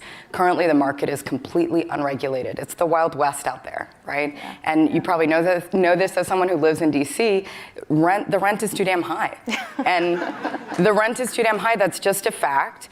Just today, the CPI numbers came out. The Consumer Price Index reports that rent is the most enduring and most significant contributor to overall inflation. So there's a large-scale macroeconomic impact to the rent. And then on a micro level, the rent is the biggest bill that most poor and working class people pay in this country. So fluctuations in the price of rent, it's not like fluctuations in the price of toilet paper or pens. Right. It's a much, much more significant impact in people's budgets. Right. And the most important intervention that we could make in terms of policy is stabilizing people in their homes by imposing rent regulations. We were talking in the green room about different places that we've lived. Obviously, you're Kansas City based. I'm here in DC now. I have lived in New York before. You've lived in Chicago before. Are there any model cities that you are looking to right now or that you think are on the right track, whether it is with respect to rent regulation or some other form of reform? The policy that's possible at the local level is really limited. In states like Missouri, where I live, Kansas City is limited in what they can do. Even if the general population of Kansas City supported something like rent regulation, it's preempted at the state level. And this is true in many, many states across the country, both blue and red. So really we need federal level intervention when we're talking about something like rent regulation. What we can do in Kansas City and what we're trying to do is become a model city for building housing that's off of the private market and not available for speculation and investment. So is there a model city in the US today? No. Kansas City will be the model city. And in the meantime, we also just need federal intervention to regulate a market that has run completely amok. You know, in January, the Biden administration issued directives to help tenants amid rising housing costs. You have said you didn't think they went far enough. What should they do, and what issue do you have with the steps that they have taken? Yeah. So in another capacity, I work with tenant unions across the country. We have 100 tenant unions coming to DC today, or 100 tenants coming to DC today. From all across the country? From all across the country, from Louisville, Kentucky to Bozeman, Montana, and everywhere in between. And those tenants are here advocating for federal intervention. The rental market is so consolidated now, and that consolidation means that a few corporations have price-setting power that sets a floor for rents across the country. Meanwhile, the federal government is in big business with our landlords. So the federal government backs $150 billion in federally backed mortgages every year. And that is where the federal government actually has power and leverage. Even without congressional action, the Federal Housing Finance Agency could regulate rents by imposing conditions on those federally backed loans. Our theory is simple. If there's public money going to finance or subsidize private development of housing, that public money should come with strings attached. And some of those strings should be conditions like rent regulations. I know sometimes with activism and grassroots organizing through reporting and just watching on the ground, it can almost feel like you're shouting into the void sometimes when you don't see things getting done. Who has turned out to be a good partner, either behind the scenes or publicly at the federal level? Are you finding folks in the administration are receptive to what you all are talking about, or are you still kind of facing these blocks? We're still working through it, but the January announcements from the White House that you mentioned had a lot to do with the organizing that we've been doing for years. And we worked closely with the Biden administration to make sure that tenants were part of a conversation on housing and that housing was part of a conversation on the economy in a way that it has not been until recent years. So we're proud of some of that progress. We're also looking forward to the leadership that the director of the Federal Housing Finance Agency, Sandra Thompson, will show on this issue. She has stuck her neck out and really prioritized tenants in a way that we haven't seen from the federal government yet. And there's a lot more work to do, right? I would argue that if the Biden administration doesn't have a plan on the rent specifically, they don't have a plan on the economy. And we're hoping to provide them a political opportunity to actually take some material action that would change a lot of lives. You mentioned 100 different tenants, part of this union across the country, here in DC today. Of course, we wish they could be in the room with us. You can't tell us about all 100, but I was wondering if you could speak a little bit about Janae, who you helped run for city council. Unfortunately, she lost, but you went through that experience with her. And just kind of explain to us, who is one of these people who belongs to the tenant union? What do they look like? Where are they coming from? What are they fighting for? Why should we all care? How can we relate to who they are? Right. Janae is amazing. She is one of my leaders in Kansas City. And she was in this video. She was in this video, yep. Yes. She and I met back in 2019, around this time in 2019. And at the time, she was working overnights at Quick Trip, a local gas station. She's a single mom of twins. She's about my age, so she's 31. She's Black and grew up in a very white part of Kansas City, pretty alienated from her family and her community. And she found Casey Tenants during a really horrible time in her life. She had had to move her abusive ex back in with her in order to afford the rent. And it was a horrible compromise she had to make with herself that put herself and her kids in danger, but it was so that they could keep a roof over their head. So she found the tenant union, and we haven't been able to get rid of her since. She's been amazing and has really grown as a leader within the union. She started organizing with our Tenants Bill of Rights campaign. She then became our City Hall liaison. She was one of our Black organizing fellows. And then she responded when we asked her if she would run for city council, and she did. She ran an incredible race citywide and won 19,633 votes. She won 19,633 votes as a Black single mom in a city on the border between a slave state and a free state, in a city where they call us radicals every day of the week, but the city came out for her. And she lost by just a small percentage point, but in the end, I think we actually won, because we showed the city that the tenant union means business, that we're not going anywhere, and I got my best organizer back. So, Janae's just one story, but as you said, there's 100 tenants who are coming to DC today, and for all of them, the rent is too damn high, and for none of them, there's a path to homeownership. Something's gotta give, and the way that we are forging forward is through the tenant union. Yeah, and we'll have to wrap up soon, but you talked about Janae, 31, single Black mother. I'm imagining they're old, young, of all different races, from obviously all across the country. You're noticing any differences in age, or is it sort of just all 31-year-olds, all millennials? Do you see older folks who are still in this fight dealing with this? Not at all. Our age range at Casey Tenants is like 3 years old to 73, if not older. Some people aren't telling me their age, right? So there's a huge range of ages, races. The tenant union will be, in the 21st century, what the labor union was for poor and working class people in the 20th century. And what I mean by that is this is the vehicle that will connect people across race, across class, across age, to forge together for a struggle that's led by the people who are the experts of their own experience. What we say about Casey Tenants all the time is that the union is something that none of us has experienced, but all of us deserve. Well, that's unfortunately all the time we have. So Tara, thank you so much for joining us. I'd ask that all of you will sit right here. My colleague Tina Brown will be out next with Ambassador Jane Hartley and Karen Pierce right after another short video. Tara, thank you again. Thanks.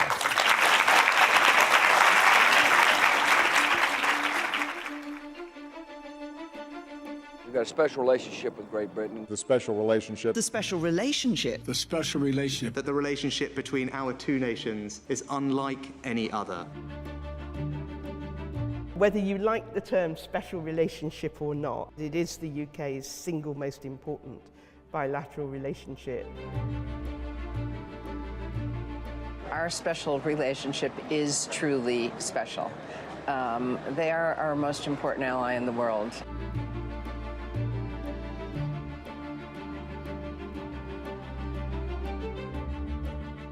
You were the first woman to be the UK ambassador to the United States. Did you always want to be an ambassador when you were younger?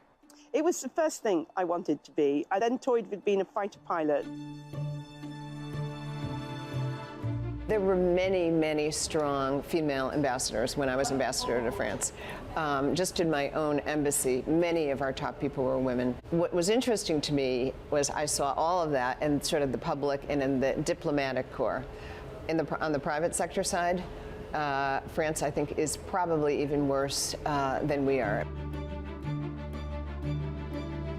But this is something Tony Blinken, our Secretary of State, has been talking about, pause and pauses, because we've made it very clear that we care deeply about, one, humanitarian aid getting in, two, the release of the hostages, and three, Israel obviously has a right to defend itself. I think the pause will be of most use for getting humanitarian supplies in and letting civilians leave of their own accord, those people who want to, and we've managed to get some British civilians out. I think for the hostages, Hamas ought to release them unconditionally.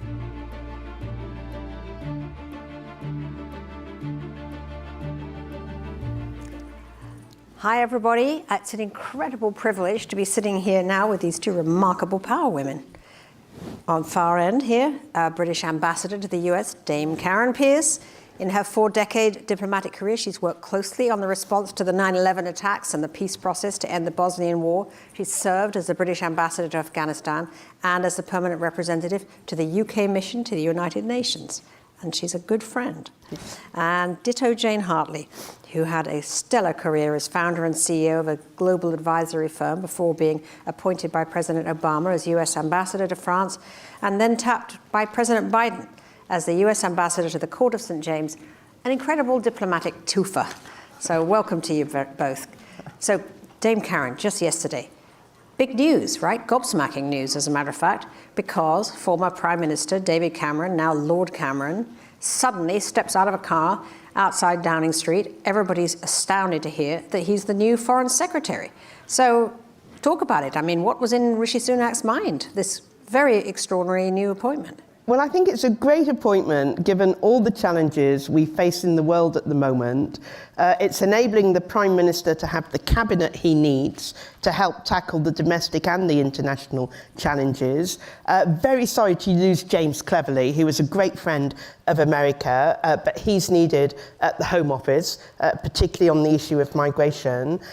David Cameron knows a huge number of world leaders.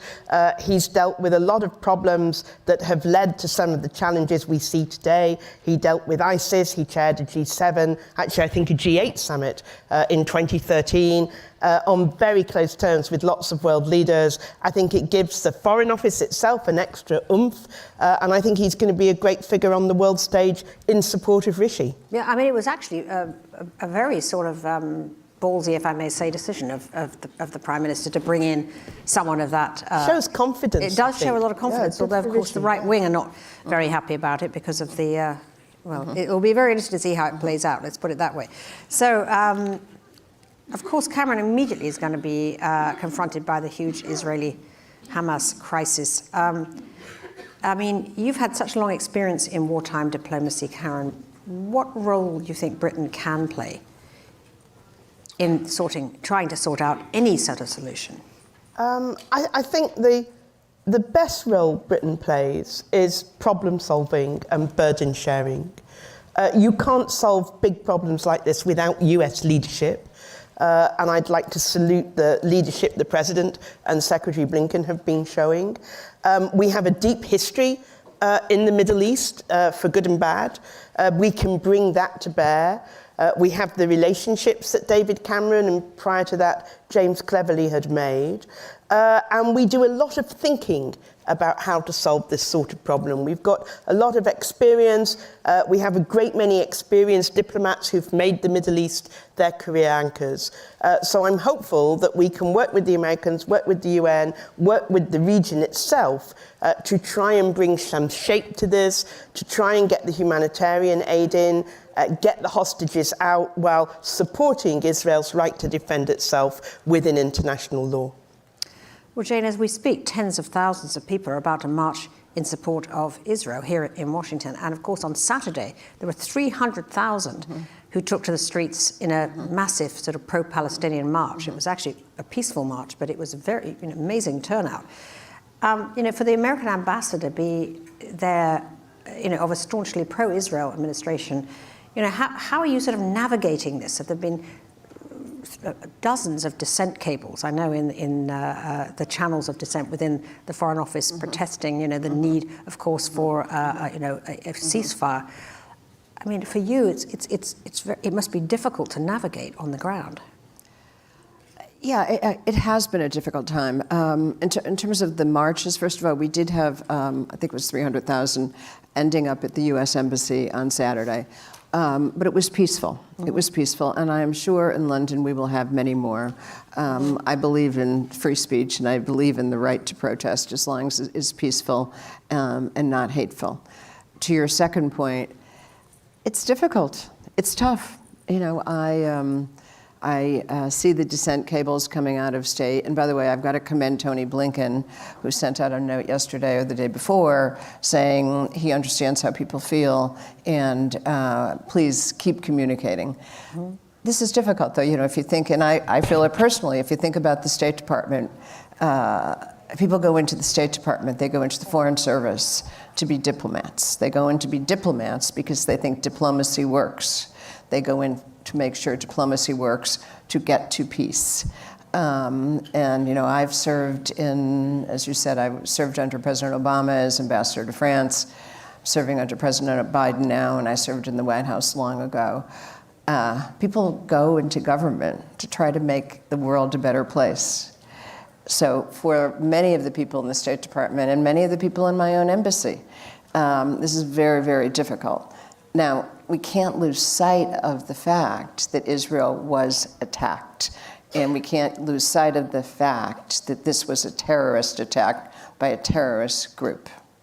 And I think both President Biden and Secretary Blinken are really trying to thread that needle. President Biden said, I think last night, that he was, I'm not sure if this is the right word, that restraint should be used, especially in terms of hospitals and to protect hospitals.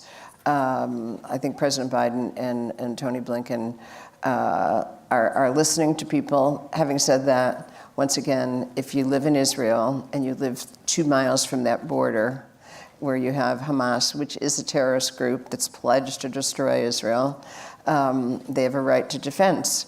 As Tony Blinken said, how they do it is important, and I also think, going forward, as we move to a two-state solution, how they do it is important as well.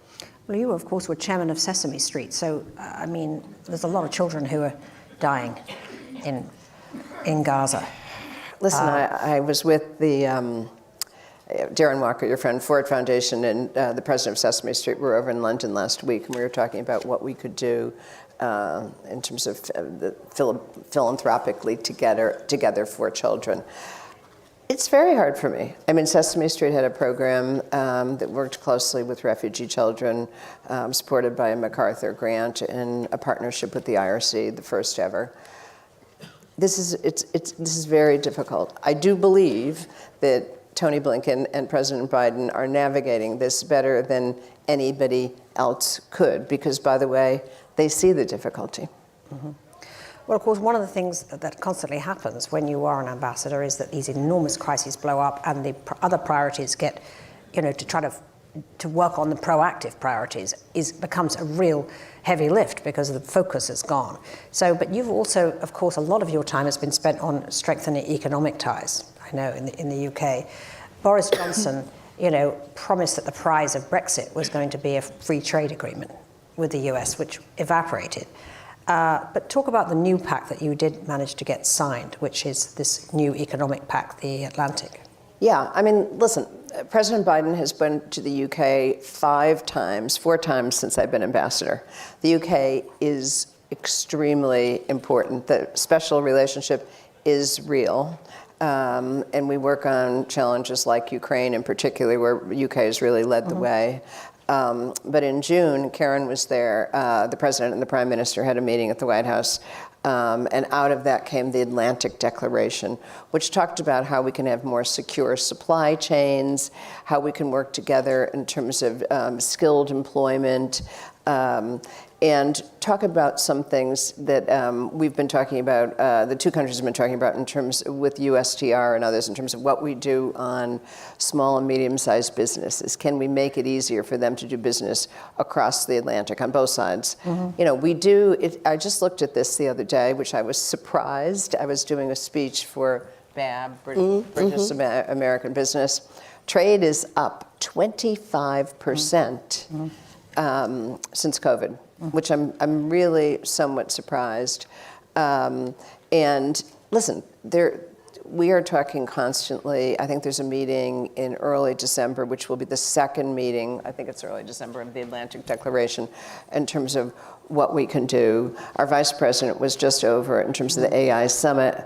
I was in a bilat with Prime Minister Rishi, and then she had a private dinner with him and was part of the summit itself. And I give the UK government huge credit for doing that summit. I think it was well done, and that's another area we know we have to work together on it. Well, tell me, Karen, President Xi and Biden are meeting tomorrow. When David Cameron was Prime Minister, he was very gung-ho on China UK relations. I mean, you know, he called it a golden era, I think, of China UK relations. Does Cameron now taking over as foreign minister, do you think that there will be a greater emphasis on more outreach with China through?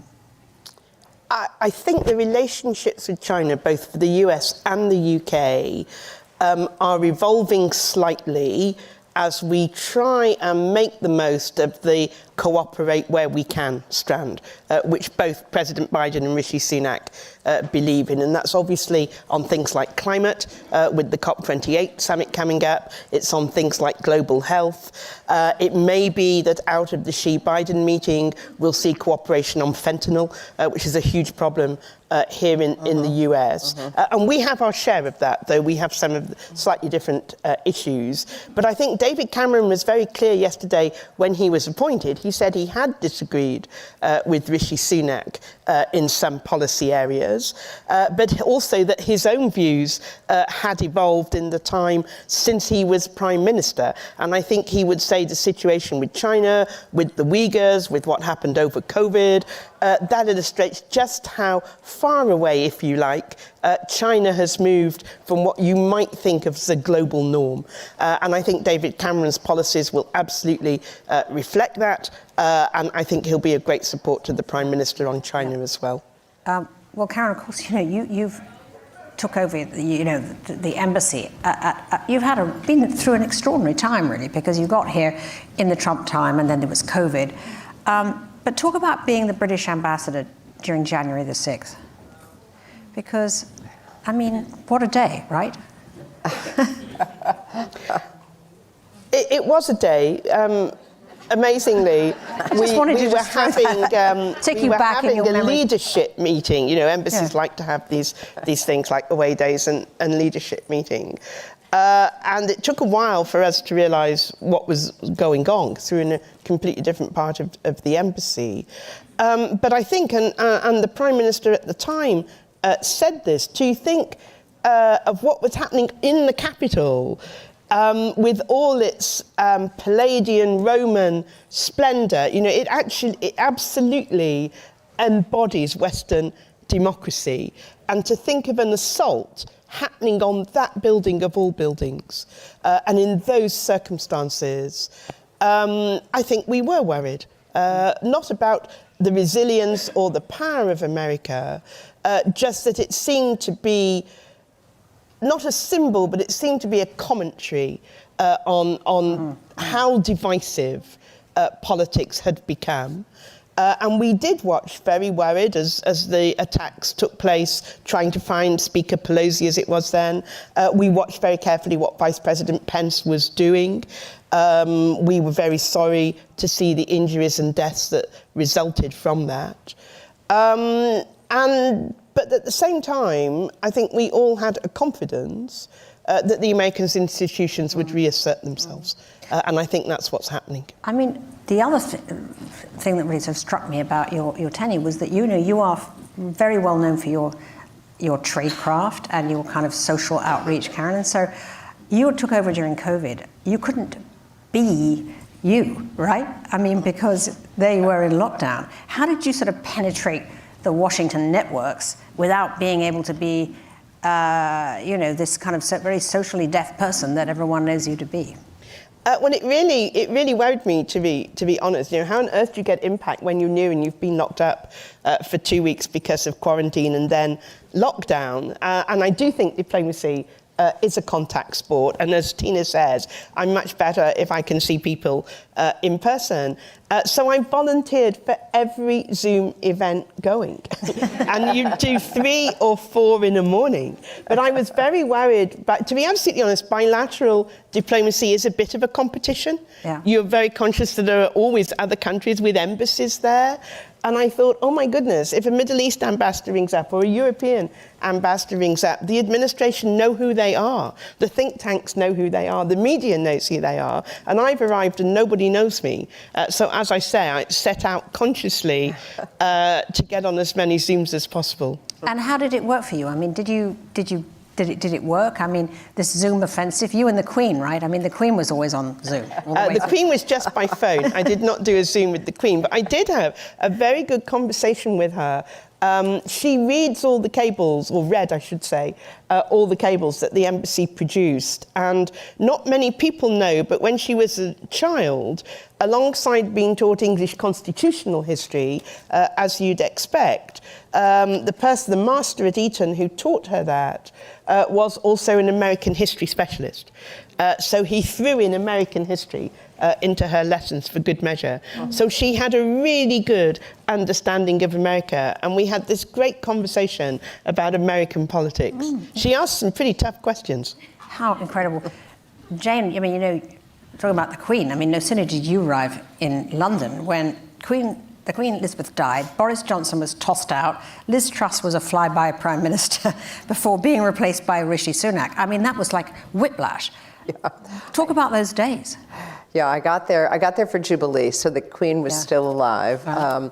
And actually, I presented my credentials. It was actually a very funny story. I presented my credentials to the Queen at Buckingham Palace with all the pomp and circumstance, but it was supposed to be in person. She was not feeling well, so I actually did it on Zoom. Amazing. But that day was very funny because... Were you walking backwards? Yes. Were you walking backwards? I had to do... But I probably shouldn't say this, but I will. It was very funny because the palace was lovely, and they wanted to make sure all the pomp and circumstance continued. So they were going to send the horse-drawn carriage to Winfield House to pick me up with my husband. But it was the hottest day in London history, so they were worried about the horses. Yes. I mean, that's all the Brits ever worry about, is the horses. Well, so instead we got into a car that they sent, which was also lovely, that was not air conditioned. And my husband said, they're not very worried about the people. Well, I'm afraid that is a great defining story. Yes. But it was, I arrived, Boris Johnson was still prime minister, and I think this is ours. I'll never forget, I had, I think a friend of or somebody you clearly know, I had a dinner about a weekend with Mervyn King, who used to be head of the Bank of England, who's an old friend of mine. And he said, I think you're going to serve with 3 prime ministers, maybe 4. And I said, Mervyn, you're crazy. So within a short time, Boris Johnson was gone, and Liz Truss was prime minister for about 44 days, and Rishi Sunak, who I very much enjoy working with. But I did have, when I was leaving, I had a friend who I had worked with. I was ambassador to France under President Obama, as Tina said. So I had a friend who I'd worked with, who you all know, but I won't give the name, at the Obama White House. And when I was leaving to go to the UK, she said to me, you did such a great job in France. It's just difficult times. It was a time of terrorism, Charlie Hebdo, Bataclan, Nice, and many more. She said, so I just hope you have an easier time in the UK. And she said at the end, and this is a very senior person at the Obama White House, she said at the end, if not, I'm going to think it's you. And about 2 months in, I got an email from her saying, it's you. So Karen, I mean, both of you actually, you're both, there's 2 elections coming, right? Not just the American election, but the British election. So Karen, I'd like to know from you again, what is diplomacy like in this election year? I mean, how do you calibrate your work with an administration that's, it's last year, or maybe not, maybe there's another 4 to go, while kind of surreptitiously getting to know who might be there if the current administration isn't? I mean, is there a lot of sort of double, contact work going on to make sure that everything is secure, whatever happens? Well, we share a lot, and our embassies share a lot, and we obviously help each other. So there's a mini special relationship between the 2 embassies. I think if the embassy, any embassy, is doing its job well, we have spotted the people we need to know to keep the relationship going and productive and overcome obstacles and develop new areas. We have spotted them before the election year. We start to make our number with them at all levels in the embassy, while keeping up relationships, working relationships with the current administration. And I think that applies no matter who's in, whether it's Republicans or Democrats who are actually in power and who's the challenger. Might be worth my saying for the audience that I am a career diplomat, so we are very impartial about political parties. Mm-hmm. And of all the things that you've done, really, since you've been ambassador, what do you think, aside from, fire hose, putting out fires, etc., what do you feel has been the thing you've most achieved in the last few years, each of you? Well, I hope it's not over yet. I hope there's more to come.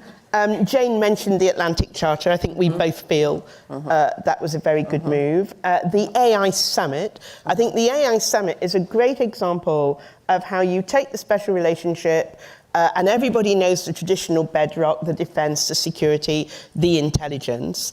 What the AI Summit represented was one of those new 21st century issues, AI tech, and showing how the US and the Brits together can forge a common framework to tackle these new challenges. So I think it's actually a great example and model for how we might do some of this in future. Obviously, we've worked together in Ukraine, and I think keeping us close on Ukraine has been one of the most important things. Quickly, Jane. I would agree with Karen. I mean, first of all, the good news for me, I'm a political ambassador, but a political ambassador cannot, you're supposed to be nonpartisan. That's what you're a diplomat now. So I can't get involved in the campaign. My husband's very happy I can't get involved in financing any of the campaign or political corporation contributions.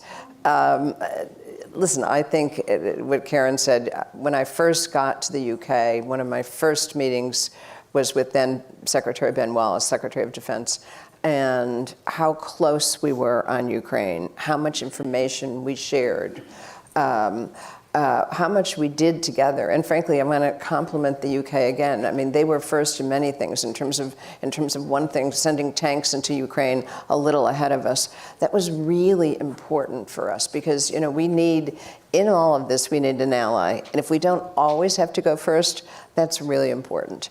And that relationship continues. There's a new Secretary of Defense, Grant Shapps. He's terrific. And that is a really important relationship for us as we go forward on Ukraine.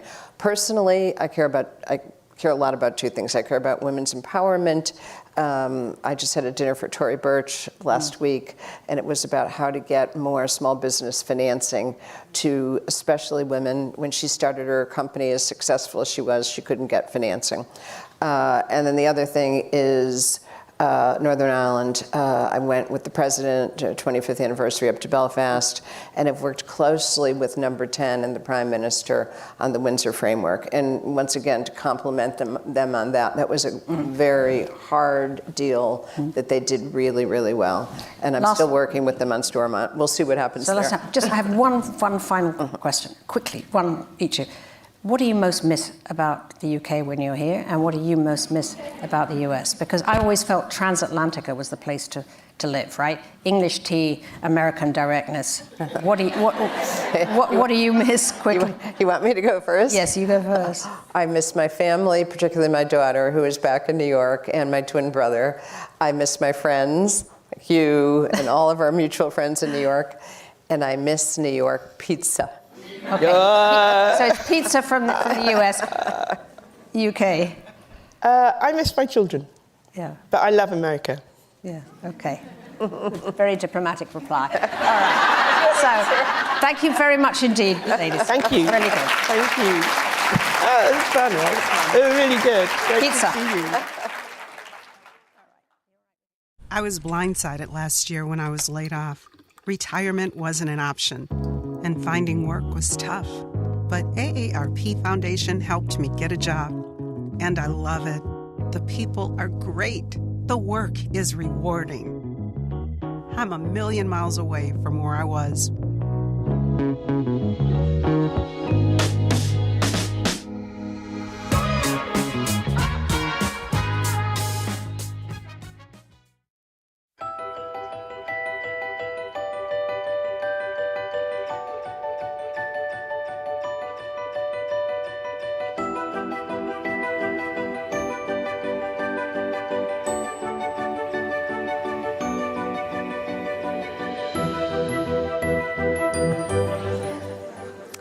Welcome. Thank you all for being here, both in person and online at the Global Women's Summit. My name is Lana Wong, and I'm a founding member of the Diverse Women Moderators Bureau, Moderate the Panel. So in this session, we'll be discussing weathering the caregiving tsunami, and I am honored to share the stage with one of Washingtonian Magazine's 2023 Most Powerful Women in DC, Claire Casey, the president of the AARP Foundation, which is AARP's largest charitable affiliate that is dedicated to creating and advancing effective solutions to reduce poverty for and with older adults. So welcome, Claire. Thank you. So did you all know that adults 65 and over are the world's fastest growing demographic? By 2050, 1 in 6 people will be over 65. So that's nearly 2 billion people. And here in the US, researchers have found that people who leave the workforce to care for loved ones stand to lose more than $300,000 in lifetime income and benefits. And so as you can imagine, this mostly and disproportionately impacts women.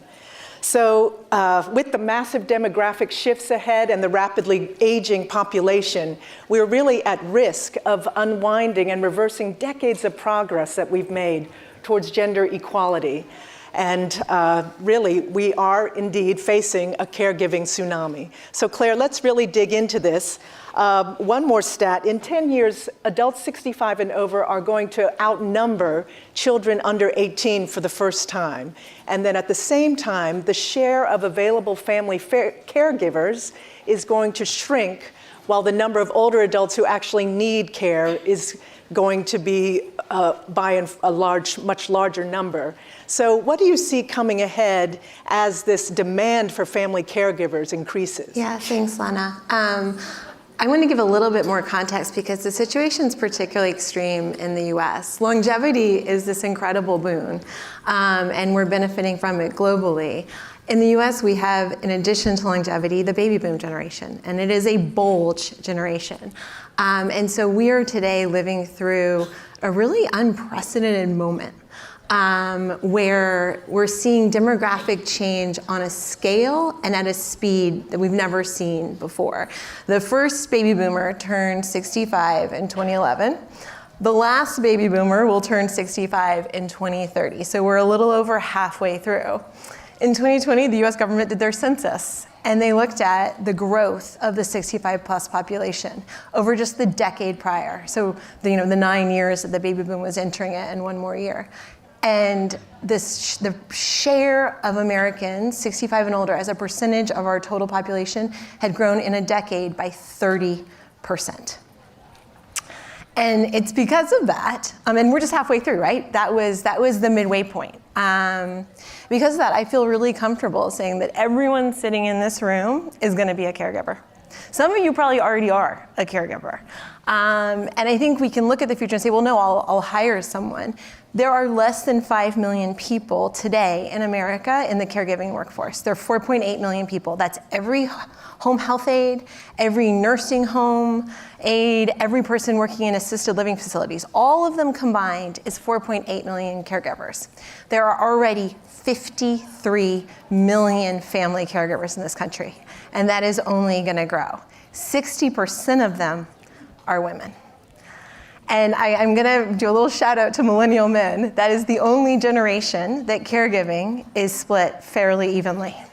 So when you consider that for Gen X, for boomers, the burden on women is actually far larger than that 60%. So just like you said, we have the potential to unwind decades of progress in gender equity in the workforce in just a few years, unless we change course. Wow. Yeah. Well, given what you said, that women are taking on this disproportionate amount of the family caregiving, what does that really mean for women in the workforce and also their long-term financial security? Yeah, it has a huge impact on their working lives. The average caregiver in this country is doing about 20 hours of caregiving in a given week. So imagine what that would be like for you in addition to your full-time job. So it does erode, in some way, their ability to contribute at work. A lot of people are doing a lot more than that 20 hours. We see that women are 9 times more likely than men to leave their jobs or to go down to part-time work. And they're 3 times as likely than men to actually leave their jobs full-time to become a caregiver.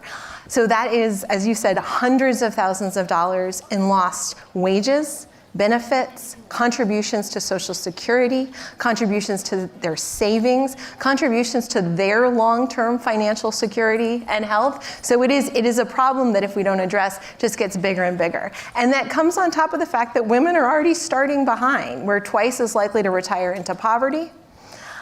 We know that there's still a gender pay gap that's even more extreme for women of color. The average Social Security payment for a man in this country is $18,000. Some people might be thinking that sounds really low, $18,000 a year. The average payment for a woman today is $14,000, which is below the official government poverty line. And that's today. That's still early days in this trend. So we've got to do everything we can to shore up women in the workplace and give them pathways back to work. Great. Well, we're hearing all the kind of grim and challenging aspects of this, but what are the solutions? Give us some hope here. Yeah, there are solutions. I feel very privileged to work at AARP. I'm brand new to AARP. I joined in January, and it's the first time I've been in a workplace that had normalized caregiving. So, and that's, I think, step one for all of us. I mean, this room is full of leaders. Online, I'm sure there are a lot of leaders out there. You've got to normalize caregiving in your workplace. It has to be an acceptable part of people's lives. I think we've done that really well with children. It is men and women can show up at work as parents. We haven't yet done that for a caregiver. We actually have caregiving lead. I got an email this morning from one of my direct reports just reminding you, Claire, I'm out today for planned caregiving leave. And that is a normal activity in our workplace. So that's number one. Offering flexibility. So someone can do their job, but maybe they need a little bit more flexibility in terms of the hours. How do we accommodate that? How do we, if they do need to go to part-time, how do we accommodate that? Job sharing. There's all sorts of, and again, I think if we look to the flexibilities we've tried to give parents and extend that more broadly, there are solutions there to help people stay in work. And then the third is there are actually services that are emerging that you can provide your employees. Things like a call a nurse helpline. Anyone who's new to caregiving realizes that this is some new and sometimes some scary stuff, and you don't necessarily know what to do. So providing that support, a service that just makes available to them what resources are in your community that could support them to provide more of an ecosystem of support around the caregiver and enable them to continue to be productive and contribute in your workplace. And it pays off. You end up with a happier, more stable workforce that is retained, and you're not seeking to retrain and recruit to fill really valued employees who just couldn't make it work because you were too inflexible or didn't provide the supports necessary. So that's kind of step one. Let's make it easier for caregivers to stay at work. But some people will have to leave work. I know my uncle left his job as a trucker to care for my grandmother when she had dementia. She was able to stay in her home, but we didn't think it was safe for her to be there alone. Some people will have to leave work. How do we make sure that they aren't just cut off from that day of income? And there are programs. There are programs all over the country. The VA, if you're caring for a vet, provides support. Most states have something called self-directed Medicaid. So if you are Medicaid eligible, you can apply to direct your caregiver payments to your family member. Every state does it differently. There are geographic limits. Some states just have it in a couple counties. So one thing AARP Foundation is doing is this year we're investing in an online resource center. So if you know anyone who's going into caregiving, in a few months you'll be able to point them to this online resource that will help you figure out what's available in your state, what the process is. We can't make it not complicated. It's complicated in every state in different ways, but at least providing them with a resource to help navigate those processes so they can keep some level of income, probably about $20 an hour, coming in and shore them up during this period that they're caregiving. That's great. And do you have a personal or a success story from the AARP Foundation work of helping people get back into the workforce? Right, because caregiving ends. And we do. We have a wonderful individual. We have so many women primarily coming back into our programs, wanting to get back into the workforce, not having the tools, not having the comfort. Some of them haven't applied for a job in a decade or more because they were working stably before this, they were pulled out of the workforce. So we have a woman named Jackie Johnson, who I think really personifies that group, represents that group. She was in a hospital for years in Illinois, working as a supervisor for environmental services. And then her mom got sick. She got chronic kidney disease and dementia. And Jackie had to leave her job and move back to Oklahoma. And for the next year and a half, she cared for her mother. And they survived on her savings and contributions from family members. And then her mother passed away, and she was ready to get back to work, and she couldn't even get an interview. And so she came into our Back to Work 50 Plus program, and we buffed up a resume, showed her how to use LinkedIn because she never had to do that before, got her a coach, and put her in a cohort of other older adults that are trying to get back into the workforce. And she is now she started as a temp, and now she is a full-time employee of a psychiatric practice, so back into the healthcare sector. But folks can get back to work, and we need to give them the pathways in. Fantastic, great. Well, we're short on time, but one last word. What's the call to action for all of us in this whole caregiving space? Yeah, I will just say that I was new, again, this year to AARP, and I've had to confront my own ageism. And I think it's something that we all need to do. I know I've said, I just want a young, energetic, I know I've said that over the course of my career. And I think really recognizing the incredible value of older adults, their ability to contribute, and really not just having it be okay that they're in your workplace, but really intentionally seeking them out and making it possible for them to rejoin the workforce. We need that as a society. Great. Well, on that note, yes. Thank you, Claire, for shining a light on this issue, and thank you all for joining us. And for those of you online, if you want to add your voice to the caregiving or to the Global Women's Summit conversation, please use the hashtag #PostLive.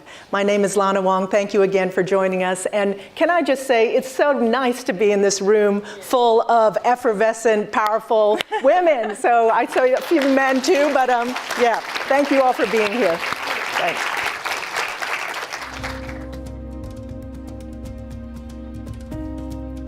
There's a funny thing about the poker table.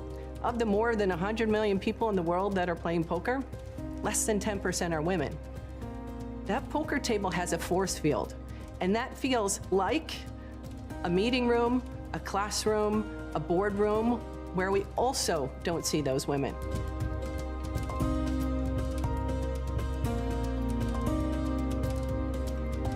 What poker allows you to do is practice taking risk. We talk about it like exercise, getting your reps in. Women don't normally get that opportunity. I've been playing poker as a business person my whole life. I just didn't know it.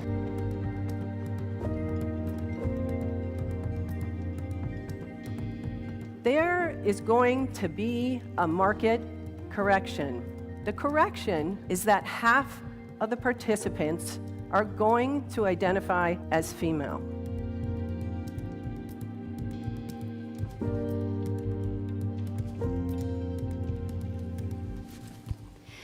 All right, good afternoon. I'm Libby Casey, senior news anchor here at the Washington Post, and I'm joined here at this table with this deck of cards by Jenny Just, co-founder of Peak Six Investments and co-founder with her daughter of Poker Power. Welcome, Jenny. Thank you so much. Jenny's also one of the 23 self-made women billionaires in the United States, to give you a sense of her power and her perspective. I want to welcome you to the Global Women's Summit, and I can't wait to hear you talk about your insights on poker and leadership. But first, I want to poll the room. How many of you play poker? A couple of hands. Not good. How many of you are good at playing poker? Of course. Yes, I saw one with Okay, leg over there. I did not. Okay, for those of you who are watching online, we had some hands for playing poker. When we asked if you're good at it, there were a lot of these. Yeah. Jenny, does that make sense to you? Does that read in line with what you know? Absolutely. Every week we are talking to women. We have a team that's out there talking to women, and that is the response. But it's also my response in 2019 until this whole thing started. So. Yeah, I want to hear about that in a moment. But first, you weren't really part of the public sphere. You weren't very in the public limelight until only the last couple of years. And I understand that was intentional. Why? So, interesting. I think for the most part, I would say I have 4 companies, I have 4 kids, I can't do anything else. So my co-founder would take on any outside role. I was the inside person. In reality, when I look back, was it a risk I wasn't willing to take? Maybe, probably. But I also knew as time went by that if I was going to be out there, because of the success I've had, I wanted to give something tangible back to the people who were going to listen. And I didn't have anything. So, until poker. How did you discover poker? So, it's a funny story. My husband was at a tennis match with my daughter. My daughter's now 18, but she was 14 at the time. And she's a very good athlete and wasn't winning. So, of course, he was a college athlete, frustrated, comes home and starts, in my face about what could have been happening differently, because he's not going to tell her, he's going to tell me. And I just rolled my eyes. But there was 2 important things he said. One was she doesn't realize that she's playing against somebody, that she's not hitting against a wall or hitting with her teacher. And then the second thing he said was she needs to learn to play poker. And who would have guessed that one moment would change everything? Now, at the time, I was like, that's the dumbest thing I ever heard. But like 2 weeks later, I was like, should I teach my 14-year-old daughter to play poker? Mm-hmm. And not only was it, I wasn't quite sure why I would do that, but I would never have said that about my sons. So we have 3 sons as well. And that really bothered me, because that should not be the case, whatever it is. And so we did an experiment. I asked her friends' moms, I said, let's do a experiment, see if this is somehow beneficial. And there were 10 girls. The moms all wanted to join, 10 moms. And I will tell you, from lesson 1 to lesson 4, my new word, metamorphosis, that happened. Like, I would not be sitting here today if it wasn't that transformative.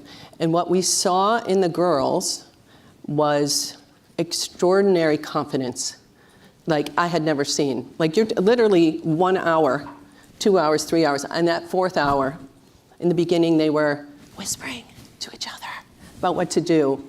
If somebody lost their chips, you can have my chips. Right. To the 4th lesson, sitting up tall, peeking at their cards, and nobody was going to take those chips. I'm like, that, just the physical demonstration was so powerful to me. I was like, what is going on here?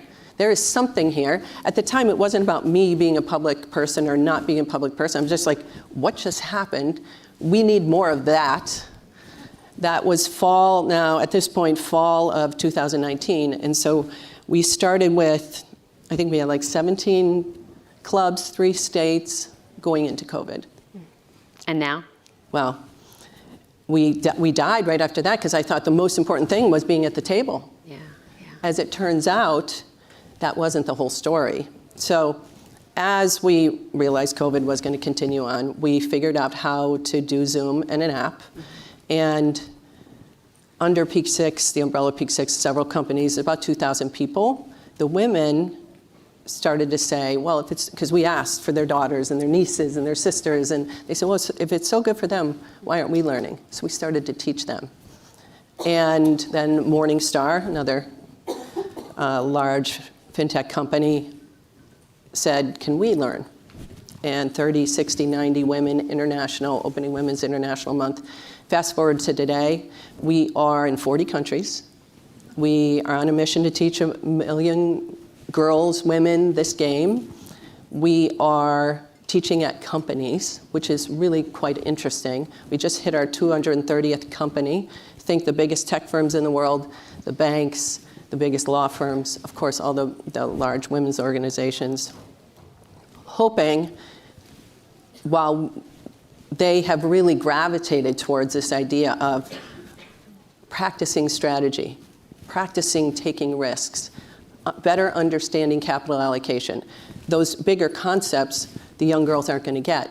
But if they get it, they play, the girls see them playing, they start teaching, like your 7-year-old daughter has learned, right? It will come full circle for us. So I just want to, what did your husband mean when he said that your daughter wasn't playing against a wall, she was playing against other players? Was it that, was the idea for poker that she could think about the odds, think about the strategy of the other person, sort of, be able to pivot and read how they were playing? So I talk about she brought something to the game. My daughter brought something to the game. As you start to play, you start to feel out what their strengths and weaknesses are. Now, based on that, what do I have to do? And by the way, that person might pivot. Another card might come out. Now, how are they playing? So we have to constantly rethink the strategy or our approach to the game while we're in the game. That's the beauty of poker. So I confessed to Jenny before this, I did not know how to play poker as of a few months ago. I think I played once in high school and I just ate all the M&Ms, which were our chips, which was not a long-term strategy. But I had it as, it's on my bucket list. It's always been on my bucket list. And so once I learned about you and your company and the fact that we were talking, I had been doing my homework, and it was my 7-year-old daughter who started teaching me lessons because she has a card shark aunt who's been teaching her. That's and amazing. so, I'm curious to see though, as she gets older, if that confidence that a really young child has change in the teenage years. And we can talk more about your daughter in a moment, but I want to talk about the numbers of women who actually play poker, because it's less than 10% of poker players that are women. 96% of professional poker players are men. And then when we take it into your world, your work world, options traders, it's, single digits of option traders are women. Yes. How do you see those two as connected?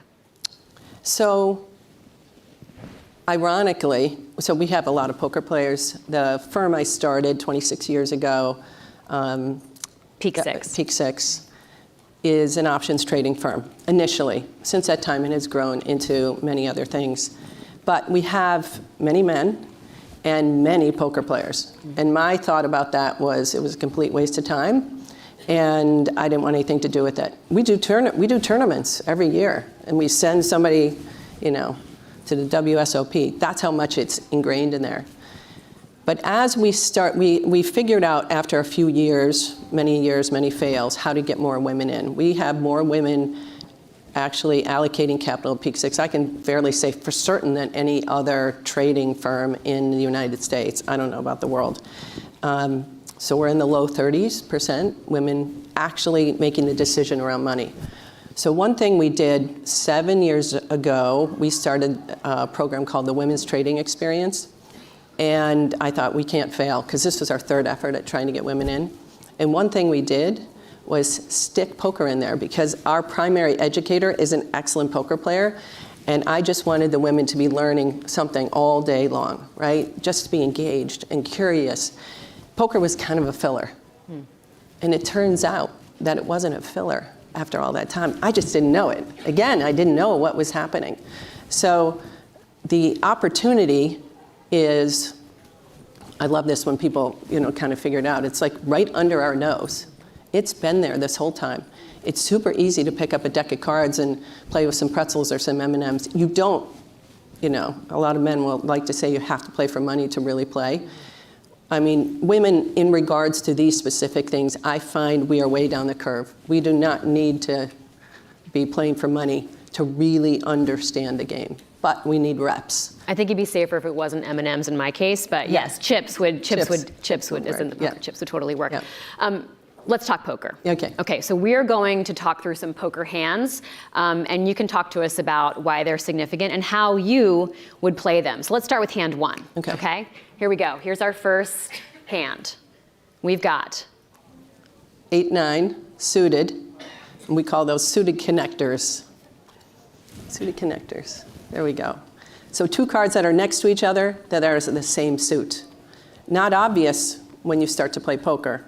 So when you start to play poker, you're given 2 cards, private hole cards, and everybody else is given theirs. They've kept them private too. Now you have to decide if you're going to play. The really interesting thing about a suited connector is most of you likely know that there's a whole bunch of hand rankings, and they go in sort of an order. High card is at the bottom, a royal flush is at the top. So having 2 cards next to each other could potentially get me a straight when the other 5 cards come out. But also having 2 of the same suit, I might have the opportunity for a flush. So I have 2 ways to win. I have higher percentage chance of winning. And when we get these cards, everybody's looking for a pair of aces, right, out of the gate. That's what they're really looking for.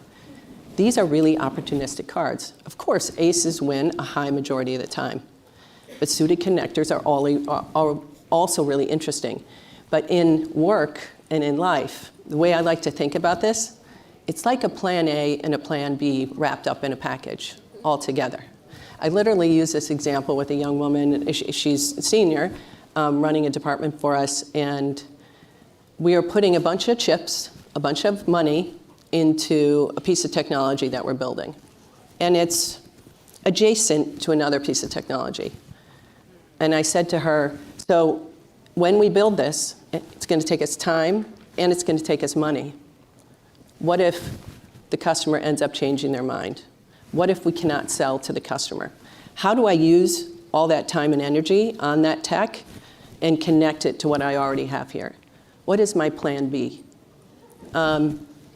And all of a sudden she started to think about it differently, right? So I take a 360-degree view of my opportunity, and I don't forget to think about how I might lose or how I give myself an extra way to win.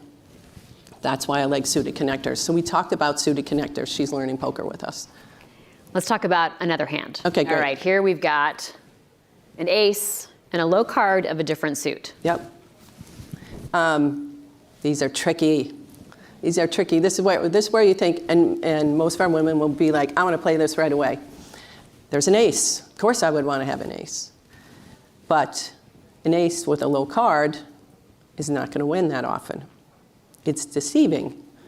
It's potentially too good to be true. I like to think right now since rates have been going up since April of last year, what were we thinking about our hand, our personal hand, our business hand? Were we really an ace 6 offsuit? Things were a little bit too good to be true. Valuations were a little bit too high. Everybody had enough cash But all of a sudden they didn't when the Fed started raising rates and everybody started pulling back and valuations dropped 40 to 60%. So are we paying attention to those moments when I'm feeling super confident because I have an ace, but what is my second card, my kicker? You can think about these on a very bottoms-up level, or you can think about them on a top-down level. We play around with that at work a lot. So this has been a really interesting framework, not just for the women at Peak Six, but for the men and women and the senior leadership team to say, what cards do you think we have? And then when you get a little bit more advanced, you start to say, well, what position am I in at the table? Am I in the dealer position, right, the best seat? Or I'm in the cutoff position? Different positions have different strengths. And then, by the way, how many chips do I have? Because there's going to be a time when I play ace-6 offsuit. I want to squeeze in one more hand, but we have to make this kind of quick. Okay. I've got 2 kings. We love them. We love them, nothing better. But do I win all the time? High percentage of the time, similar to aces. But I can lose. So what do I do when I have kings? I'm going to push in. I'm going to re-raise. I might 3-bet. Depends on the story at the table, depends on who I'm playing, depends on my chip stack and where I'm sitting. But I'm going to double down. And one of the interesting things, most interesting things we find, and we're teaching so many senior women, like this room would be, is how tentative they are when we say, okay, you're going to bet 3 times the big blind. They're like, wait, how about just a couple of chips? Every time. Every time. So you get the practice, the feeling of what it means to really, you don't have to push all the chips, but many more chips than you thought you naturally would. I have to ask about gambling addiction and sort of how you frame that and talk about that and think about that. Because, of course, there's a dark side to things like poker and gambling. Yes. So first of all, we think about poker. It's a proven game of skill. It's a mind sport like chess. But, of course, it has all kinds of stereotypical and potentially negative consequences. So our goal is to, and what we've done as a trading firm for many years, and so, which is why I like our team talking about it, we're really good at healthy risk taking. And that's where we focus in our curriculum. So our curriculum is 12 lessons long, then there's an extra 6, and then private lessons that you can take virtually, or you can do in person. We do events all around the country. We're doing 8 to 10 of them a week. But that's where all the education comes in. And I'm really proud of our team for teaching healthy risk taking. Of course, there's going to be things that go off the rails. I would expect that to happen. That is life. Some people will drive outside the speed limit to extremes. But our goal is to get you to the table, first of all, playing and confident at the table in a safe environment with other women in your community, networking, which is something we didn't expect from all of it, and then, of course, being able to take that back and use it in your daily and your work life. Jenny, in one sentence, what's the biggest lesson you want women to take away from poker? The most important thing between you and where you want to be is money. And this poker table is a representation of the money table. So you have the opportunity to practice getting comfortable in money and taking risks through this game. Jenny Just, it went by so fast with Poker Power, Peak Six Investments. Thank you so much. Thank you.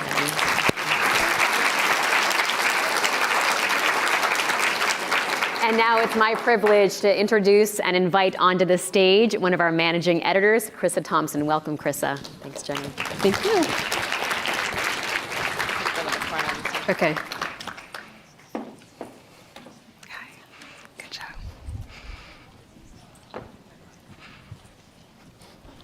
Good afternoon, everyone. I'm Krissa Thompson, a managing editor here at the Washington Post.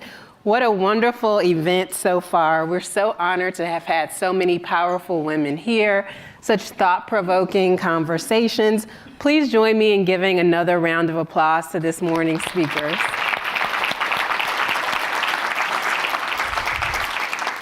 We know that the next session will be just as powerful.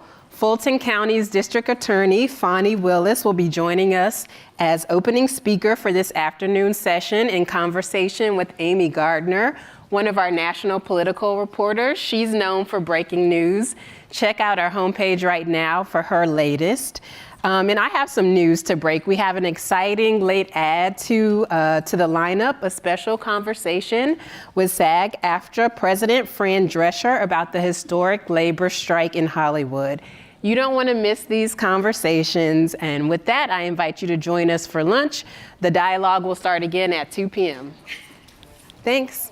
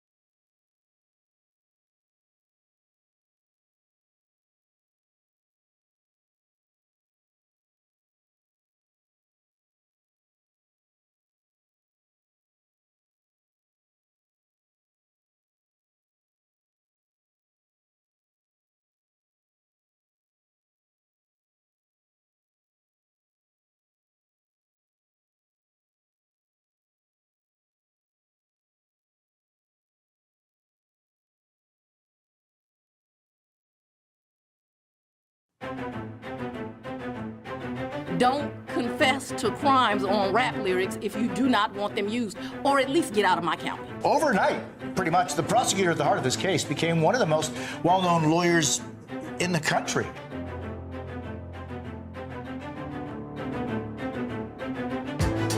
This isn't Fonnie Willis's first rodeo.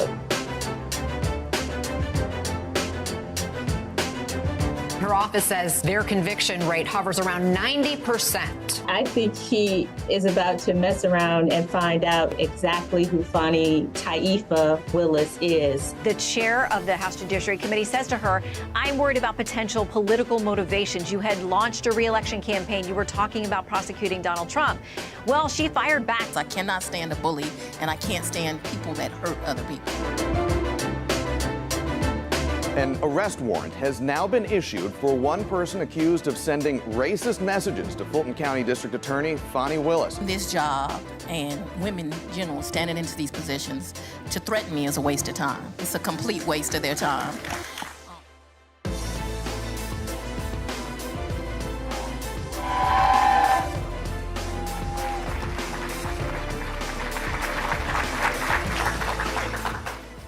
Hello, everybody. Good afternoon and welcome to the Washington Post. I'm Amy Gardner. I'm a national reporter covering voting issues and election interference criminal cases. And I would like to say welcome to Fulton County District Attorney Fonnie Willis. Welcome to the Washington Post. Thank you so much. It's a true honor to be here. Many people know I am from the Washington, D.C. area, so I grew up reading the Washington Post. In fact, my dad would make me do current event stories out of articles in the Washington Post. So let's just say this is a full circle moment. It's a real honor that of all the great names you have here, not today only, but also last year, that I would be included in that. So thank you for having me. And in fact, your staff was so excited about this that there had to be a little bit of a lottery to come with you today. Is that correct? We don't do lotteries. But what we do is I opened up an essay. We knew, just due to budget reasons, I thought that this would be a great opportunity for people that were interested in leadership in my office to tell me why they were interested in leadership, why they thought a conference such as this they would be able to learn from. We had more than 30 entries, and they wrote their personal stories that were phenomenal, not just where they've been, but where they see themselves going. And I have 10 members of my staff that won that essay contest, and they are here with me today.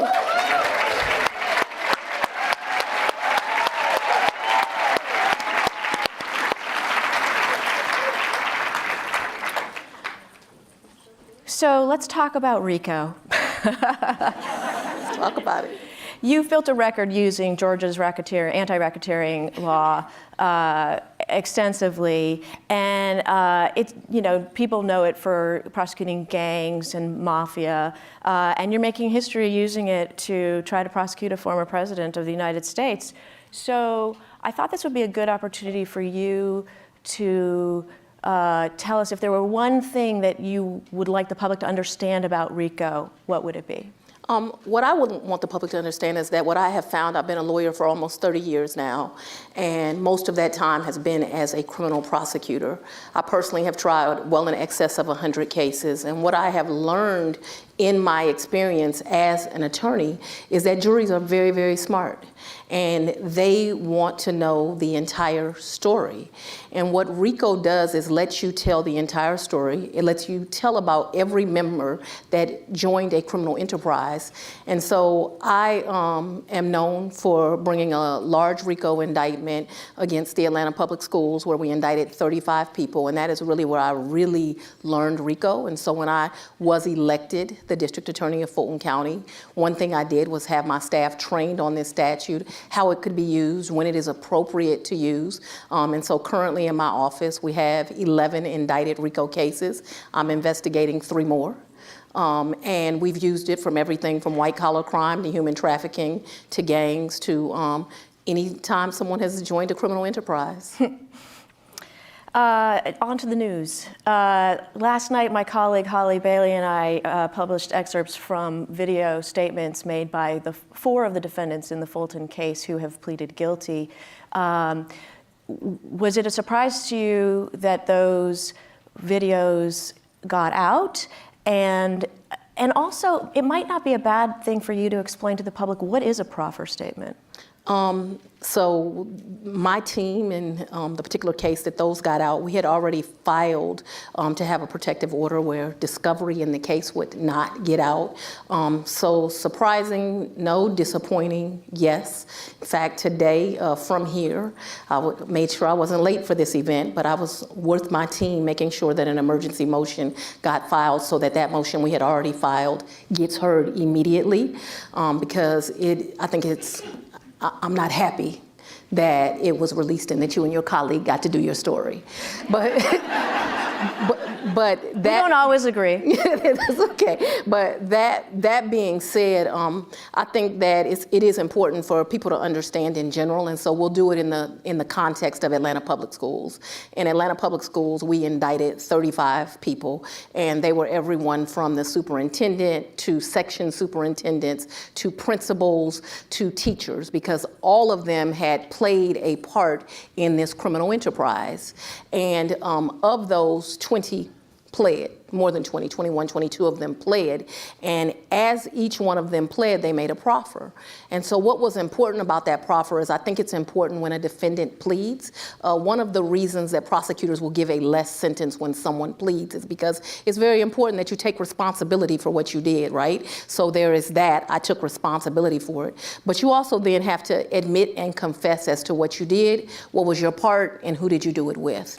And so, and it leads you up the ladder in some cases. It often leads you all the way up the ladder, and it tells all the way up the ladder. All the way. I want to get to the top of the ladder. The DA in Fulton County always want to get to the top of the ladder. So it leads you all the way to the top of the ladder, making sure that everyone that is involved in the criminal enterprise is held responsible. So often in criminal cases, you will see, what people would think of, as you said commonly, the street boys that are selling the dope. But who is running those young men that are selling the dope? And so if you use RICO, you can often get the whole chain and not just hold the people at the bottom responsible. One of the most common criticisms that you hear about this big case on election interference in Fulton County is how sprawling it is. Here in Washington, Special Counsel Jack Smith, his election interference investigation has a single defendant, Donald Trump. Yours has originally had 19, 41 criminal counts, 98 pages. Our own columnist Ruth Marcus asked the question in an opinion column in August when the indictment came, is this one too many? Can you address concerns that this case is so sprawling that it's going to be difficult to see to the end? Well, I won't answer anything about this case specifically. As you know, I won't answer anything about any open case that my office is prosecuting. But I think that's an uninformed opinion. In my office, as I told you, we have many RICO indictments. I certainly have RICO indictments that are bigger than 19. I think I have 2 with 28 defendants right now. We are capable of doing it. In Atlanta Public Schools, I was the lead prosecutor. I put 12 people at the table. The jury was able to decipher that evidence. They were able to make decisions. 11 of those people were found guilty. 1 was acquitted, which lets you know that the jury was able to look at each individual's responsibility and hold them responsible. And so I don't think that 28 or 35 or 19 or 8 that's who got involved in the criminal enterprise. They deserve to be charged. In fact, they earned it.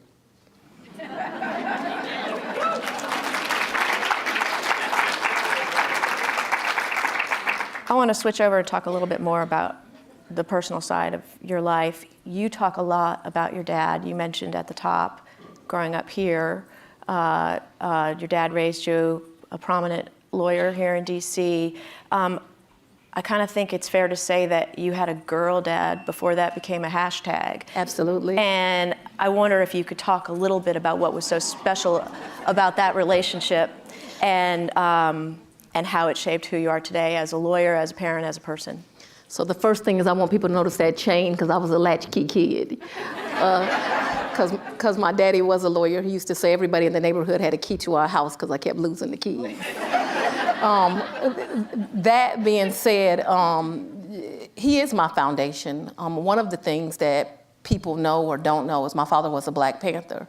And so he tells me when he was time for him to take the bar that one of the questions they ask you is, have you ever been arrested? And that he had been arrested so many times in so many different states that all he could do was list the states that he had been arrested in.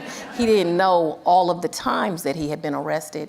Some people think that that is like some symbol of hate, but it is not. What he often tells me is that the reason that he went to law school was when they would get arrested for protesting and doing other things, it was always white lawyers that came and defended them and made sure that they got out of jail and that they were able to carry on with their lives. And that is what brought his interest into into being a lawyer. He never talked about the people that did ugly and awful things to him. Obviously, I know the stories. I know the story of him being arrested in Louisiana for being an inn on a sunny day. I know that story, but it's never about the hate of the person that did that, but rather the lawyer that came to defend him. And so what he has taught me from a very, very small child is that everyone is entitled to some dignity, and that when I am looking at cases and anyone that should report to me, that it is important that we know that everyone involved in that scenario, the person that is charged, the victim, the witness who's also victimized by seeing that crime, the law enforcement community that is in that case, all of them are entitled to dignity. And so as we approach cases in my jurisdiction, as long as I sit as a district attorney, that lesson of everyone being entitled to some dignity and everyone having value, it must carry through. I tell my staff often, you know, I'm not into firing people, but should I find out that you treated someone in a way that was disrespectful because they don't have your level of education or your socioeconomic status, it'll be your last day in my office. Wow. We've talked also about being working moms, but you're also a working single mom, like your dad, single dad. And you've talked about how you're not sure you believe in the women can have it all approach to career. And I wonder if this room is filled with people who would love to hear your thoughts, especially younger women who are just starting out, on the sacrifices and the choices that you sometimes have to make. So I do believe women can have it all, but what I don't believe is in this fantasy land that I find that some young people are living in. The reality is that success... Could you be a little more direct, please? Success comes at a price. And that's the reality, and success comes by earning it. You don't just get to be the high profile anything without earning it. And so, you know, I did raise 2 little girls on my own. They are the thing that I am the most proud of. They still stress me out, and I love them dearly, but the reality is, you know, I was a trial lawyer. Sometimes that meant I'm at the office 10, 11 o'clock at night. I always made sure I had a couch in my office because sometimes dinner was McDonald's and we slept on the couch.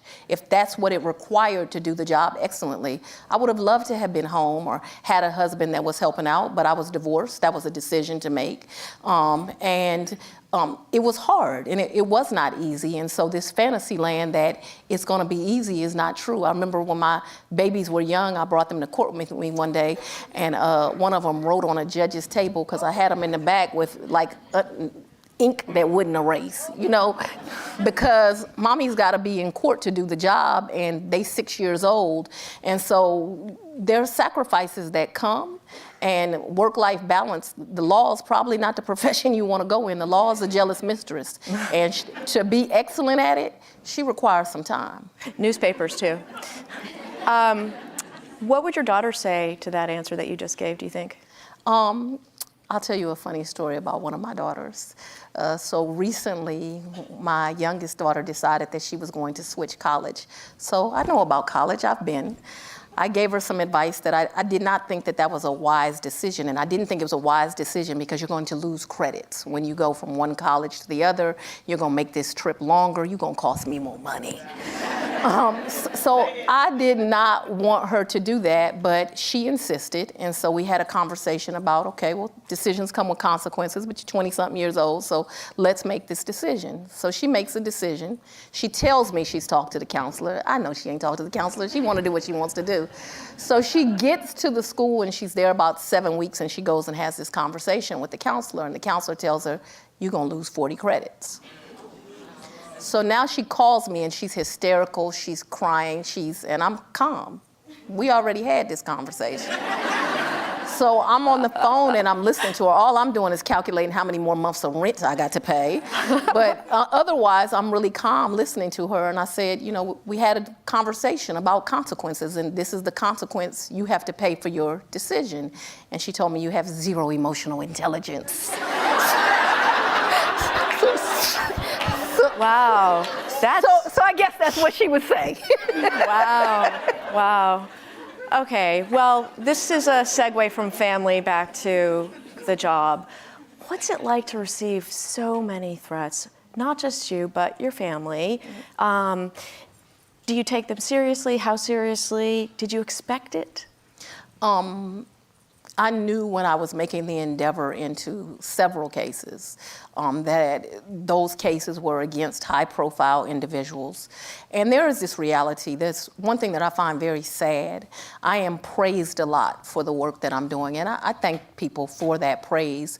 But it's really, we're at a sad place in society when people do not expect Lady Justice to be blind and that she will do her job. And so it is, everyone should be protected by the law, but everyone is also held accountable in the law. And so I understood when I was making these endeavors that I would be threatened. Did I know in a matter of a couple of months there'd be 100 and something threats? No. Did I suspect that when the threats came, so many of them, the nature of them would be so racist, and that this country still had that much kind of venom for just the fact that I was a black woman? In the last 3 years, I've been called the N-word so many times, I couldn't even think to count. Well, and then how many times. And there's a new euphemism out there for you, isn't there? Many of them. The election rigor. Yeah, I have heard that, and so many other things that are just very, very ugly things. Yep. And it is sad that we are at that place in society.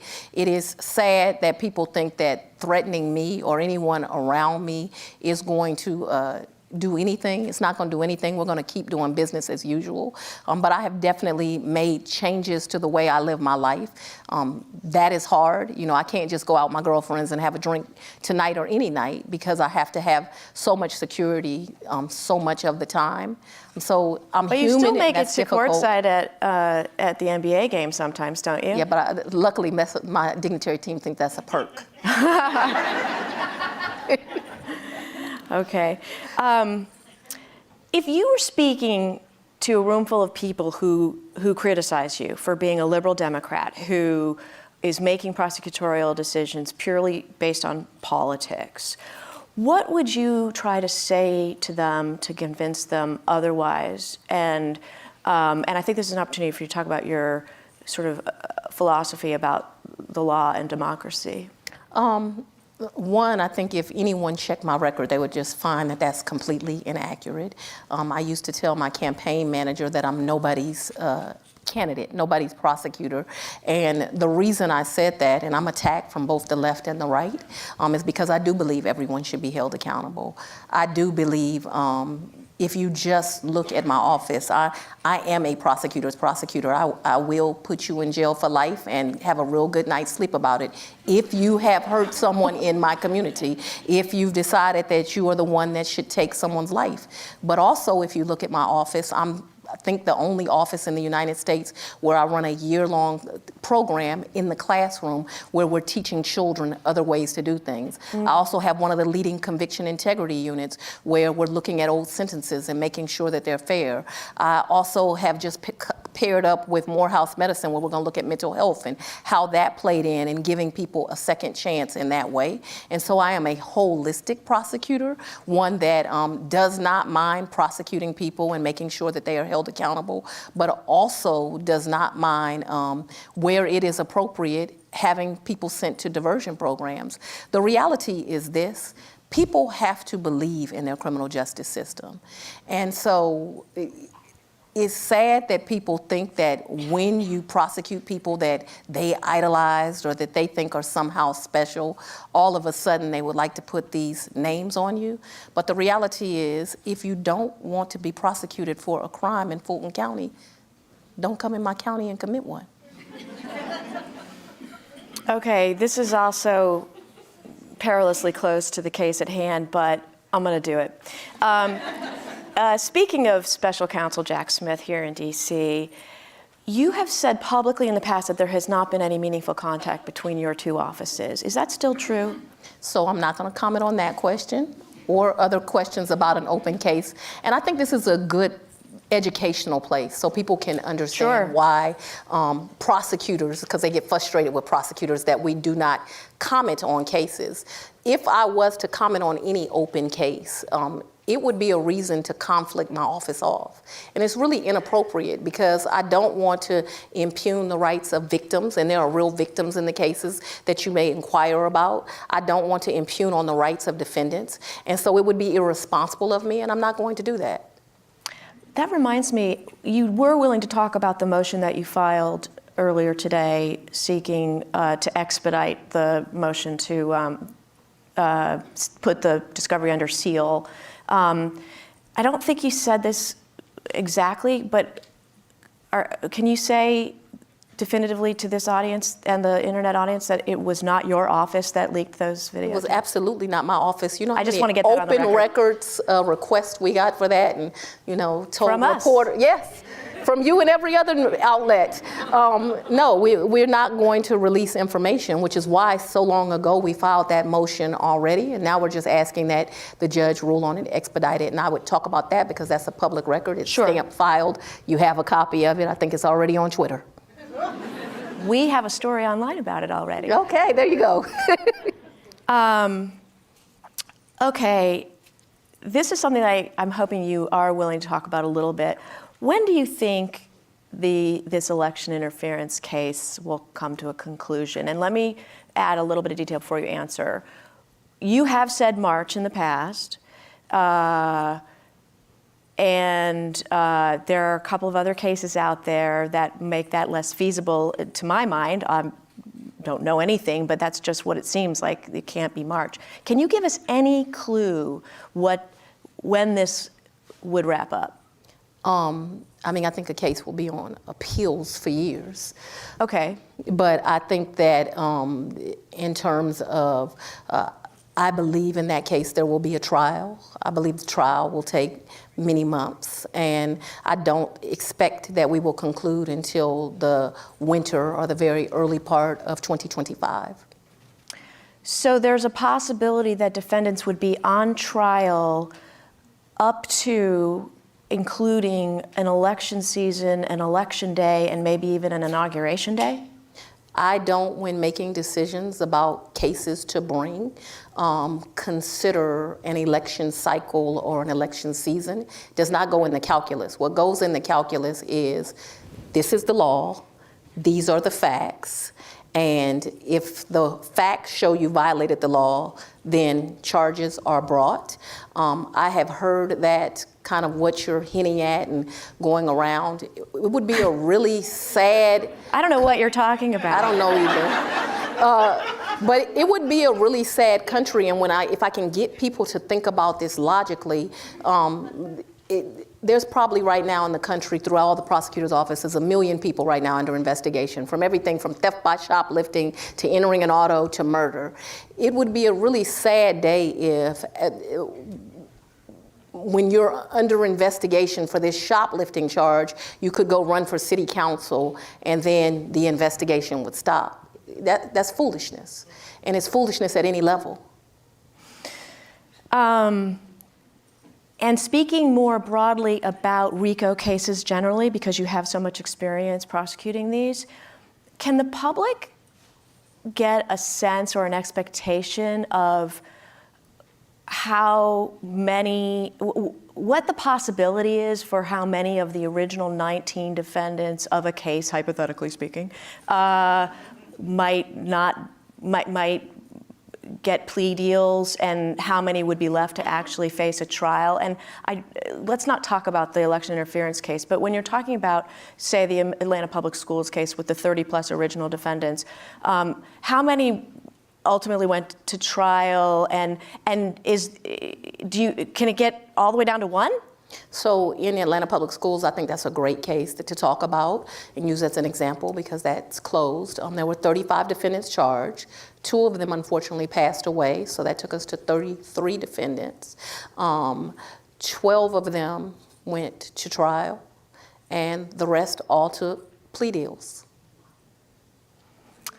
Okay, we are close to the end here. I want to ask you one final question, really for this audience, which is what advice would you give to young women who are trying to be heard and make a difference and have their voices heard? Well, that you can do anything, that you should not in any way limit yourself. You should not think that this is a job that a man can do better. In fact, I think there are some innate skills in managing and leadership that women are really good at. I think mothering helps us with that. I can tell you a scenario.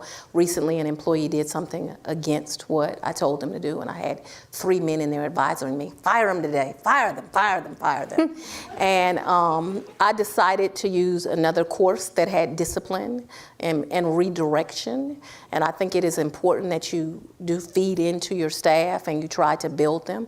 Don't get me wrong, I will hold someone accountable, and I'm more than strong enough to make hard decisions.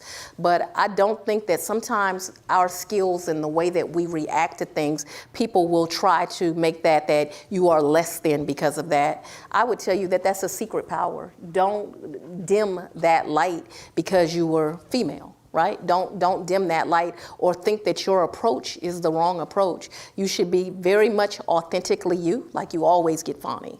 I don't change no matter what room I'm in. And you should be comfortable enough in your own skin to be authentically you, to be a woman. It's okay to be pretty. It's okay to, think of things that are feminine things and still be a strong leader. What a wonderful place to end this. Thank you so much. It has been a joy.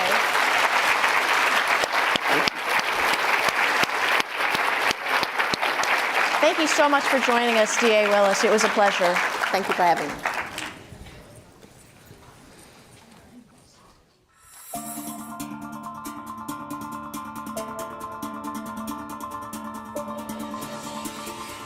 It feels Orwellian. It feels like I'm living in a dystopia where journalists are being arrested. Newsclick journalists have been detained by Delhi police. 9 police persons came to my home. Intimidated for speaking truth to power to save the constitutional values. In Saudi Arabia, daring to speak up to your rights is treated as a crime. Just like the murder of Jamal Khashoggi, the level of torture and brutality has no limit in Saudi Arabia today, especially since MBS came to power. If you're a dissident in Rwanda, you can go to jail, get imprisoned, get killed. And on top of that, my father has a platform that President Kagame doesn't like. We are living in a time when journalists are the new enemies of the state, more so in India, where the world's largest democracy is descending in some kind of a police state. This is a tool that autocrats are using to stop dissidents, to put people away, to silence activists. And it's happening all over the world. And so it's very important that we continue this fight.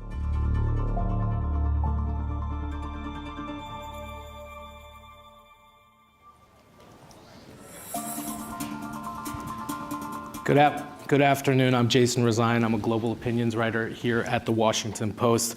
I'm really pleased today to be joined on the stage with global opinions contributing writer for The Post, my dear friend Rana Ayub, who's visiting from India, Rwandan-born human rights defender, also good friend, Anais Kanimba, and Arij Al-Sadan, new friend, a Saudi American human rights activist. Thank you for joining us for a very important conversation.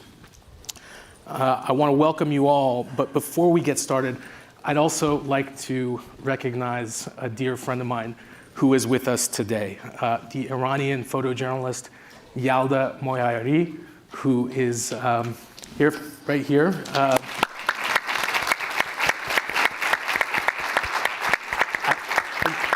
I just want to tell you a quick bit about her.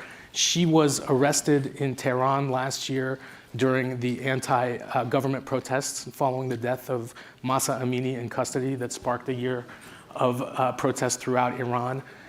She has been in and out of prison over the years for speaking truth to power. She is one of my first collaborators from my time in Iran. She was also our wedding photographer, so it's a really wonderful thing for her to be here today. I want to start by asking all of you to briefly share a bit about your own personal stories and what brought you here today. Rana, as you know better than anybody else, India has fallen to one of the lowest press freedom rankings in the world, a country that has more newspaper readers on a daily basis than there are citizens of the United States of America. It's a particularly startling fact that a once thriving democracy has fallen so far. What's it like to be a journalist, a woman journalist, a Muslim woman journalist in Narendra Modi's India today? Well, thank you, Jason. Thank you to each one of you. It's a tough time convincing people in the world that India, the world's largest democracy, can be a predator of the press, of press freedom. I go back to India in the next 10 days to face 3 trials in a span of 1 week.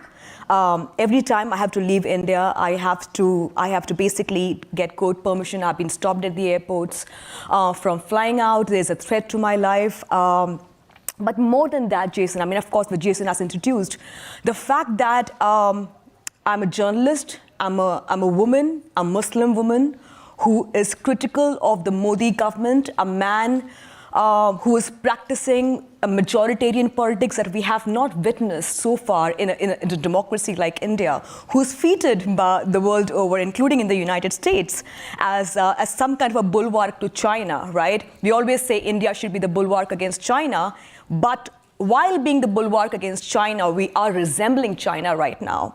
As Jason said, we are on the 162nd position in the World Press Freedom Index. 3 weeks before I got here, the Modi government raided a news organization called the NewsClick.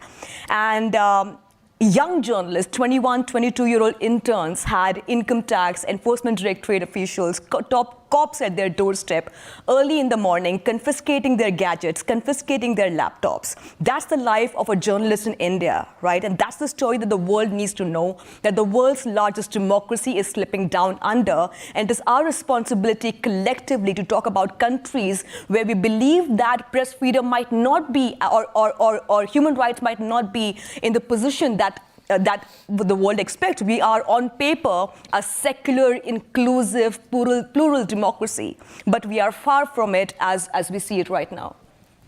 Thank you for that. I want to draw your attention to this image. This is a full-page ad that we ran in support of Rana a year or so ago when she was facing one of her many trials in India. It's part of the Washington Post Press Freedom Partnership, where we really try and stand up for journalists in trouble around the world through a group of community organizations that focus on these issues.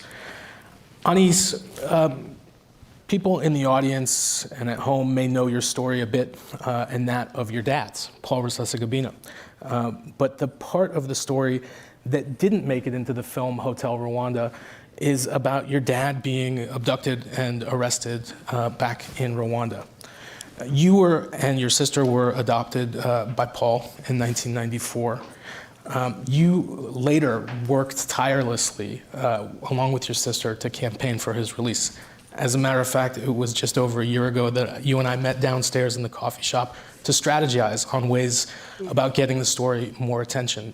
Your dad is now, thankfully, home. He saved your life, and then you and your sister worked to save his. Talk about that experience. Thank you, Jason, and hi, everyone. Yes, so I was a survivor of the Rwandan genocide in 1994. Both my parents, who were Tutsi, were killed in the very first day of the genocide. And my sister and I, that you see over here, Karine, were very fortunate to be adopted by my aunt and my uncle, Parentasi and Rusesabagina. We had a seamlessly beautiful childhood. We grew up in Belgium and then came to the United States. But it was seemingly beautiful because instead of that, because we were running away from our country. Even though we thought we were safe, we were not actually safe because the Rwandan government was persecuting my father and anybody who spoke against him or spoke the truth of what's happening in Rwanda. The movie Hotel Rwanda gave him a platform to talk about these human rights violations constantly happening in Rwanda. The fact that there's a dictatorship in Rwanda, there is no freedom of speech in Rwanda. Many crimes have been committed in the DRC because of the current regime in Rwanda. And those are the things that my father was saying that displeased the dictatorship. And that led him into being kidnapped in 2020. He was here in Texas, actually, during the pandemic. And the government did a crazy, almost could be another movie. They lured him to Dubai and then took him against his will to Kigali, and he woke up not knowing where he was and a place where he knew he was going to be killed right away. And this is when my sister and I found out on August 31st, 2020, that our father was in jail and in Rwanda. And so we were very lucky to meet many people in Washington, D.C. and Jason, but also people realized that in Rwanda, the story that they've been hearing was not the actual story. What happened to my father is actually what's happening to many Rwandans on a daily basis. Anybody who speaks the truth, who says what the government doesn't want to hear, finds themselves in prison. And often they don't have any due process, and they languish in there without any hope of being able to be released. And sadly, this is happening when Rwanda is one of the biggest partners of the United States in the EU. And so there's a big disconnect of having partners like Rwanda who are kidnapping people, who are imprisoning political activists in general. And we hope that my father's story can show to the world that Rwanda is what it is, and things can change very quickly. Thank you. Thank you. I unfortunately know a little bit about what it means to exercise your freedom of expression in places where that's not respected. I was the Post bureau chief in Tehran. 2014, I was arrested. I spent a year and a half in prison, finally released after many efforts by the US government, this newspaper and others. But it was a long and difficult process. Arij, your brother Abdul Rahman was arrested in Riyadh in Saudi Arabia in 2018, and he remains in prison now. Can you give us a kind of background on what led to his arrest and what his current status is at the moment? Yeah, absolutely. So my brother, a dear friend to me, and a very wonderful brother and son, humanitarian aid worker. He was kidnapped from his office where he worked at the Red Cross headquarters office in Riyadh. And without a warrant, he was taken away. And since then, we weren't able to find any information on his whereabouts or why they took him, and or what was his condition. And although we tried to reach out, my family in Riyadh tried to reach out to the secret police office, where we heard that they are the ones who took him. They kept denying any knowledge until a full month of trying. Then they finally acknowledged that they did have him. But even though they acknowledged they did have him, they denied us any knowledge or communication with him. That happened during a mass crackdown on peaceful activists and online critics of the government in Saudi Arabia in 2018. And the situation continued of his enforced disappearance, denying us any contact, denying us any knowledge of my brother, until 2 years later, after international pressure, he was allowed a 1-minute phone call where at least we got to somehow confirm that he's still alive. And then from that that point, he got disappeared again for another year. So it was 3 years of being held without a charge. Then he was brought to a sham secret trial. And again, because of international pressure, he was brought to a secret sham trial only to be sentenced to 20 years imprisonment, followed by 20 years travel ban for tweeting. So, and during the time he was imprisoned, we weren't completely in the dark. We used to receive information from witnesses that he'd been brutally tortured. He was held in solitary confinement for years. He was tortured with electric shocks, beating, sleep deprivation. They broke his hand, smashed his fingers, saying, "This is the hand you tweet with." I mean, he ended up in the intensive care unit for days, more than 5 days, fighting for his life, unconscious. Unfortunately, my brother continued to be forcibly disappeared until today, even though after the sentencing, we weren't allowed any communication again afterwards. We weren't allowed any phone calls or visits, no matter how many times my family tried in Riyadh. All the requests have been either ignored or denied. I mean, after he'd been sentenced, again, we had no communication. I mean, this just tells you how the situation in Saudi Arabia, my brother is not the only one. There are thousands of other activists, and not only activists, they're just people who are, tweeting or commenting on situation, on the, things that are happening in Saudi Arabia about unemployment or their struggle to find a job or women's situation. There are women activists who've been imprisoned and tortured, and even though after international pressure they got released, they're still under house arrest. They can't leave the country. So unfortunately, just last year, the United Nations have actually declared that my brother is wrongfully and unlawfully arbitrarily detained and called for his release, immediate release and unconditional release. Yet the Saudi government haven't responded, and they continue to deprive us from any communication at all. Thank you for sharing those very painful details about his situation. It strikes me that that these three governments have a couple of things in common. One, incredible abuses of power against individual citizens, but also very cozy relations with the United States of America. In all three cases, they rely on the U.S. for financial assistance, military assistance, security aid. Rana, I want to ask you, what do you expect from the U.S. government on these human rights issues, in particular in India, but around the world?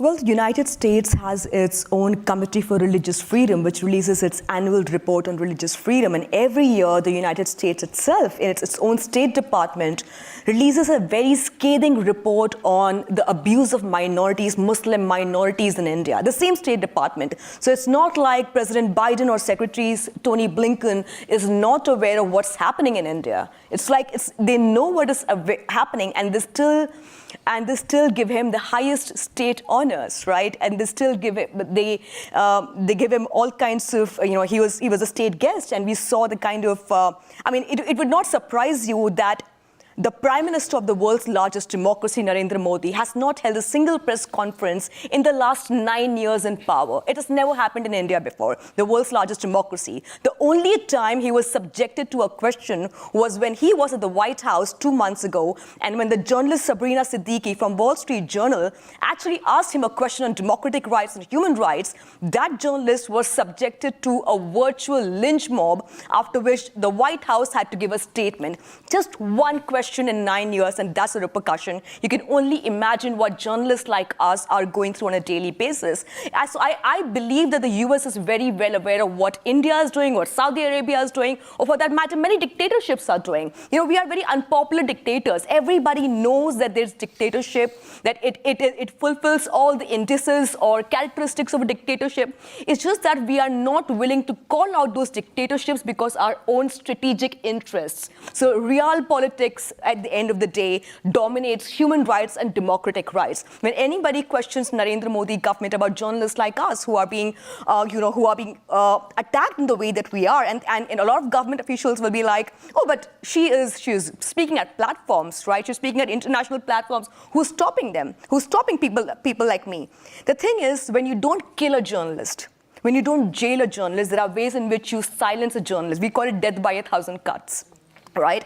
I spent more time fighting court cases than doing my reportage, and that for me is the ultimate humiliation of a journalist. I have my bank accounts frozen.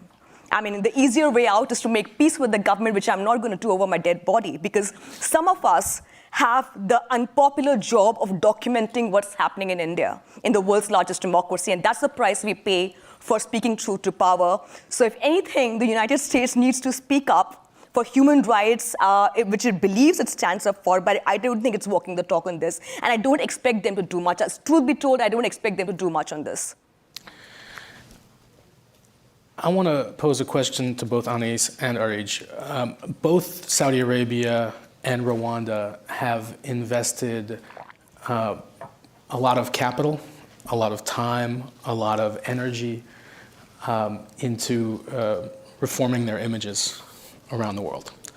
The experiences of both of your families and many other people in both countries tells a very different story. Are these attempts working? I mean, I'm not going to ask if the reforms are real. Are the attempts to reform the image working? And if they are, how can we counteract those? I believe it's working, and I think that's the scary part, is because it's working and we're being lied to, knowing we're being lied to, and we're turning the other cheek, and that's the problem. You know, in Rwanda, for instance, the government, it's a dictatorship. You know, we have an election again next year, and President Kagame is going to run again by himself, and you know, that will give him over 30 years of power in one country. You know, and this is the kind of story that we hear every single day from different dictatorships. People stay in power, and they use the system that we value here to lie that they actually are doing reforms. You know, and for our specific case in Rwanda, you know, Rwanda practice transnational repression. They use Pegasus on my sister and my cousin to follow us and to try to track us, to know our every single move. Those are things that are not allowed in the United States, you know, and we have tools to deter these kind of behaviors when we see, but we just choose not to use them. And instead, we allow ourselves to listen to these lies, which I call lies, that they call reforms, but these are lies that we're being told. And we have to stand up to the truth and say the truth. Yeah, I agree. It's working to some extent, but I don't think it's working exactly like. At the same time, it's actually shining a light on the human rights abuses, because a lot of these abuses are fresh. For example, the murder of journalist Jamal Khashoggi. I know it's not as prominent as before, but still it keeps coming up because obviously the issue was never resolved. I mean, the case of Jamal Khashoggi still live with us every day because the abuses are ongoing. The issue was never solved. Freedom of speech is completely forbidden in Saudi Arabia. So I think it all depends also to world leaders who are the ones who actually allow it to succeed, like all this whitewashing, sport washing. If they're not helping the international communities, human rights organizations to actually support our call for human rights, then they are allowing these dictators to win with their sport washing and entertainment.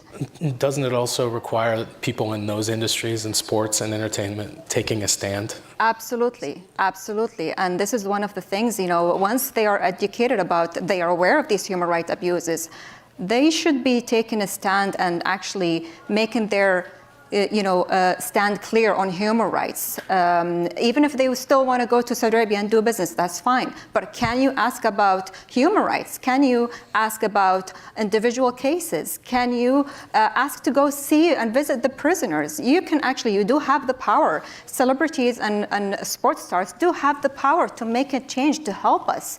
So if you decide to go to Saudi Arabia, please do help us. Ask about human rights. Ask about why Abdurrahman, my brother, a humanitarian aid worker, is still forcibly disappeared, a son of an American. Why women rights activists are not allowed to leave the country. Why are they still on travel ban? I mean, these are very simple, basic questions that you have the power to do and to help us. Anis, one follow-up for you. I mean, Rwanda relies on the U.S. government for how much in aid every year? I think almost over 100 million. Which is a massive amount for their budget. During the time of advocating for your dad, did you see any movement by the U.S. government to maybe suspend any of that aid? And was it something that they would even entertain doing?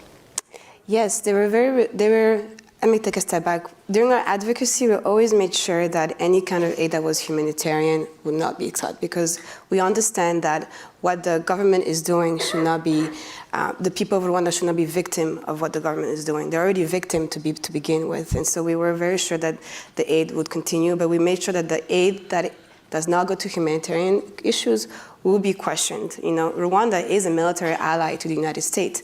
You cannot have a military ally that's using national security tools like Pegasus and others on American citizens. How is the money being used? And so these are the kind of questions we need to understand, and how this relationship, which I believe are uneven and unequal partnerships. And you know, the United States has the right and should stand up to the human rights abuses happening in Rwanda, and should not continue to aid the country in giving them more money in the military and other places like that. The toolkit for dictators is vast, and it is often very targeted, but it's also often quite blunt. Rana, can you talk about some of the ways that the Modi government has taken to quash dissent, in addition to putting you through legal trials over periods of years? What are other things that they're doing on a massive level? Well, at this point of time, some of India's best-known human rights activists, student activists, are all behind bars. Some of our finest lawyers are behind bars. Some of our best human rights defenders are behind bars. You know, Washington Post has itself done an exhaustive investigation on how Pegasus is being used on journalists, activists, and how evidence is being planted on human rights activists who are critical of the Modi government. And based on that evidence that is being planted on their laptops and phones, those journalists or those activists are behind bars. At this point of time, you know, we used to have the most robust press, but at this point of time, we have a press that speaks the language of the Modi government. So what are the bastions of what are the contours of a democracy? Is that your free press should speak truth to power. This is the panel about truth to power. The most disappointing bit is that Modi government has co-opted independent journalism. He has silenced independent journalism. He is using surveillance. I mean, Pegasus has been, has been used on dissenters and critics. Our human rights activists are behind bars. So there are very, very few people who are left to do the critical speaking. At this point of time, you know, earlier when I used to speak on international forums, I would not feel the fear. But some of us are self-censoring ourselves because we don't know whatever language, whatever speech that we give internationally is going to be used against us once we go back home. So I think a lot of us are self-censoring ourselves. We don't even have the platforms that we used to have earlier to speak about the Modi government. Thank you. This has been a vitally important conversation. I appreciate all of you for joining us. Unfortunately, we don't have any more time. We have to wrap there. I want to point out, I'm not Sally Jenkins. But you should read her work. She's fantastic. And you should read mine. And you should subscribe to the Washington Post. Can I have just one last one? I mean, because this is a panel on truth to power. Just one last line, Please, though. say it. We must speak for journalists in Palestine. They are fighting an unpopular battle. This is about truth to power. Almost 45 journalists have been killed. In any other part of the world, if that many number of journalists would have been killed, there would be outrage. We need to show solidarity with those journalists. That's all. Thank you so much. please stay with us. Our executive editor, Sally Busby, will be out here next for a conversation with 3 other women at the helm of major news organizations. Wait for it. Thank you so much. Thank you so much.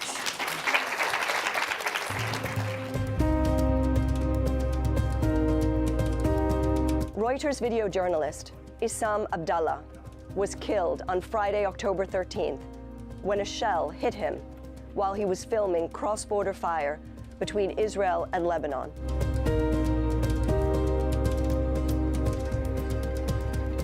С едой. Свистит.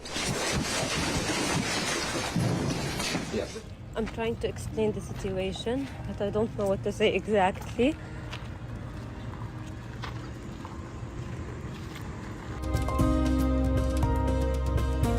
The loss of thousands of local newspapers across the country is depriving communities of some of the glue that holds them together. Being divisive for the sake of being divisive is not what we endeavor to do. It's not what our focus is. It's not helpful to the audience. Just as Edward R. Murrow and so many others before us did, because we believe in the work, in the mission, and the brand that is CBS News. We share a common goal of journalistic excellence, integrity, truth, and service. We have to, as a news brand, add value here. You know, it's not in any way our focus, our effort, our directive to divide, to create false equivalencies. Reporting on world events with accuracy, integrity, independence, and freedom from bias is core to what we stand for at Reuters. And it is critically important for our journalists to be able to do so safely.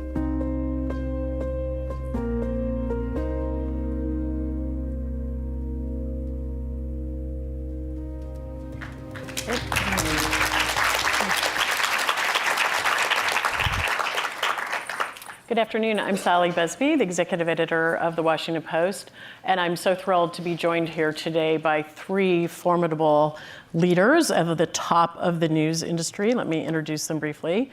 Alessandra Golani, who is the chief editor of Reuters, Ingrid Cyprian-Matthews, who is the president of CBS News, and Rashida Jones, who is the president of MSNBC. Thank you all for joining us here today.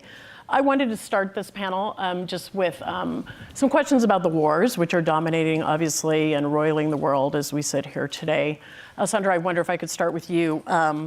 Overseeing reporters in a war zone is obviously one of the toughest tasks of people in our positions.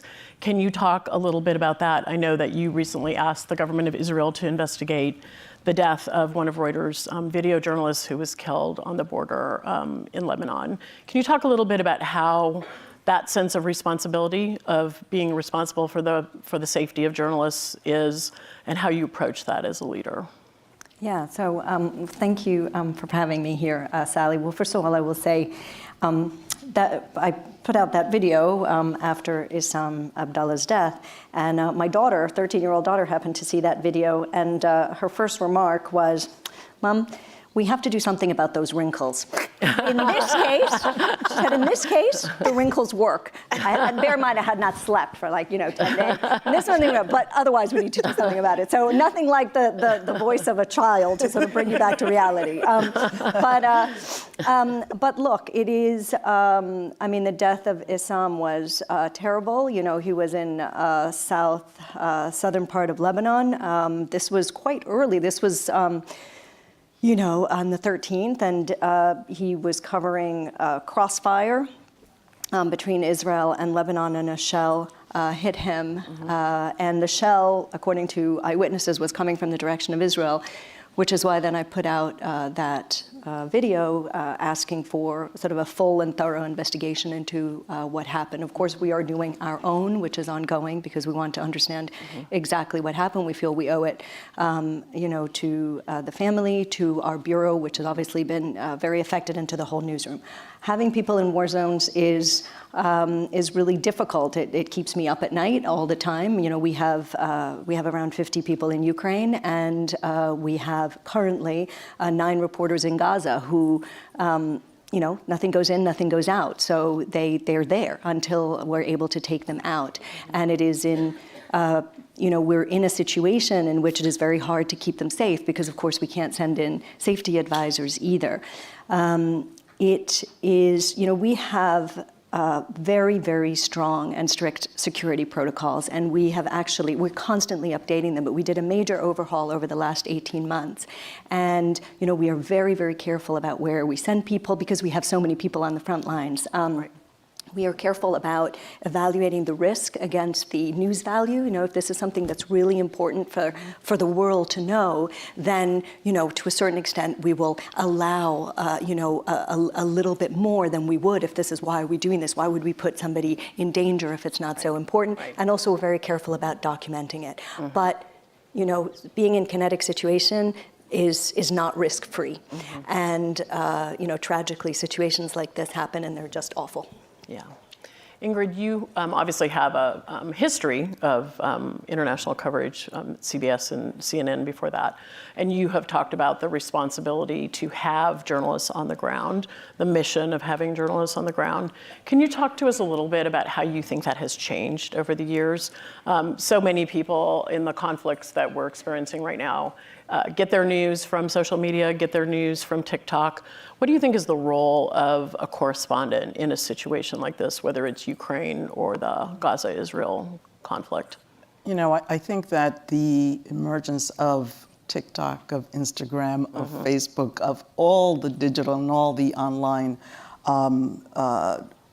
video opportunities, if you will, makes our jobs a little bit more challenging, but even more important. It is vital to have eyes on the ground. It is vital to have journalists on the ground.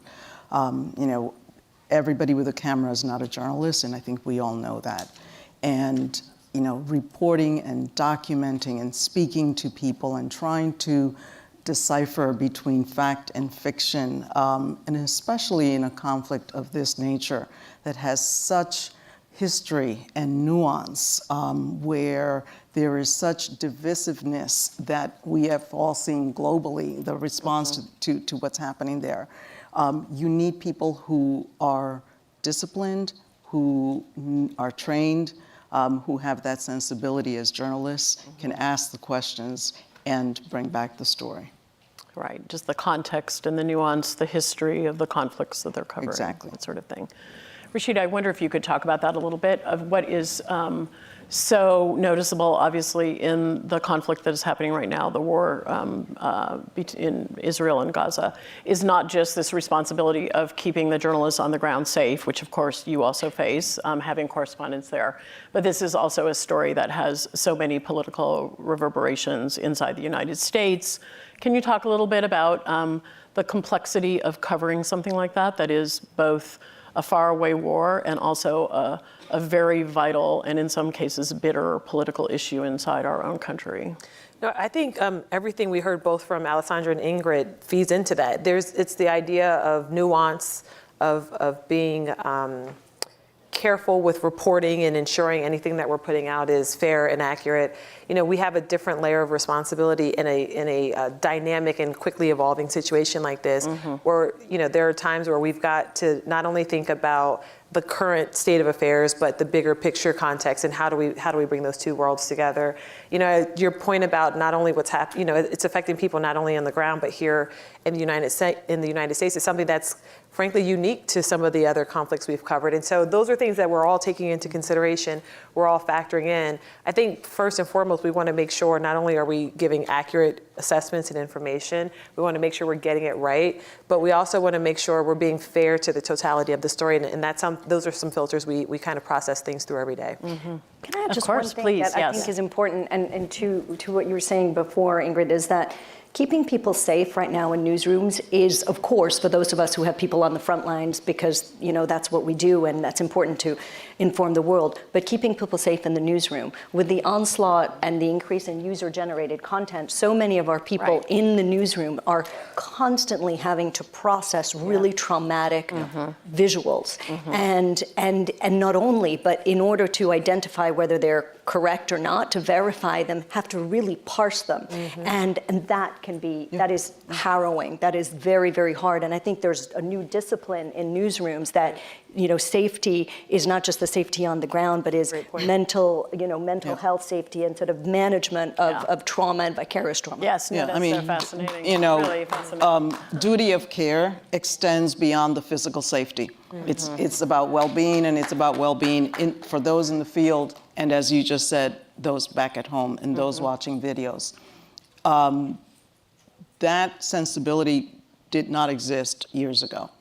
And I think there's a realization that not only is it necessary, it's vital as well for the well-being. And by the way, when you think about not only the volume of the kinds of stories that we're covering, but they're coming at us at a rapid pace. Right. So there's very little time in between for people to recover. So if you don't pay attention to that in that moment, you're losing an opportunity and risking greater harm. And can I ask you how?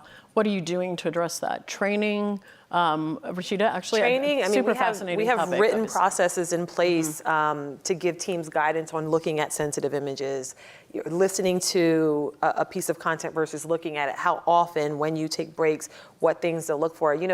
Unfortunately, there are teams for every bit of content that makes it out into the ecosystem. There's a large percentage that we can't even put on the air, but someone's got to look at that stuff. And so we've got written practices. Luckily, one of our social media video teams has a written policy that we've dispersed throughout our entire company to ensure that people are taking care, the utmost care that they can, but also that we're giving people an opportunity and the license to step away from it. These are tough stories to cover, just as an individual and the trauma that creates. And so that's something that I think, especially in recent years, we've as leaders had to take into consideration, not only the physical danger, not only the emotional danger, the mental danger, and how do we create processes in our organizations to ensure that we're protecting people. It's really a fascinating topic. And yes, also please. that safety is no longer, used to be sort of one size fits all. And so, for example, HET training, for physical safety, was sort of everybody did the same thing. But increasingly, we're realizing that that different people are affected in different ways in kinetic situations, but also in what they're watching for UGC. So that if you're a woman in a war zone, that is different than being a man in a war zone. If you have had previous experience and you now are fabulous at forensic, looking at videos, but you've had your own trauma, then that is more traumatic than if you haven't. And so real tailor-made safety protocols is something we're working on. And I assume this is everything from making sure that you have protective gear that fits women's bodies to training for sort of repetitive viewing of terrible video and things like that. We recently had a partnership with DART, I think many of you know, where they came in and are talking to many of our journalists about how to be protective as you're looking at disturbing images and things like this. So this is I wanted to touch briefly on the scourge of disinformation, one of the main challenges facing journalism today. And I think this flows immediately. I was super interested, Ingrid, to see recently that you guys are starting a fact-checking unit. And the information that I read talked about hiring forensic journalists and people who had data visualization skills, other things like that. Can you talk to us, what does that mean? Right? Who are you looking for? What sort of skill sets? I think you described it appropriately. Think about a forensics team, right? Because the need is there now with the uptick in deep fakes and misinformation and disinformation. We are flooded with video that we really have to decipher whether it is real or imagined or intentionally edited to appear to be something that it is not. So CBS News Confirms is our way of attacking this, if you will, hiring a team of journalists that will include visualization journalism, data journalism, expertise in AI technology, to help us be able to fact check the video, the content that's coming in, but also train other journalists within the organization to be able to do so as well. That's fascinating. I think many people don't think of journalism as having that sort of skills. We think about people putting microphones in front of, being able to get information from documents, but this whole sort of idea, which is really emerging in our industry, was really fascinated by that. So as we head into a political year, which is certain to be marked by disinformation, by name calling, by things that could be much worse than that. Your audience is obviously highly interested in politics. How are you going to approach that this time? We know so much of the recent past history around election denialism, everything, people saying falsehoods, saying lies. How do you approach that to gain trust with the people who are watching you? Sure. So I think in some ways we have to learn from what we've seen in past cycles. And you know, there are certain characteristics of the previous cycle as far as disinformation, intentional disinformation, systemic processes to infuse the voters in the audience with information that's swaying or leading them in a certain direction is one piece of it. But so there's some things we can learn and we've picked up from previous elections, but I also think you have to kind of be prepared to write the playbook in real time. You know, we've never covered an election like this one. We've never covered an election where simultaneously we're also covering trials surrounding one of the leading candidates. We've just never done that before. We've never covered an election that had this level of social media influence.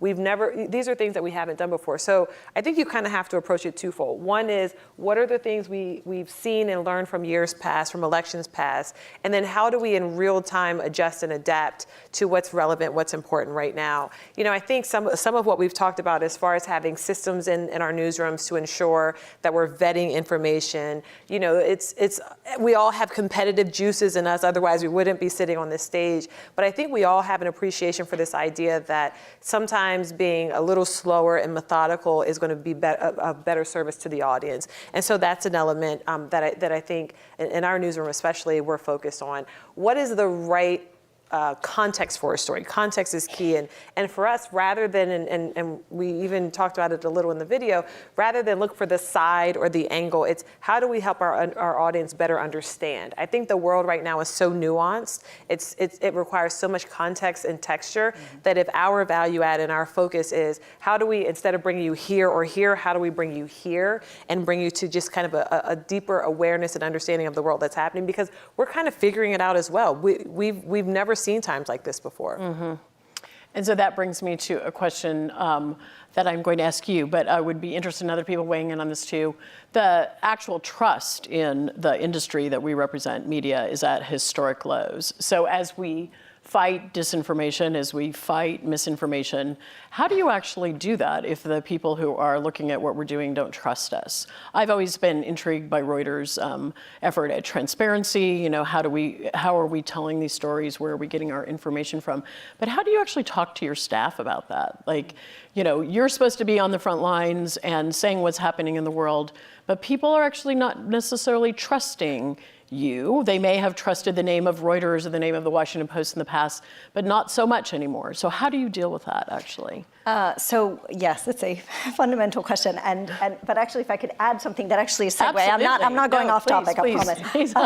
You know, it's interesting what you said about, you know, sometimes news organizations have to sort of stand together, you know, and we're all very competitive. So as you may have seen, there was just an incident over the past few days with an organization called Honest Reporting that claimed that a number of news organizations, including Reuters, AP, New York Times, had embedded, or rather raised the question, how could they have pictures so fast if they were not embedded with Hamas during the October 7th attack? And of course, this was completely untrue and also very irresponsible and very dangerous. In fact, it put many of our staff or all these organizations at risk. And all of us, we actually didn't do it together, but the fact that we all did it and came so strongly, you know, and spoke so strongly against this and how irresponsible it was. I think in these moments, you have to stand up for the freedom of the press and you have to stand up for truth, you know, together. So I agree with that. But going back to trust, look, it is hard. I'll tell you what we do at Reuters. We feel that our combination of being a very global news organization, but also being very local. I noticed there was a clip about local news, and of course, local news is so important, and we worry about it disappearing. Well, we are local in all the countries where we operate in, which is 200. And so we have local journalists with real deep expertise expertise of their countries and working in their languages. You know, we publish in 16 languages, but we have 150 nationalities. That combination of sort of the real local information plus the globality, if you will, we feel is for us a unique aspect of trust. Now, how do you get people to believe you? We know that to be true, and we work hard at it. And you know, you verify your sources, everything that we know. One of the key things, and again, it has been said before, but it is worth reiterating, is acknowledging when you make mistakes. And that is a really, really important. You know, it is painful to put out a correction, very, very painful, but it is so important to engendering trust. But often not even that is the truth. So it is a constant battle. But I really still believe that when things matter to people, and I think COVID, you and I were on a panel where we talk about this. COVID is actually a really good example. When things matter because it's making a difference about where you know, what you do related to your children, what you do related to your health, people will seek out the facts. So.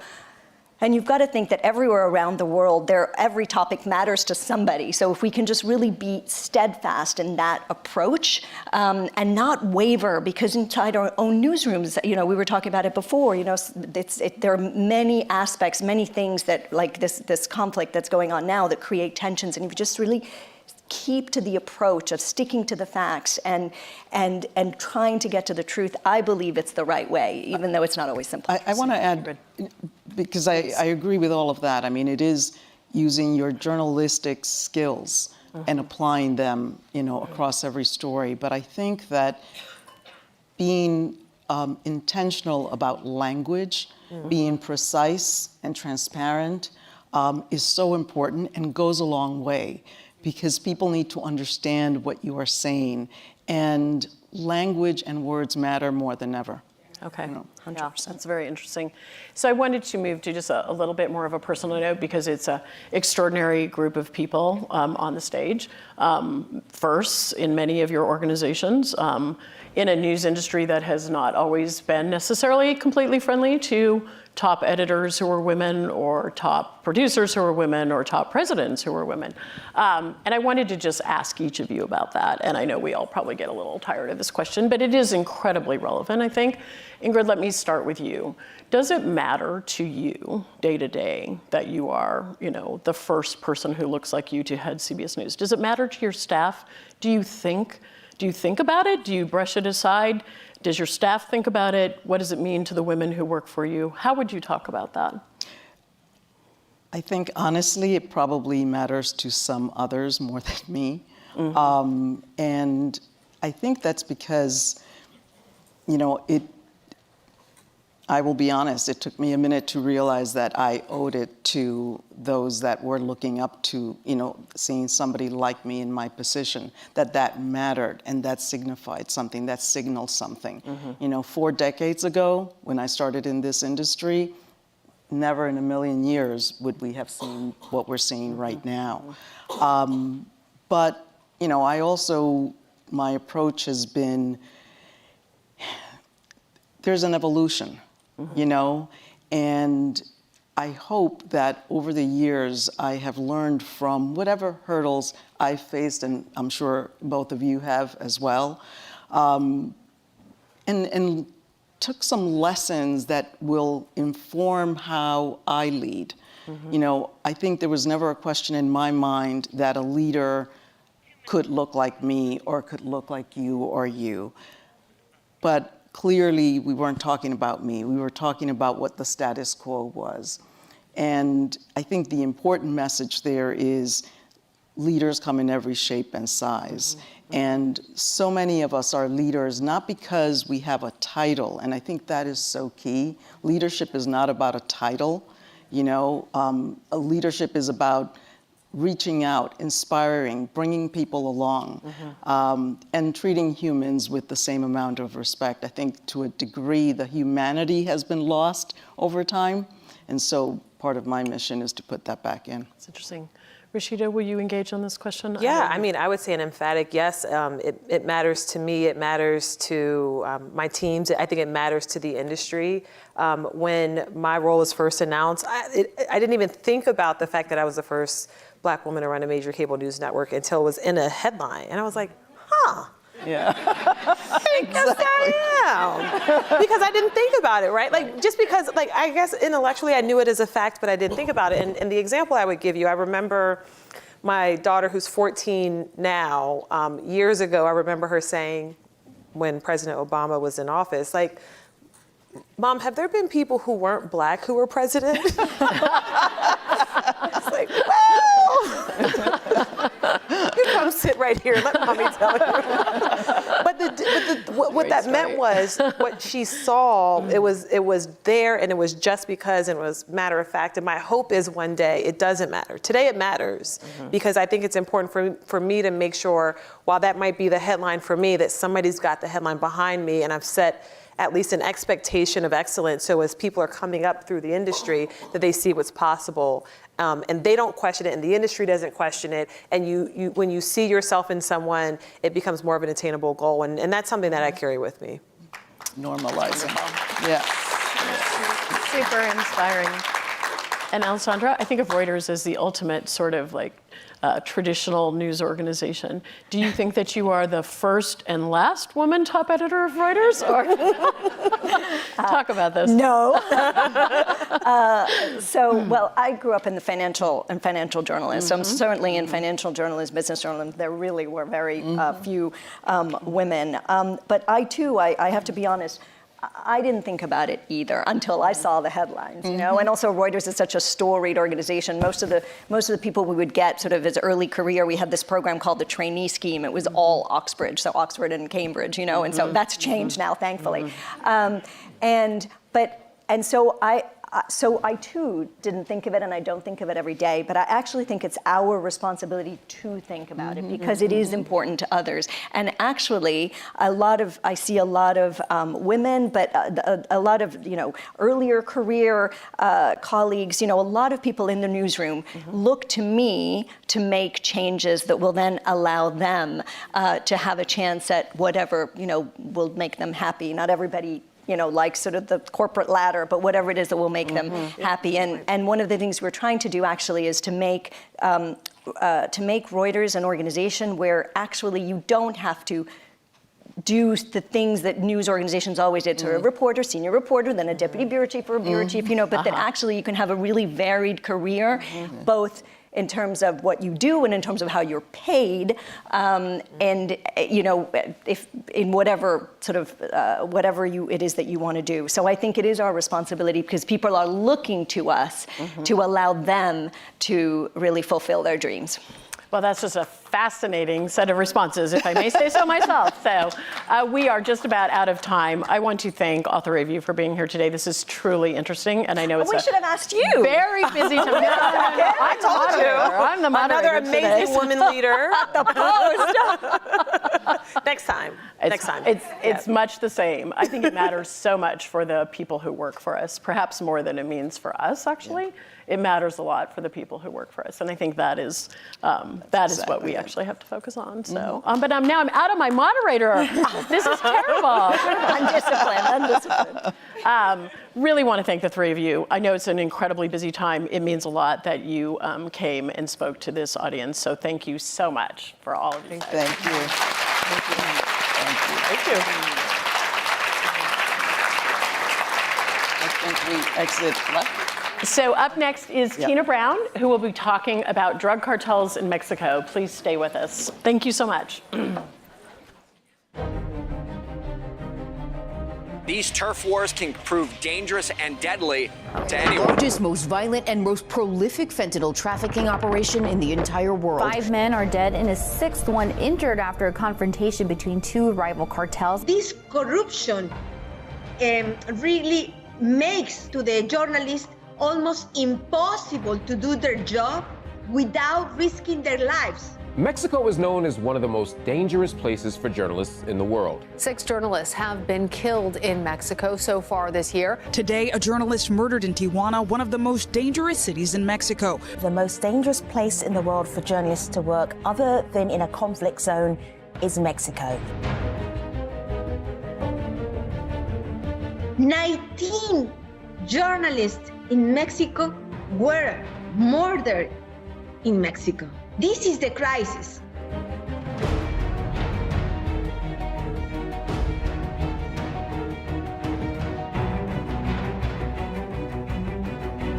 I think the society in Mexico really knows that bloody war, it was just a shame. It was fake.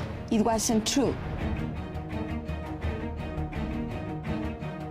They want to kill me, and they try many times. They killed some of my sources just because they talk with me.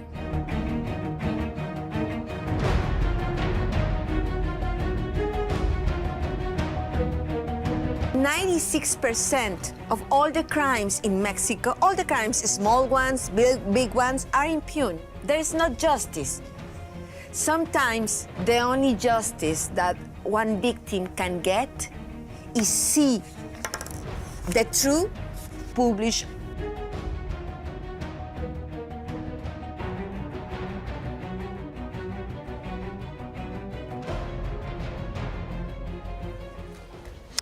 Well, hello, everybody. I'm very happy to be back because I am now going to be talking to the wonderful and great Annabel Hernandez, who is a breathtakingly brave investigative journalist.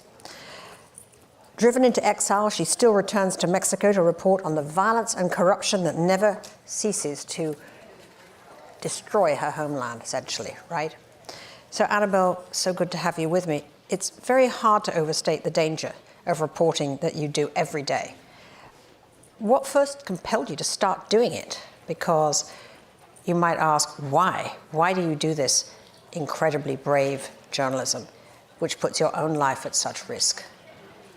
Well, first of all, thank you for inviting me here and share, not just my story, it's the story of many journalists in Mexico that are risking their lives doing their job, working for the society. So I start to be a journalist because I really feel this passion for me is my way to try to contribute to the truth in this world, because I think it's always necessary.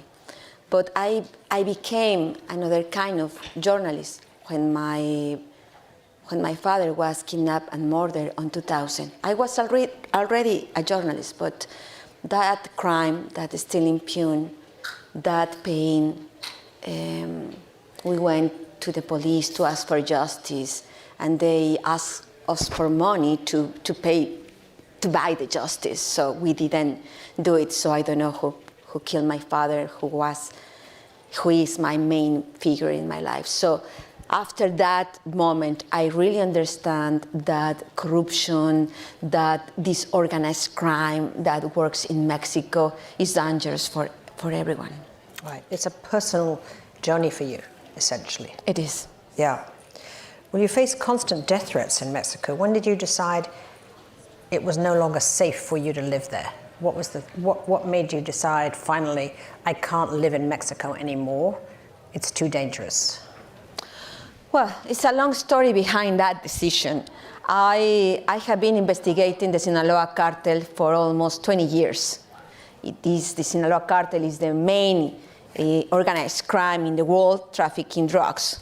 And they are like the owners of Mexico since many times before. So I started to investigate the cartel, and I discovered that the cartel is just like a hand, part of the body of the government. Mm-hmm. So the cartel cannot exist without the complicity of the Mexican government. We are talking about very high level of corruption, presidents, secretaries of state, this kind of corruption. So when I start to put the name with proofs about how presidents, how secretaries are involved with the Sinaloa cartel, they ordered to kill me. The government, not the cartel, the government.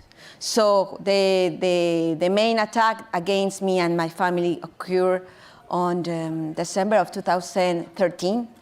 They sent 11 gunmen to my house to kill me. They attacked the house of my neighbors. I was not there, but was my bodyguards. So I think that the group thought that I was there because my bodyguards were taking care of my house. One of them disappeared. One of my bodyguards was taken and beaten for a long time. And that in that moment, for me, was the time to leave Mexico. Not because me, because I I became conscious that I was dangerous for the people around me. Yeah, that you were endangering others, yeah. So painful. One of the things you've been doing is reporting on a side of the drug cartels that we don't really hear enough about, in my view, which is the women behind the cartel leadership. And in fact, your latest book, not yet translated here, is about Emma, right, the wife of El Chapo, the drug kingpin. She pleaded guilty and was released in September from a US prison after serving nearly 2 years. And he, of course, has a life sentence. We'll never see him again. But what sort of a woman is Emma, the wife of Chapo, and how involved was she really in her husband's lethal world? And are these wives always part of it?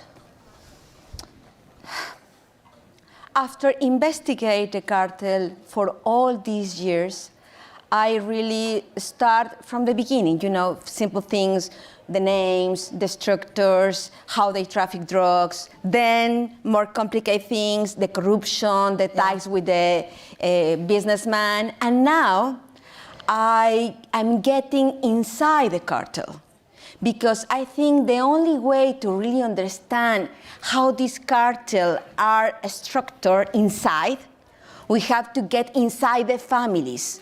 So I changed absolutely the point of view as a journalist to investigate the cartel. No one in Mexico, and I think in the world, have done this yet.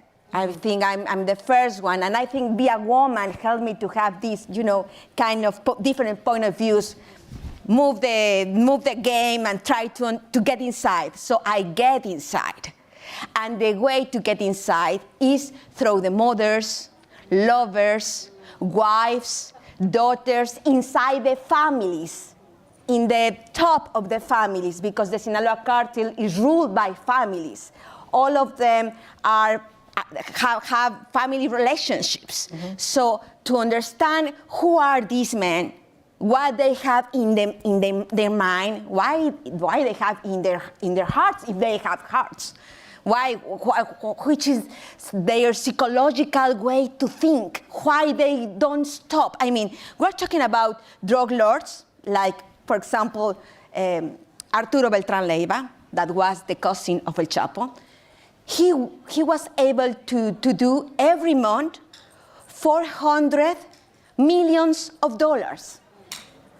And you, of course, can ask as to myself, why a man that is able to get $400 million per month doesn't stop? Why he didn't stop? Why did he, okay, this is enough, I have enough. Why not? I need to explore his mind. And the only way to do it, he will not confess. He will not explain. Through his woman, I was able to really get inside and now understand why they do it and how the women have a very crucial role in this. Well, so tell us about Emma. What did you learn That's about the point. What did you learn about her? So Emma started to be like a toy for El Chapo. She never really had the capacity, and because she is a woman, she will never be able to rule the cartel. But she was a toy.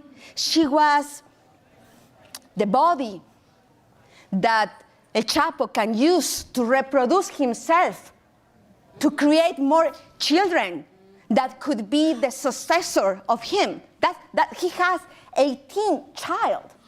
18, why? Because if someone is murdered, he has the next one. It's incredible how this woman has this role.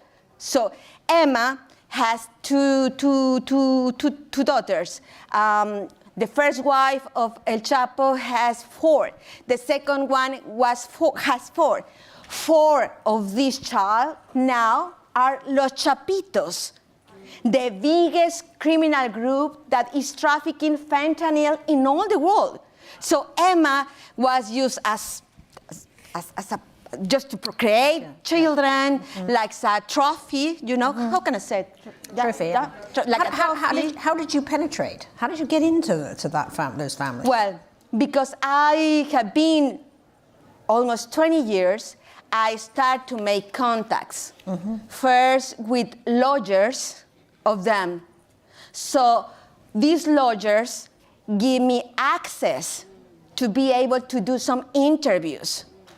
And I start, like start to open a door, and then you have another door, and you can open it. That's how I penetrate. And I can tell you that now I don't know if I search more for them or if they search more for me, because it's a very complicated. Why do they talk to complicated you? Why do they situation. talk to you? Why do they talk to you? It's so dangerous for them. I think that some of these people need to talk with someone that can understand that world. And when I talk with these people, sometimes, for example, drug lords, I try, as my role as a journalist is not to justify their crimes. I want to know about them.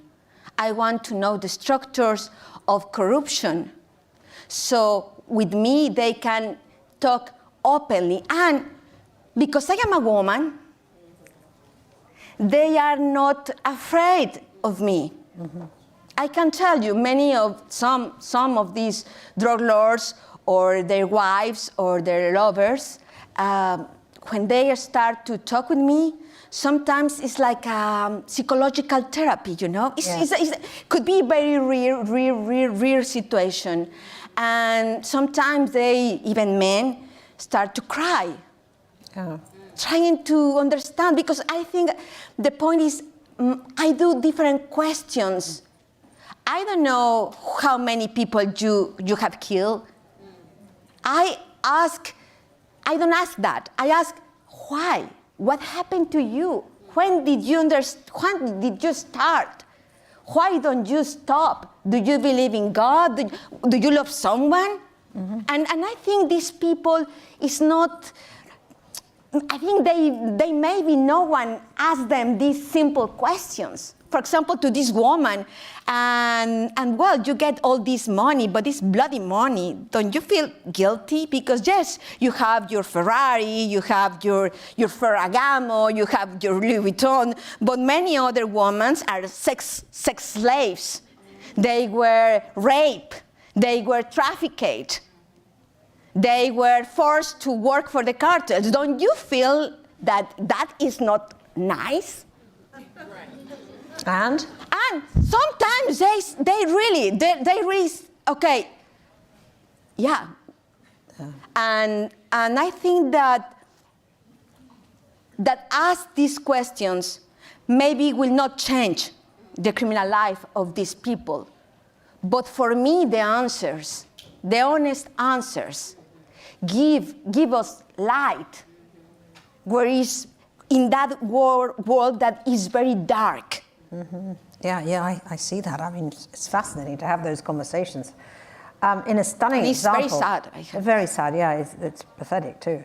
In a stunning example of how high the corruption in Mexico goes, the one-time Secretary of State, Genaro Garcia Luna, the very man leading the battle to shut down the drug cartels, was convicted in the US for being on their payroll, right?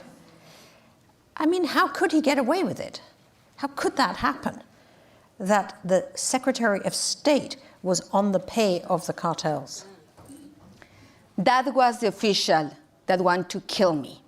Right. Because I discovered that he was in the payroll of the Sinaloa cartel when he was in charge, when he was in the top of his power in Mexico.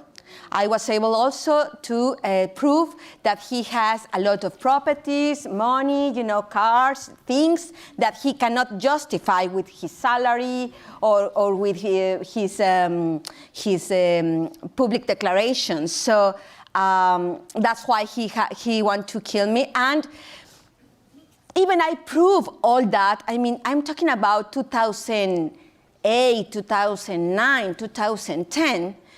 No, nothing happened to him because he's not the problem. He's just a little part of this criminal system where are, again, presidents, secretaries, very, very big and important businessmen, banks, very important business, very famous singers. I mean, we have this cartel that is really like a virus. Yeah. And I think that the world doesn't get it yet.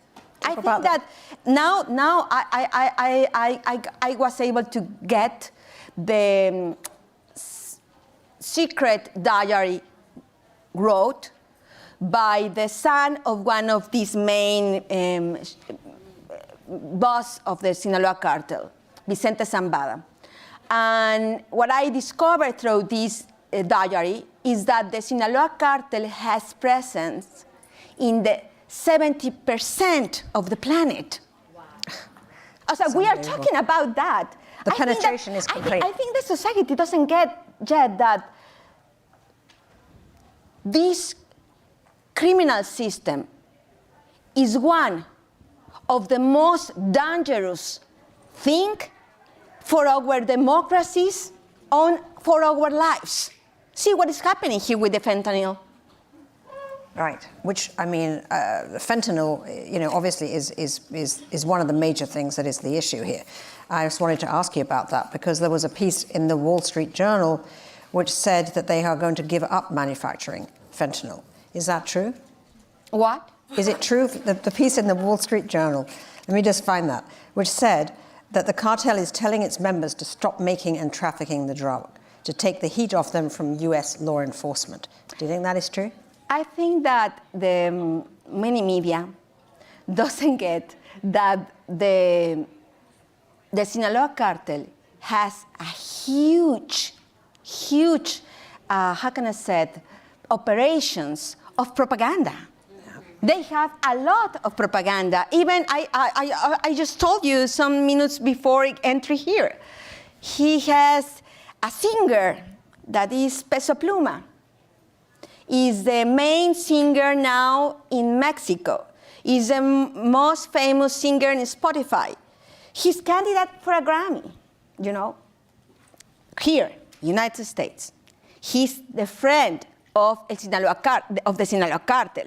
He writes songs for the Sinaloa cartel, showing guns, saying that this criminal world is perfect. And these songs have millions of people that are hearing these songs, not just in Mexico, not anymore just in Mexico. This Peso Pluma is kind of phenomenon like Bad Bunny, for example, is at that level. Mm-hmm. Of fame, of the people that want to hear his songs, and that is propaganda. It's and propaganda. That's how you normalize what cannot be normal. Well, just to end, Annabelle, because we could talk to you for a long time, is there any ray of hope in this? The description you have of the cartel's penetration, the absolute saturation of their corruption and their influence and their evil, essentially. What's the ray of hope here? Is there anything happening that could change that? I mean, we've got an election soon with Claudia Sheinbaum, nominee of Morena. I mean, will she be able to do anything to rein in the cartels? Anything? Okay. So. Okay, but this has to be short, this answer. Okay. So, the cartel is like Coca-Cola, okay? The cartel works for the market. It's a huge market, isn't it? Coca-Cola is not just Coca-Cola. Coca-Cola cannot exist if people don't drink Coca-Cola. You don't want to get fat? Okay, Coca-Cola Light. You want to more sweetness? Okay, Coca-Cola this way. You want strawberry Coca-Cola. Are Coca-Cola a sponsor of this conference? I really like No. That is the logic of the cartel. What do you need? How the market is moving. So if you ask me about hope, the only thing in this equation that can change is the market. Because it exists many people that are consuming illegal drugs and they say, okay, it's just my gram of cocaine. No one cares. It's my body. I can die if I want tomorrow. No. It's not just your body, and it's not just your gram of cocaine, because that gram of cocaine is killing people in Mexico. That gram of cocaine is forced to women to be sexual slaves, child pornography, production of fake, products. They still also, with this money of the drugs, they are supporting other dirty business. Mm-hmm. So we have to have conscience. Without the market, no cartels. We have to have conscience. It's absolutely true. Annabelle, you are amazing. Thank you for telling us all this today. And you're the most incredibly brave journalist. I hope you are safe and stay safe. Thank you. I love what you said there. It's absolutely right.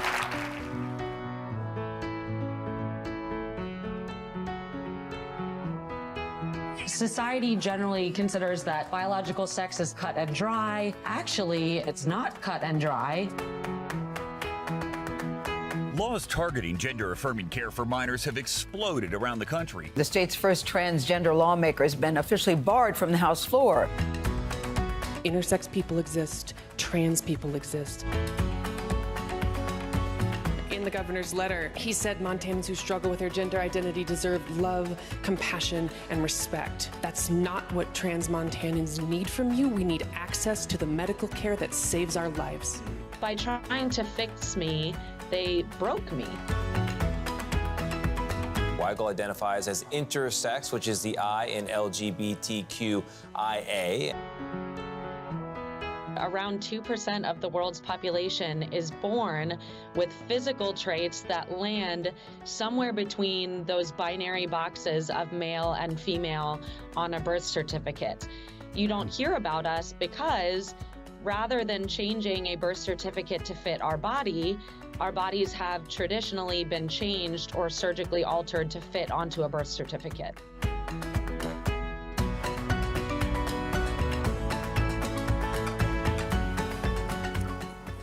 Good afternoon. I'm Akilah Johnson. I'm a health disparities reporter here at the Washington Post. Hello. And, this afternoon, I haven't had enough coffee, clearly. This afternoon, I am very happy to be joined by two wonderful women, Alicia Roth Weigel and Montana State Representative Zoe Zephyr. Welcome to you both. Thank you so much. So I'm really excited to have this conversation. And Alicia, I want to start with you. And it's going to be like let's start with kind of a broad question in terms of gender when we're thinking about gender. And you recently said, you're one of the main subjects of a documentary about the lives and rights of intersex people. And intersex people, as we heard and you say in the introduction, make up about 2% of the population, which you have previously said is about the same amount as redheads. Yeah. Did I get that right? Okay. And so, but there's still so little that's known about intersex health. So let's, again, start with this kind of basic question when we think about gender and intersex health and talk a little bit about what exactly that is. Yeah, so first off, I'd like to pose a question to the audience and ask, quick show of hands, how many of y'all were born with a body? That's all of us, right? And I think it's nice to acknowledge that both because we're living through such divisive times, and that's actually the one thing that all human beings have in common, is that we all have bodies, and it's really nice to be able to latch on to something like that right now. Unfortunately, it's also the one thing that we are most ashamed to talk about. So I'm gonna ask y'all, is it okay if I talk without stigma, without shame about my body on this stage? Is that cool with y'all? Okay, great, we're cool. So yeah, I was born intersex, which as you heard in the introduction, we're around the 2% of the world's population that is born with physical sex traits. So that can be combinations of hormones and chromosomes, external genitalia, and internal reproductive organs that don't fit neatly into those male-female boxes. What that meant for me is that I actually have XY chromosomes, and despite being born looking entirely female on the outside, instead of being born with a uterus and ovaries, I was born with internal testes. Unfortunately, they were removed from me, forcibly removed from me as an infant. I was sterilized, or given that I was born with balls, let's call a spade, I was castrated. And I think when we hear about forced sterilization, we often think about like other countries, far off places. It happens in board-certified hospitals by accredited physicians across the country every single day to intersex people like me. And there are a variety of reasons that are given for that. Overall, it's because there is a huge societal stigma against bodies that don't fit the norm. And what I would like to assert and have y'all walk away understanding is that I think everyone in here probably understands that sexuality is not a binary or not just gay or straight. There's a whole range in between. Gender, people are starting to understand, is also not a cut and dry binary. You're not just a man or a woman. There's this whole non-binary spectrum. But sex is also a spectrum. It affects intersex people like me, who are born with traits that are closer to the center of that spectrum, but it also affects everyone in this room. Some cisgender women have really big boobs and some are flat-chested.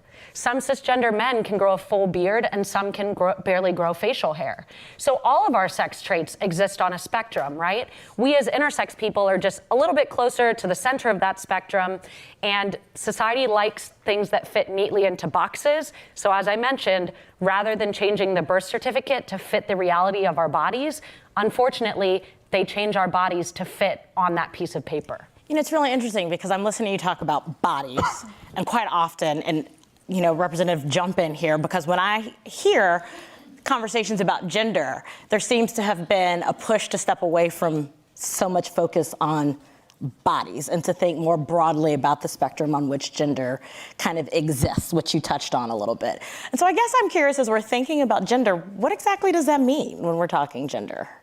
And what does it mean, to you? If that makes any sense. So just to clarify, what is gender? Like, yeah, is that let's the start overarching? Well, right, because I guess we're talking, so often you hear, right, we're talking intersex, but then we're also talking gender. So if we can just have a bit of a primer on like gender. Yeah, so we're talking about sense of self. We're talking about who you wake up and feel like in the morning. When we talk about sexuality, you'll say, who do you wake up feeling attracted to? When we talk about gender, I often say, like, imagine a building with a blueprint. One blueprint says male, one blueprint says female. I've got the blueprint that says female, and when I was born, I looked at the construction site and up was the building that said male, and it's like, that's not right, that's wrong. And that creates a sense of incongruence within self. And so many people, they walk through their daily life knowing, well, I was born a woman, I was labeled a woman, I feel like a woman, that's who I am. And that sense of self comes very naturally. For transgender individuals, it's a little bit different. It's often you feel as if, in one of my first ever interviews, I talked about when people talk about gender with a trans person, it's almost like someone is looking directly over your shoulder and talking about a person who they see, who's done the things that you've done, who sounds a whole lot like you, but sure as hell isn't you. And when we talk about gender, that's because they're seeing a gender that is not the sense of self that you have. And when we talk about gender affirming care, that is the care, the broad array of care that allows trans people to come into line with our sense of self. So given that, what would you like people to reconsider or should people be reconsidering things when they think about gender and how we talk about gender currently? I think people, starting from the very beginning, people need to trust people when we're talking about ourselves. I often say when I'm talking across the aisle on just politics broadly, you trust that someone came to their beliefs naturally, that they believe their lives are full of nuance, they hold opinions full of nuance. When we're talking about gender, trust people when they tell you who they are. And trust, as Alicia's talking about, that we talk about modes of sex and modes of gender, that we're recognizing more and more that these are bimodal, that there are two large peaks, male and female, and that there's an array in between. And for trans people, sometimes we're in that large peak. I am in the large peak of female. It's just, I was assigned over here. So I think for me, that is the beginning of the conversation around gender. And then when it comes to healthcare, specifically, I would say we talk to our doctors. We trust our doctors. If we're talking about trans healthcare for youth, we're talking about children and teenagers who are having conversations with parents, with therapists, with their doctors, and are following the medical guidelines of every major medical association. And in the same way that if your child had heart disease or Marfan's disease or something, you would trust all of the medical research, all of the medical professionals when we talk about gender, particularly as it relates to healthcare for trans people, that we lead with that. Trust our doctors and trust the individuals when they tell you who they are. And when it comes to gender-affirming care for intersex people as well, unfortunately, we are not even given a seat at the table with our parents and doctors to be part of this decision-making. For me, my intersex variation was internal. As I mentioned, I've always looked femme on the outside. Despite having XY chromosomes, I don't respond to androgens or male hormones. And so even in utero, I was like, nah, I don't want that XY blueprint. I'm gonna come out looking the way I want. I've never followed rules. I guess that happened before I was born. But unfortunately, when intersex kids are born, some look less binary on the outside. They might have genitalia that doesn't fit neatly into one of those categories like mine did. And there is an immediate intervention that is done by surgeons to push their genitalia one way or the other. Usually, it is defaulted to make them female because, as one surgeon has been quoted to say, it's easier to dig a hole than it is to build a pole. And so they default to making these children female. Sometimes the children grow up and are like, hey, I don't identify as a woman, no one ever asked me. And then they're trapped in a body that was created for them with them having any say in the matter. And so ironically, when you look at these bans on gender-affirming care for transgender children, these are trans kids who want access to surgery and hormones with their consent. Oftentimes, these are life or death decisions for them. These same surgeries and hormones are forced on intersex kids without our consent. For me, it happened before I could even speak. I was an infant. And so when the justification is used that these trans healthcare bans are to protect children, I politely ask these legislators, okay, if you think gender-affirming care on children is child abuse, or you liken it to Nazi war crimes, so you're okay with abusing some children? You're okay with abusing intersex kids? You're okay with forcing surgeries and hormones onto the bodies of children who have never asked for it and denying the same surgery and hormones to kids who desperately want it? And that just shows that none of this is based in logic, biology, fact, what's healthiest for children. It's based on wanting to normalize children into categories that the rest of the world is more comfortable looking at.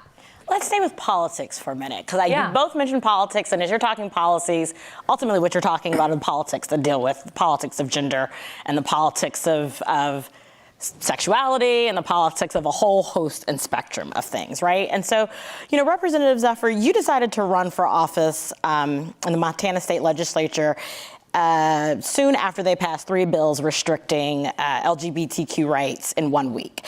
And then you became the first openly transgender person to be elected to the state legislature.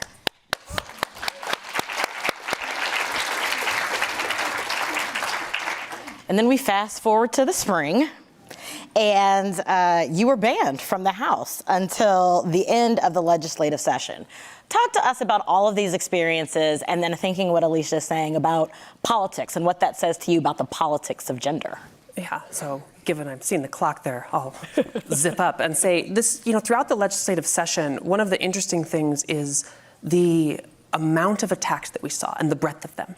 We saw, I would often say we saw bills targeting trans people's pasts, presents, and futures. When you ban memoirs, you ban an LGBTQ person's past, the story of how they came to understand who they are, which also provides a gap for someone's future to say, oh, I can make it to the other side. Yep.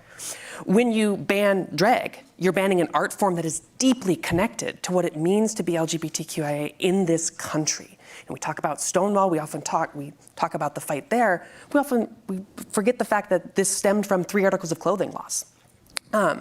We saw bills attempting to define sex as binary, and I stood up in that session and said you could not legislate sex as binary any more than you could legislate that the earth is flat. Yes.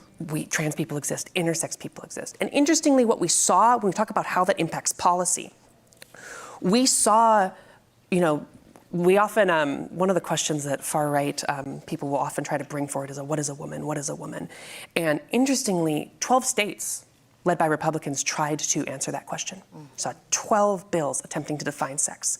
In Montana, they provided 3 different definitions And every time they brought one up, the medical community came up and said, this excludes a large swath of people. They revised it. This excludes a large swath of people. And eventually they said, well, it's okay that it doesn't account for, a good half of intersex conditions, because really it's about hurting the trans people. Really, it is about targeting that community. And when I stood up on the gender affirming care ban, what we saw is that it wasn't enough to pass the policies. We were seeing a group of people who had a supermajority, full control of the legislature, who said, we actually do not want marginalized communities to stand up and push back against this policy, and we will flex our muscle in order to make sure that they remain silent. Speaking of politics a little bit, I know that you have done some advocating and advocacy on the Texas floor legislature when it comes to Wendy Davis, right, with the so-called bathroom. Yeah. I don't like the term bathroom ban or the bathroom bills. Well, that's how we colloquially refer to it. And I write about this extensively in my book, Inverse Cowgirl. Not reverse cowgirl, though that's fun too. Inverse cowgirl, because I'm intersex in Texas, get it? But yeah, I came out for the first time as intersex. I was working with a woman named Wendy Davis, who used to be a state senator in the state of Texas, who filibustered for something like 16 hours to kill a bill that would have blocked abortion access in Texas back when we had that, the good old days. Anyway, she was my mentor. I came out to her first, but decided to come out publicly for the first time in front of the Texas Senate before even my own brother knew this about my identity, because only my parents and the doctors ever knew. They tell us to never share our truth because we'll be made fun of or we'll never find a good husband one day. And so I came out for the first time in this Senate hearing because they were trying to pass the bathroom bill, and I kept hearing them use this justification like biological sex is cut and dry, and once we go back to that, all these trans people will go back where they came from or whatever. And I decided that my story could help shed some light on this for them, because sex is not cut and dry. And basically I wanted to ask them, before you try to pass discriminatory legislation, you should at least open a biology textbook first. And so thank God we killed that bill that day, but we have seen a slew of bills since then, the most in anti-LGBT bills in the history of the United States this past year in Texas. And they're constantly trying to define something that, again, like, the boxes don't exist. We do. That's an excellent point that I just want to have Representative Zephyr have the last word, but it's on this same theme that we're talking about, right? And so as we're thinking about how to conclude this conversation and what you want people to take away from this discussion, where do you really think the narrative is going or should go when it comes to gender as it exists on what is currently a binary scale? Or is that concept being blown up? So I think it's important to acknowledge that what we're seeing now, so much of the attacks on trans people today, are echoes of attacks on gay people in the 80s and 90s. We have the detransitioners, the same half dozen detransitioners being flown around, much like the same ex-gays were flown around in the 90s and 2000s. Back then it was terms like recruiting, and now we're hearing terms like grooming. So we see the way that these are echoes of one another, and we know the goal is to peel off one group at a time and say, okay, this is the group that we want to target most, and we're going to target trans people because we think we can peel them away. And before we target trans people fully, because we saw what happened with the bathroom ban in North Carolina, we're actually going to just target trans athletes. And we're going to peel that group away, and then the next one and the next one. But we see that when it comes to the anti-trans animus, it is not in part. It is not a single piece of legislation. The attacks are broad. They are targeting every aspect of our life. In Montana, one of those things would, when I die, would mark me as male in my burial certificate. There's no reason for that, but we see those attacks. So if you are looking for how do you respond to that, the first and foremost is going to be to listen to LGBTQ people, listen to trans people when they tell you who they are. Be open to have these conversations, and also understand the way in which this fight is connected to so many of the fights that we're fighting. We talked about the menopause conversation earlier. Trans people are often talking to their doctors and they're saying, hey, the research we have is actually only on cisgender menopausal women. that's what we can talk about with you. If you're a trans person who wants your doctor to believe you, we are in resonance with disability rights activists, with women broadly, with the BIPOC community. We are understanding the fight for access to healthcare is not just a trans issue, but when they come after us in this moment, we are fighting for all of us and our access to the healthcare we deserve. And the only addition is when you're having these conversations, don't erase intersex voices. The I in LGBTQI+ stands for intersex, not invisible. Hell yeah. That is a great way to end this conversation. I am so grateful for both of you Thank you. being here with us. Unfortunately, we're out of time. As you can see, we can continue talking for many, many, many, many more minutes and hours about this, but I'm gonna have to leave it there. Alicia Rothweigel, Representative Zoe Zephyr, again, thank you. Thank you. Thank y'all so much.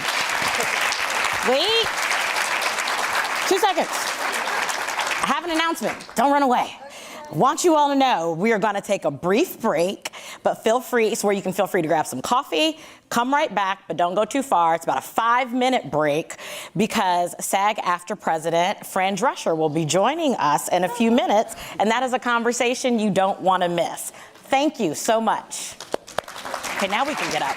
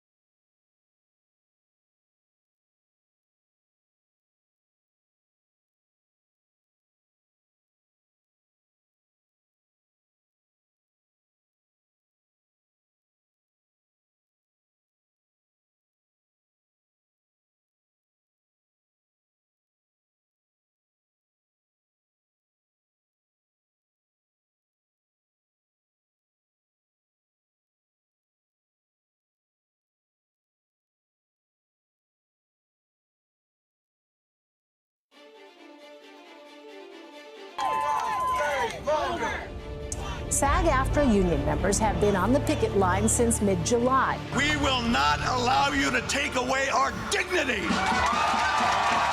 One day longer. One day stronger. What happens here is important because what's happening to us is happening across all fields of labor. I heard you call the studios tone deaf, greedy, out of touch, and calling kind of the way they were operating at one point as disgusting. There's a level of expectation that they have that is just not realistic. And they are adding to a set of challenges that this business is already facing that is, quite frankly, very disruptive. So they're not being realistic?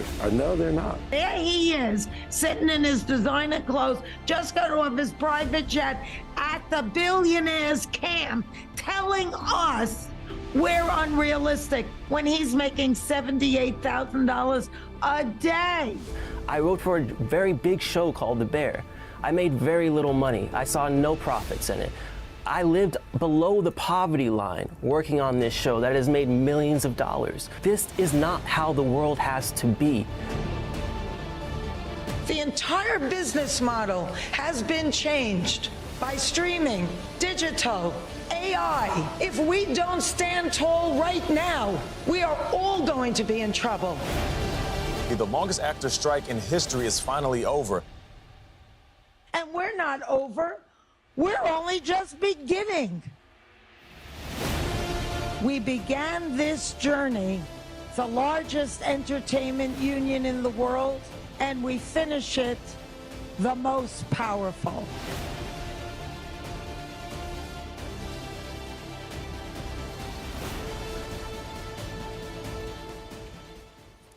Hello, I'm Sarah Ellison, a staff writer here at The Post, and I am thrilled to be joined virtually by the Hollywood Woman of the Hour, Fran Drescher.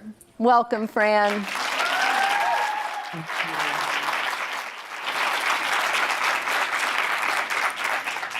Well, you have had quite a few months. I'm wondering if you could just take the audience back to the summer, to the beginning of all of this in July. What were the issues that were on the table and what was at stake that caused the entirety of the union to go on strike for 118 days? Well, we actually were in a negotiation with the AMPTP negotiators, not the CEOs, for 35 days. Which included an unprecedented 12-day extension with the hopes that we would be able to avert a strike.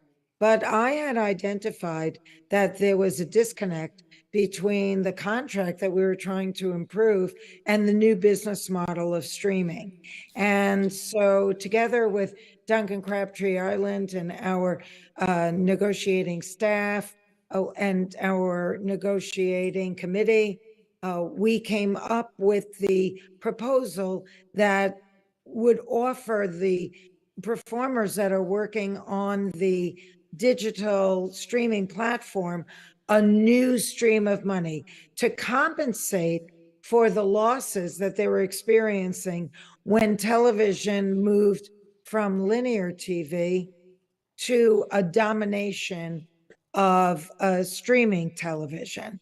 And for 35 days, we said we needed to get this new stream of revenue. We had to get money out of another pocket. And in the 11th hour of the extension, I said, we're going to have to go over your heads. We have to speak to your bosses, because all they kept saying was no. And all we kept saying was, well, it's not going away. It's going to remain on hold, and we're going to have to deal with it. And so this became a bone of contention, yet it was one of the centerpieces of the negotiations. And so Duncan and I called several of the CEOs and said, look, if you want to avert a strike, we don't care what the mechanism is. We don't even care what the money is, but we must get into a new pocket of revenue to compensate for the losses that have been experienced by our members by transitioning into the streaming SVOD model. And they said no. So there was really no choice. The clock ran out and we went on strike. And on July 14th, we were officially on strike. And we said that we want to continue talking to you, but they didn't talk to us. They didn't talk to us until early October. And I think that they were hoping to either back us into a corner or break our resolve, or hoping that they would resolve with the WGA and then we would just fall in line. But much to their surprise, they were dealing with a different kind of leadership in both myself as national president and Duncan Crabtree Ireland as national executive director and chief negotiator. And we really stood firm because this was a very logical argument that had to be addressed. And the speech that I made rang like a bell around the world, and ultimately they had to hear it. And eventually they did hear it, and they came up with their own mechanism by means of offering more money to the people that were working on that platform. It wasn't as elegant. It really wasn't what we had hoped for.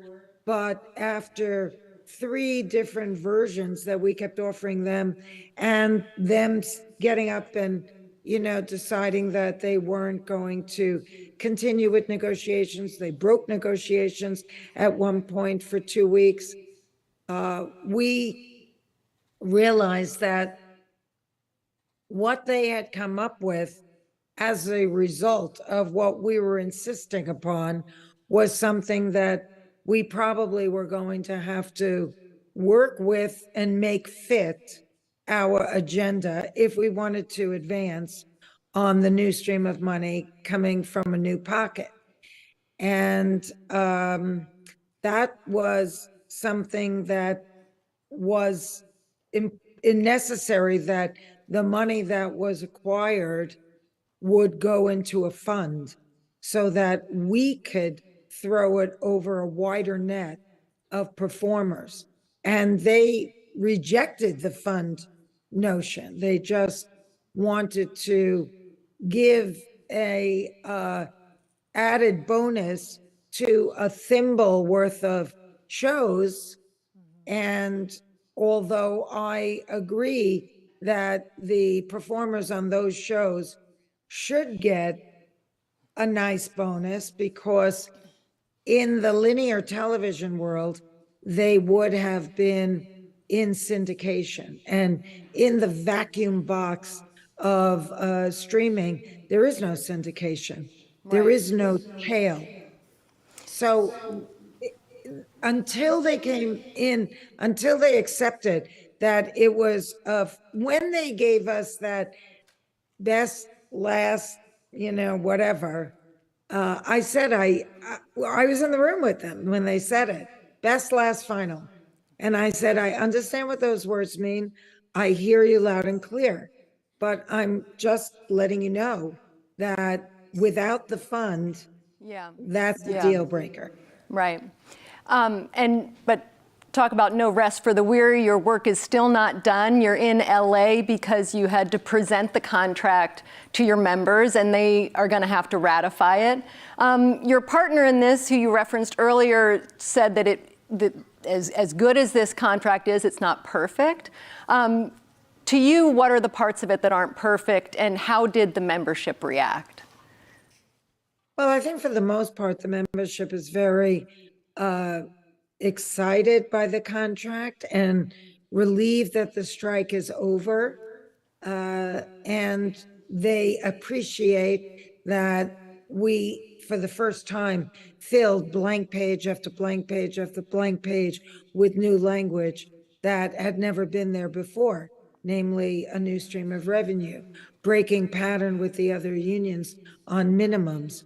and adding AI to the contract, adding new language for casting regulations, which kind of went off the rail during COVID, and as expected, took advantage of the member body. So I think that for the most part, this is a contract that crossed the $1 billion mark, which has never happened before.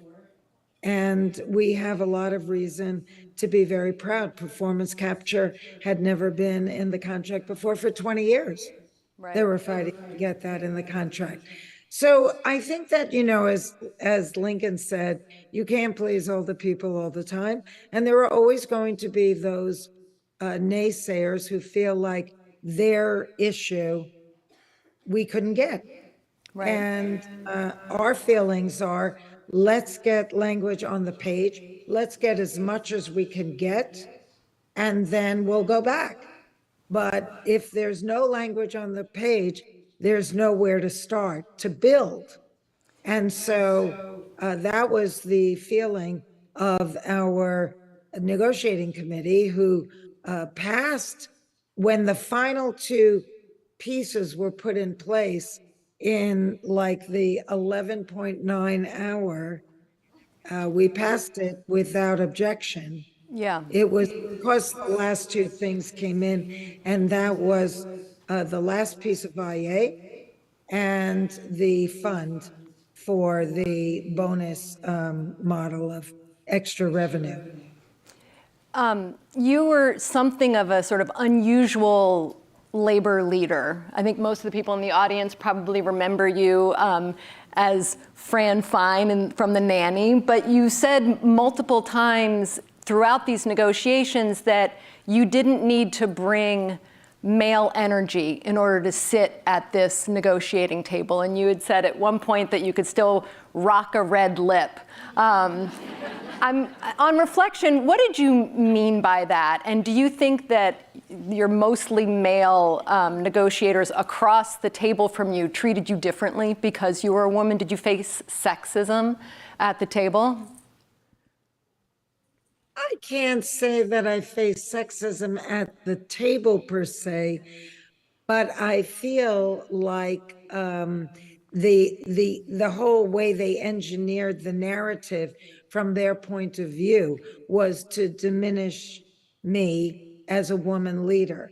At first, they tried to suggest that I was being too aggressive in the room. Then when that really didn't work, they tried to suggest that I was too frivolous in the room.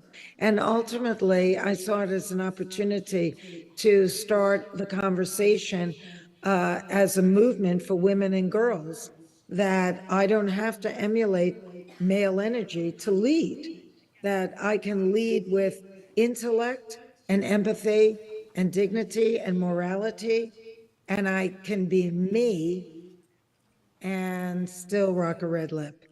And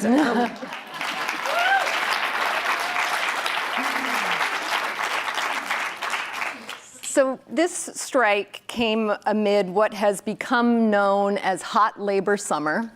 And you weren't the only, there was the writers' strike, which ended before your strike, and then we also saw the United Auto Workers.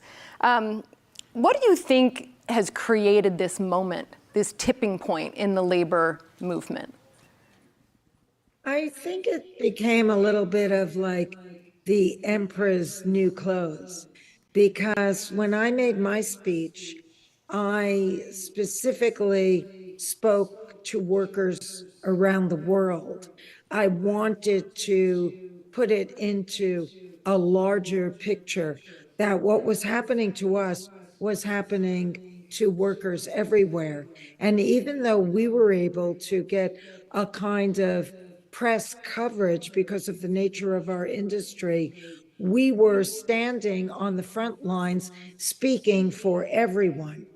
And that with the advent of AI, it was very important that as a labor force, that we stand behind our convictions and that we make it known that we are not going to put our livelihoods in jeopardy because of AI. Over and over again, we've seen through the 20th century that new invention doesn't necessarily get introduced with the foresight required to anticipate what the negative ramifications of it might be. And for that reason, we see all kinds of problems globally, including massive environmental problems and species collapses. This is because of human intervention and invention that gets imposed upon culture and society. And so at some point, I think that we have to start looking at things differently. And we have to actually think that, first of all, who are we getting these inventions from? And are they people that incorporate empathy and spirituality in their invention? Because if they don't, it may not be actually what we need. It may seem enticing, but in the long run, is it something that we need? Is it going to help society at large? Is it going to help people live a decent life and put food on the table and raise their families and pay rent? These are things that need to be considered. And I was hoping that by putting it into this context, that I could also elevate the conversation to changing what the word success means in business. That no longer should it be the bottom line is the bottom line in a dog eat dog culture, which was very prevalent in the 20th century, but to start having a renaissance of thinking whereby the word success in business and every decision that's made is in harmony with empathy and spirituality. We're almost out of time, but I want to ask you again, most of the people in the audience before this moment knew you as the beloved Frances Fine. And we've gotten to see a totally different side of you. I'm wondering, how would you like to be remembered best? Well, I think that being in leadership has always been something that I've naturally gravitated towards. Even being a celebrity, for me, leveraging my celebrity on behalf of the greater good was always an imperative. I'm a cancer survivor, and I started the Cancer Schmancer movement because I didn't want what happened to me to happen to other people by means of misdiagnosis and mistreatment. But that eventually morphed into challenging how we look at our body and how we live, and how the environment that we create for ourselves in our home could be impacting our health. And I was a victim of a violent crime, and I spoke very candidly about that in my book. And so that people could read it who are going through things, because let's face it, no one leaves this planet unscathed, and see that bad things happen to good people. And if she could survive, maybe I could find the courage to do it as well. And when I wrote the book Cancer Schmancer, I also wanted people to realize that it's a journey. When you're going through the depths of despair, side by side with grief lies joy. And it's important that we muster our courage to find even the simplest tiny miracles that abound each and every day, so the grief doesn't consume us. That takes a lot of fortitude. And I go to the mat over and over again for people that are being marginalized, for people whose civil liberties are being compromised, for arts and education, for environmental issues. And I was successful in getting a bill passed in Washington by unanimous consent when all 100 senators said yes, to the Gynecologic Cancer Education and Awareness Act. And that turned into the vetted position of public diplomacy envoy for health issues, where I was sent to our allied nations and military bases around the world to speak on health and self-empowerment of your body. And so it just felt like all of my accomplishments had led me to this one defining moment when I was asked to run for president of the union, and never anticipating that it was going to mushroom into something of this magnitude. But I feel like I rose to the task, and quite honestly, I don't believe I could have done it without my Buddhist wisdom, which I brought into my negotiating committee every single day, as well as my negotiations with the CEOs of the AMPTP. And everybody kind of had to adjust to the fact that I was always putting what we were doing in the context of this historic moment where we all have a responsibility for the future, and to always be mindful of not having ego in this negotiation, but actually extending a sense of kindness and mindfulness for yourself, and then extend that to others. And I always allowed people the room, as I do for myself, to air, because that is what, it is to be human. And if you're mindful of what you did, the universe will offer you another opportunity to respond to it again in maybe a different way, because we're all on our journey of self-refinement. And sometimes we have a reflexive response that's not the best response. But if you're mindful of it, you look at it, you ask yourself, why was this presented to me? Where is the opportunity? Did I fail? And if I think I could have done it better, then I decide right there and then, next time this opportunity arises, I'll try it differently. And I gave everybody room to grow through this experience. Spoken like a truly powerful woman. Thank you so much. Madam President of the Union, Fran Drescher, thank you for being with us. Thank you. Thank you so much. I so appreciate it. And thank you to all of you. Please stay with us. We will be right back.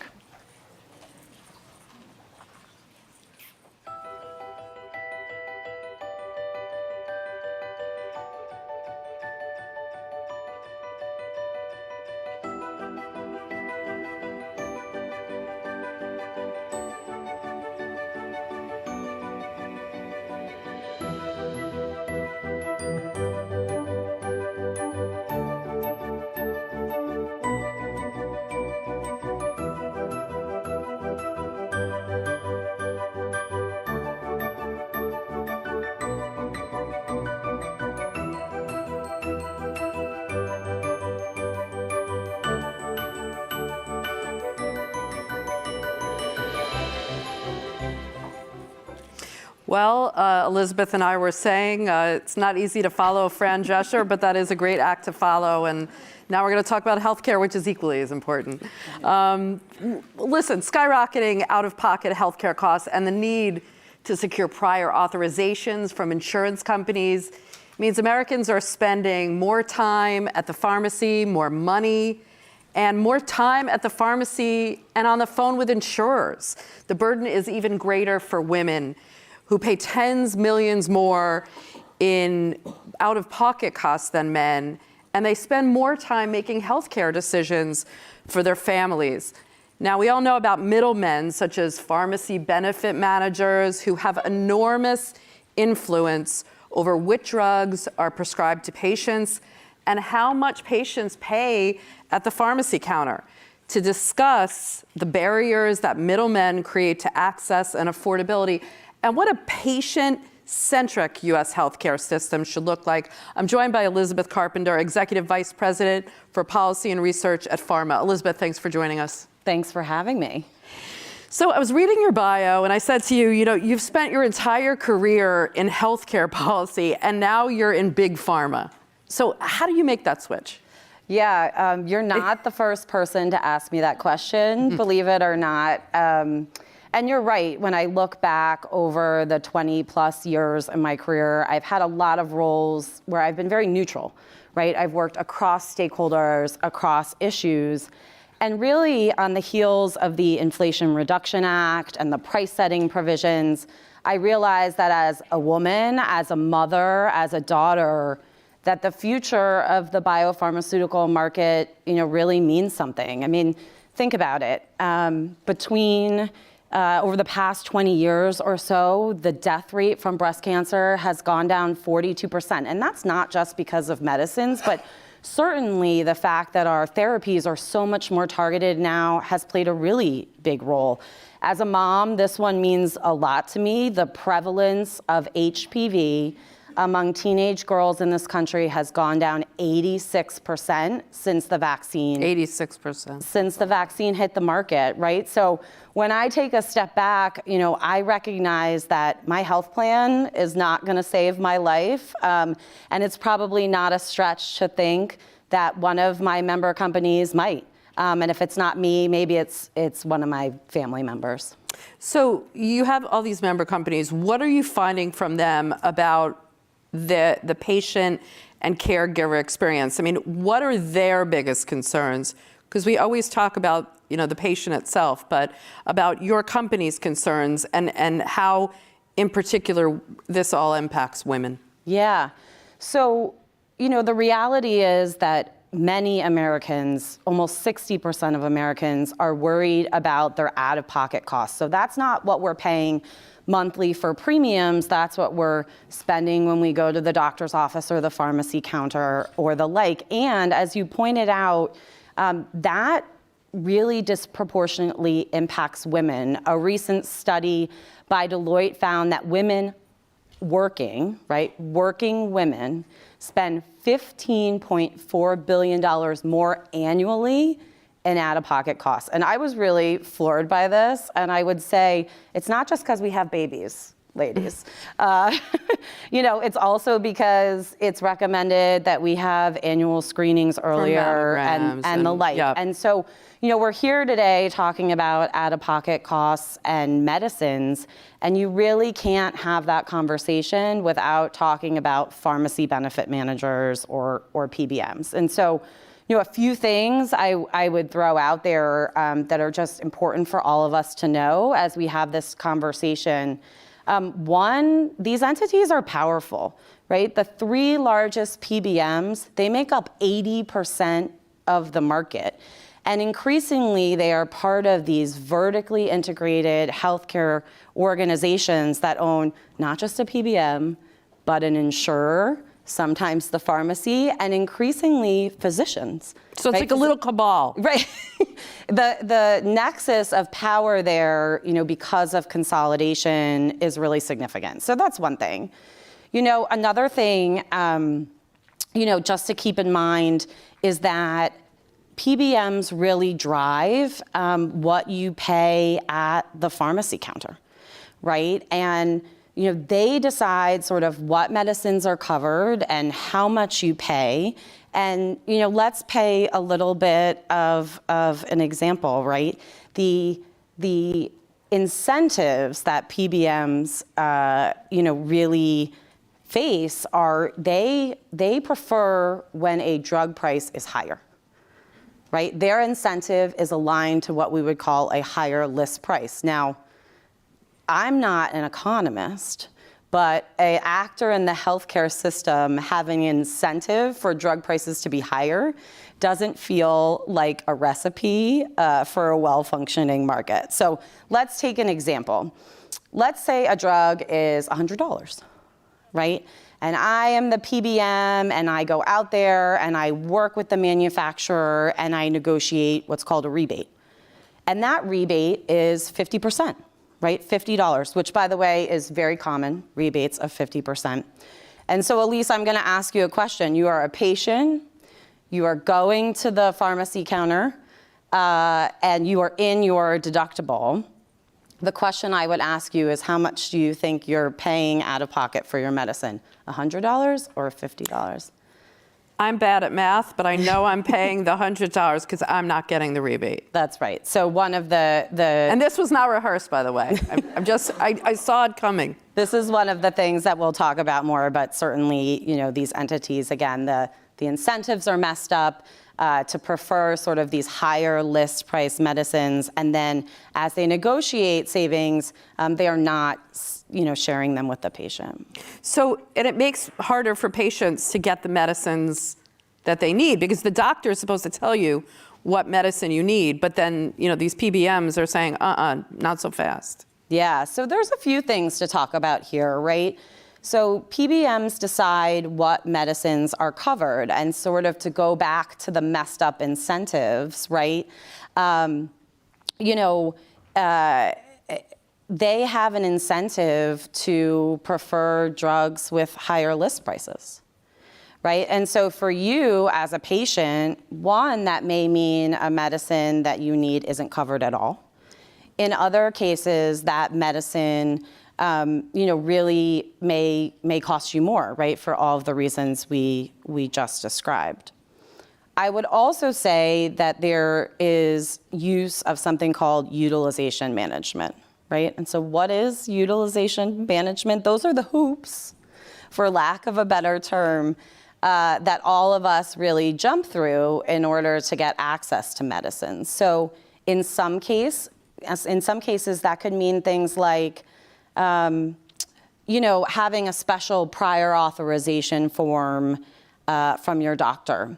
In some cases, it could mean, proving that you had failed another therapy before you get the therapy that your doctor has prescribed. And as women in this room, this is something we should think about because women make, unsurprisingly, 80% of the healthcare decisions on behalf of their family. So all of these hoops, these are our hoops. And these are time that we're all spending on the phone. You got it. With insurance. You got it. And honestly, one of the things is that, we go to the doctor and we think what medicine we take is a decision that we're making with our physician. And the reality is that, the PBMs are in the middle of this too.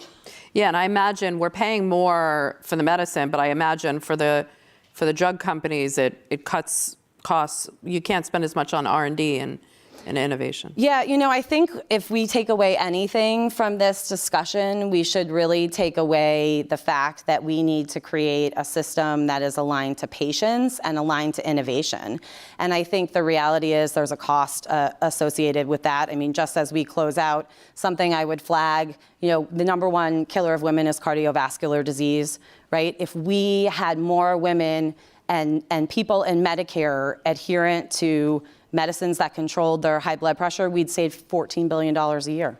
All right, last question. How do you change the system to achieve more patient-centric healthcare where we're getting better access that we can afford and we're getting the drugs that we need? Yeah, this tells me I have 1 minute and we definitely don't have time for the whole picture. So I'll leave you with two things that are really being debated right now on Capitol Hill. One, really severing the tie between the money PBMs make and the list price of a medicine. It doesn't mean PBMs can't compete and make money, but they shouldn't make money based on the list price of drugs. And the second piece is really to start sharing some of those savings that PBMs are negotiating.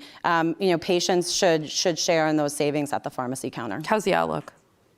It is dangerous to make political prognostications right now, but I would say we have bipartisan support for these issues right now. And there's one thing of bipartisan. Something to watch for sure. Yeah. All right. Well, look, eliminating the barriers to coverage, like these middlemen, and taking them out of the conversation between us, the patient, and the doctors, not only gets us the medicine we need, but also at a price we can afford. Elizabeth Carpenter, Vice President for Policy and Research at Pharma. Thanks for joining us. Thanks for having me. Thank you. Thank you.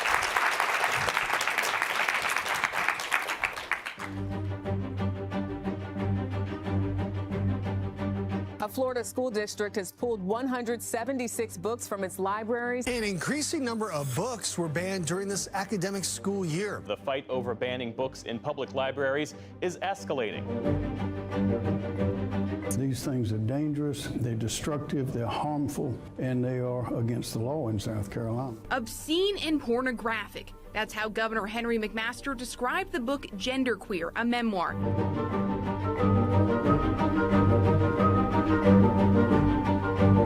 Look at these books that have already been banned due to Republican measures. The Life of Rosa Parks. Author Maya Kobe wrote in an op-ed in the Washington Post, removing or restricting queer books in libraries and schools is like cutting a lifeline for queer youth.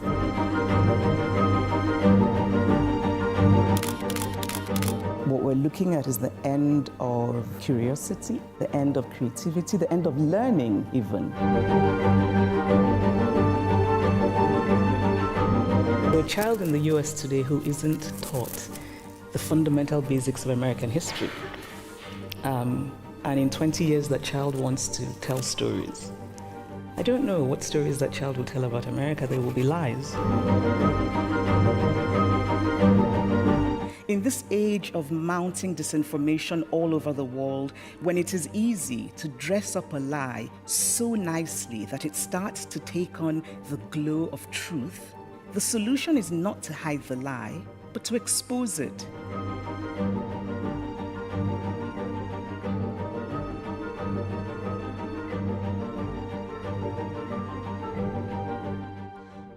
Good afternoon. I am Elahe Azadi, a media reporter here at the Washington Post and also co-host of the podcast Post Reports. And I'm so pleased to be joined here today by award-winning author Chimamanda Ngozi Adichie to discuss the ongoing trend of banning books and also the power of the written word. So Chimamanda, please, let's welcome her. Thank you so much for being here. Thank you.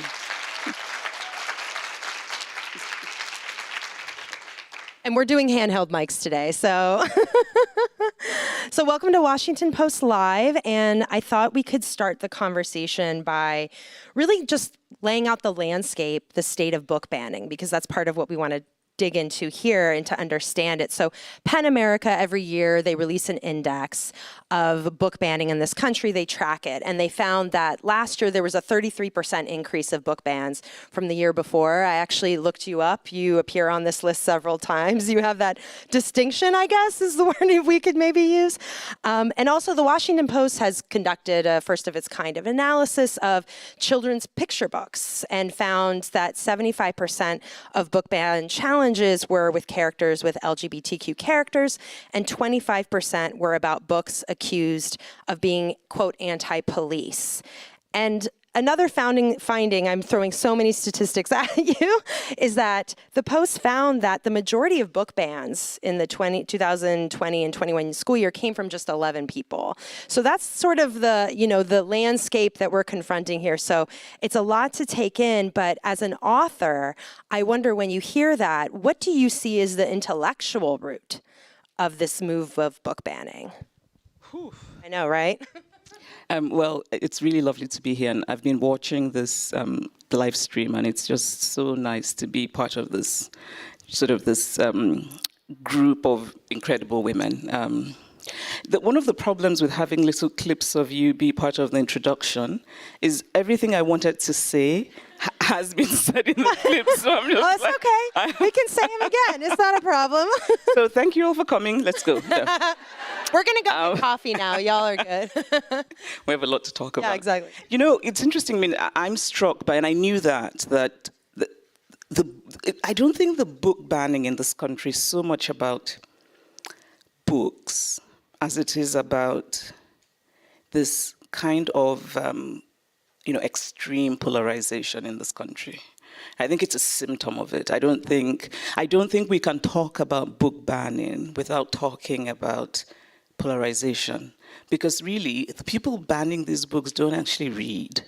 I mean, many of them don't. It's true, though, they don't. So it's not as though they are book lovers who are really dedicated. No, they don't read. I mean, I read a piece about a woman who was challenging so many books in her public library, and when she was asked if she had read them, she said no.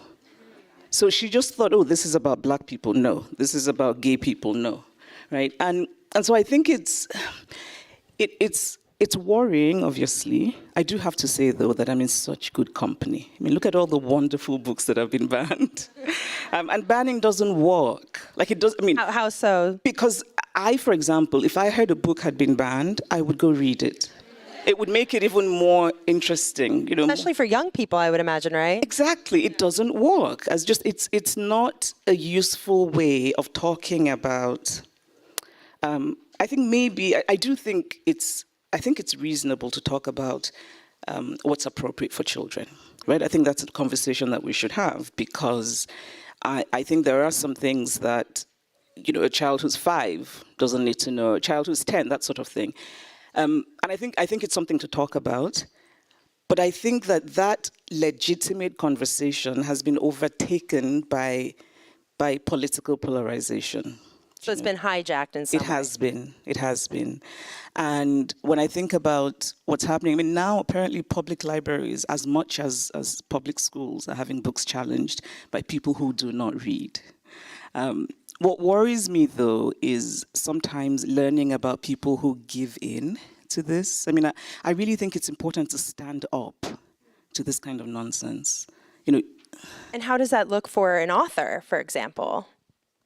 I would like to go into a library and sort of see all kinds of books. I don't sit at home and think, oh my goodness, I've been banned. But doesn't keep you up at night? No, it doesn't. Well, first, I'm in very good company. Right. But it's the larger idea of even that we can ban books. You know, that. So on the one hand, I think this started, I mean, apparently sort of the root of it was COVID, which I think was a time that was difficult for everyone. So I think we all kind of went slightly mad. And afterwards, people then started this thing about not wanting their children to be indoctrinated. And I just think, I mean, when you ask about, I want to talk about it as a reader rather than as a writer. Yeah, right? yeah. So for me, it's a question of really resistance. I think that public libraries should say no. I think that you know, public schools should say no. You know, I think we owe children the responsibility of giving them knowledge or allowing them access to knowledge. And there's a kind of courage, I think, that's lacking in the way that this has been. I think sometimes I'm not even sure that I want to talk about it. So the title of this, you know, I just... Is it because putting too much light on it emboldens, you feel like? I think so. Oh, that's interesting. I think so, yeah. Mm-hmm. Because I've also read reporting about how school librarians, for instance, preemptively don't want to put books on their libraries because they're concerned about this. Yep. So there's the chilling effect as well. Mm-hmm. Yeah. Yes. And particular subjects, which is also very telling, right? Yeah. It's often subjects that have to do with groups that are minorities. And so I think there's also a question of power there, right? Because I don't know that anybody's banning books about, I don't know, people who came on the Mayflower. So I think I think it's important to think about that as well, that book banning is a politics, and it's also, I think, about power. Mm-hmm. Right? Yeah, and it also sounds like some of this conversation in this country is also related to this other conversation about how history is taught. Yeah. Right? It's related, yeah.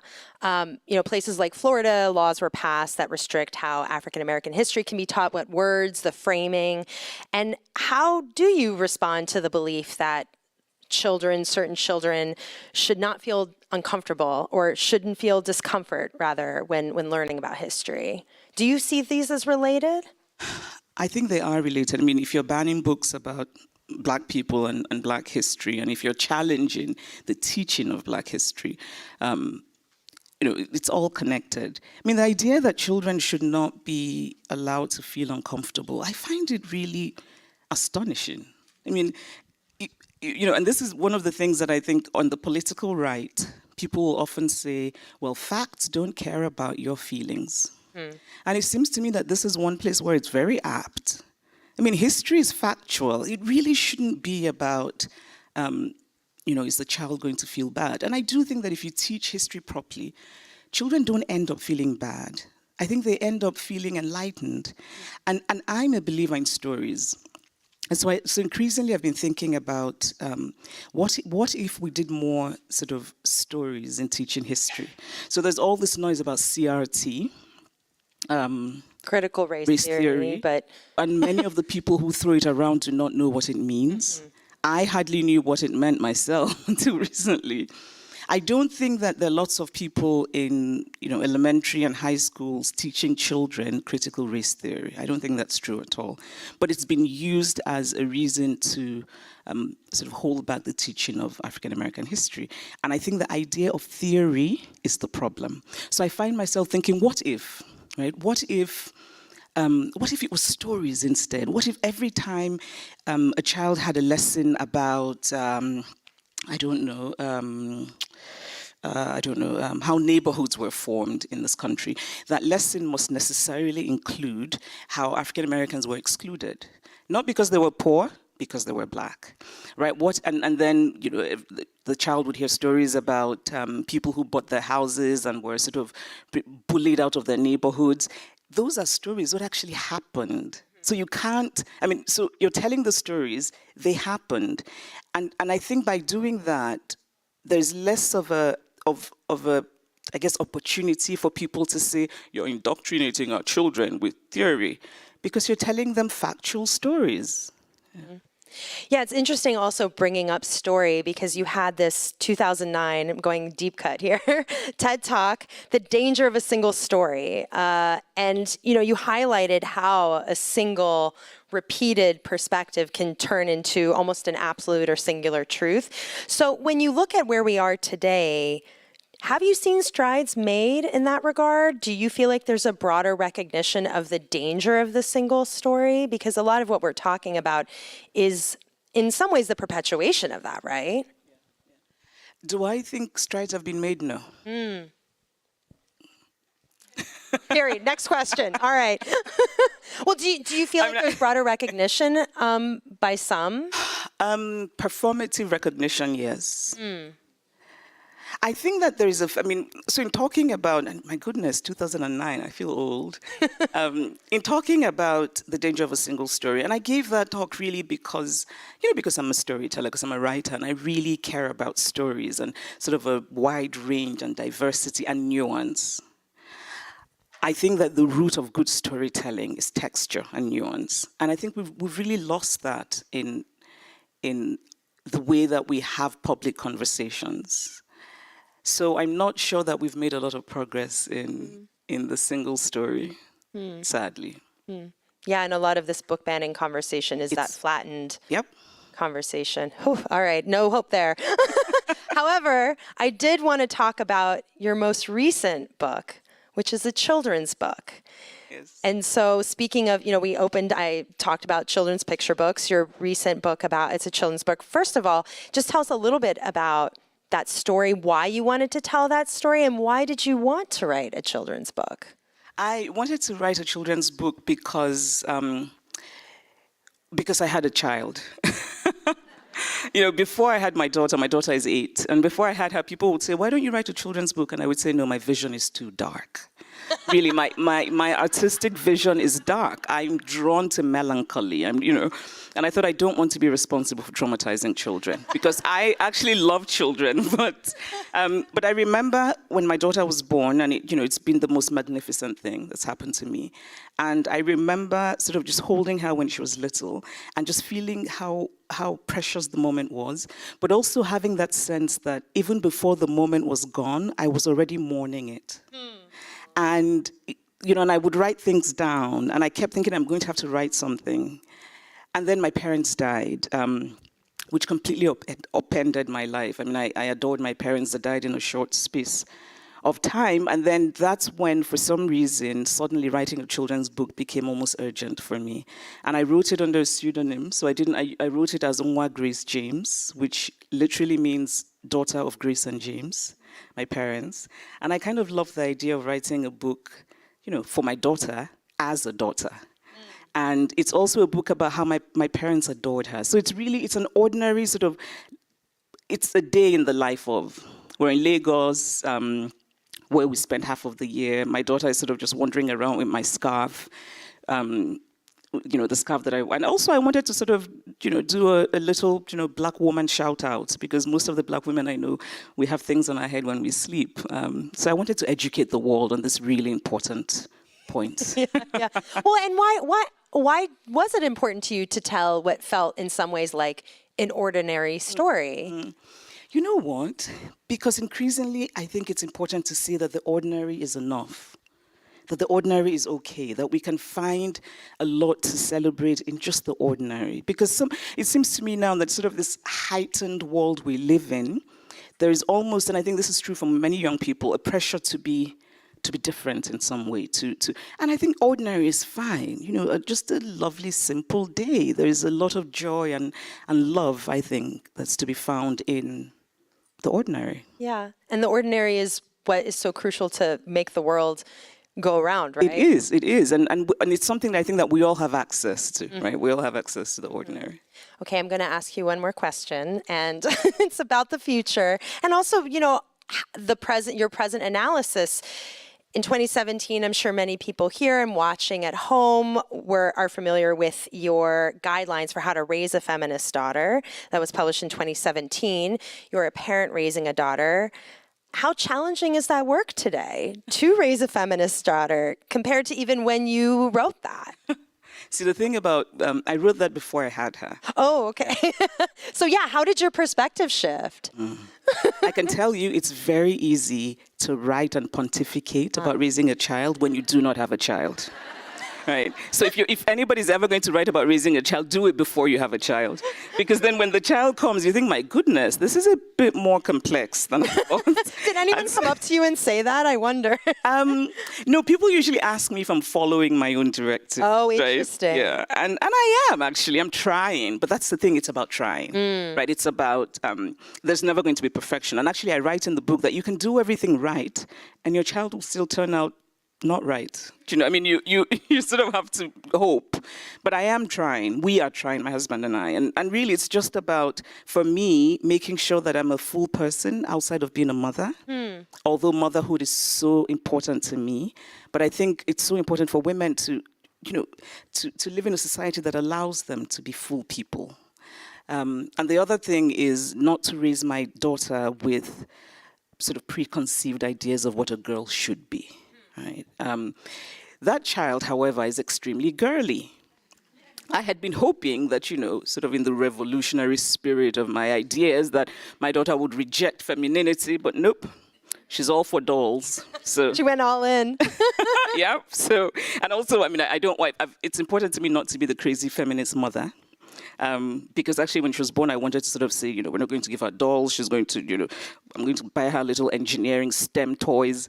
But it's important not to be the crazy feminist mother, Because it's also about her allowing to be able to have that choice, right? Exactly. Yes. Yeah. I want her to be her full self. Yeah. Well, we could keep talking for another 20, 30, 40 minutes, but unfortunately, we will have to leave it there. Chimamanda Ngozi Adichie, please, everyone, thank her for joining us. Thank you so much. Thank you. Thank you. Thank you. And we will be right back. Stay with us.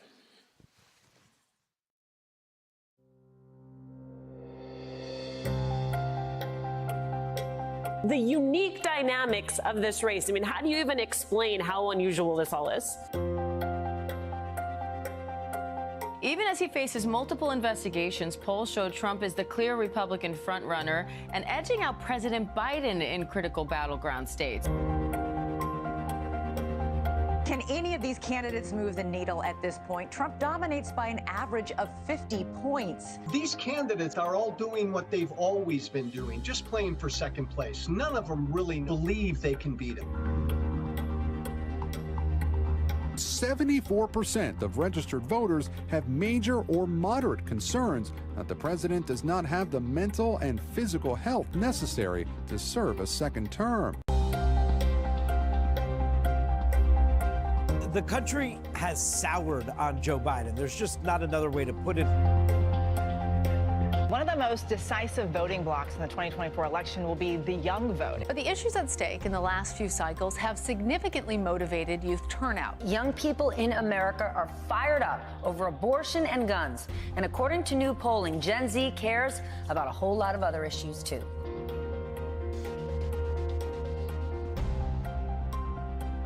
Yes, on issue 1 will pass, putting the right to abortion in the state constitution in Ohio.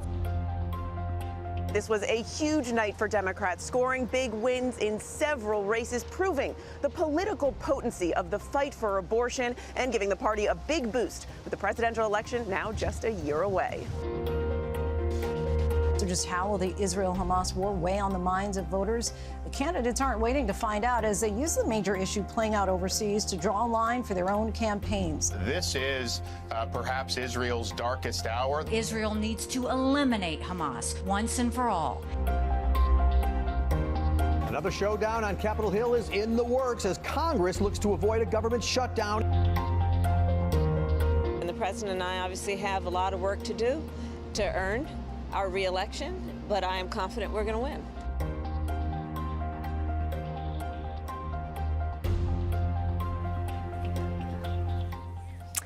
Hello. Thank you so much for still being here, everyone. My name is Leanne Caldwell. I am an anchor at Washington Post Live and co-author of the Early 202 newsletter. And I am so thrilled to be joined by these wonderful, incredible women, people, but also reporters. So we have Jackie Alamany, which I'm going to read everyone's titles so I don't get them wrong because I don't even know. Congressional Investigations reporter.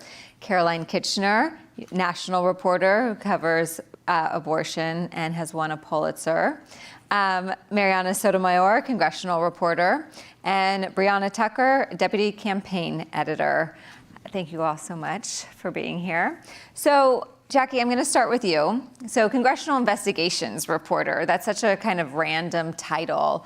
So, do you, you cover investigations, but you also are an investigative reporter. So can you talk about that, especially in this era of Donald Trump, what an investigation looks like and kind of what is most surprising to you when you started this job a year and a half ago? Yeah, Leanne, it's certainly a very broad title. That was actually one of the draws of the job when it was being described to me by the great Tom Hamburger, who was just recently retired from the Post and was doing a job a little similar to this with the same title, where he basically said, you should go ahead and run with this job. You can basically investigate anything that Congress investigates, which is everything. There is a congressional investigation being announced every other day, some of them more substantive and serious than others. I think what I didn't anticipate about this job is all of the sort of roller coaster of Trump investigations that we are now on, which is 4 different criminal investigations and a multitude of civil investigations, and the legal education that I have since gotten as a result of a lot of these investigations. When I was covering the January 6th investigation that the House was conducting, which is kind of what I started with when I went into this job, we were led into the Mar-a-Lago docks investigation. That was a story that kind of came out of some of the reporting on January 6th that we were doing when the January 6th committee came across these torn up documents that they had gotten received from the National Archives after issuing a number of subpoenas. As a result of that, there was this whole other investigation that came out of January 6th into the way that the former president was destroying and keeping and essentially stealing these classified documents and presidential records, taking them back to Mar-a-Lago. So I think that is one angle I really could not have anticipated. I think probably America couldn't have foreseen as well, and has really added a new layer of seriousness to, I think, the job that I, again, was not necessarily expecting, but have quickly gotten up to speed on from are amazing. Justice Department reporters and all of the legal voices and sources that I've accumulated in the time since covering those stories. Yeah, talking about unexpected. I remember when you broke the news about the Trump documents, how just shocking and jaw-dropping that story was.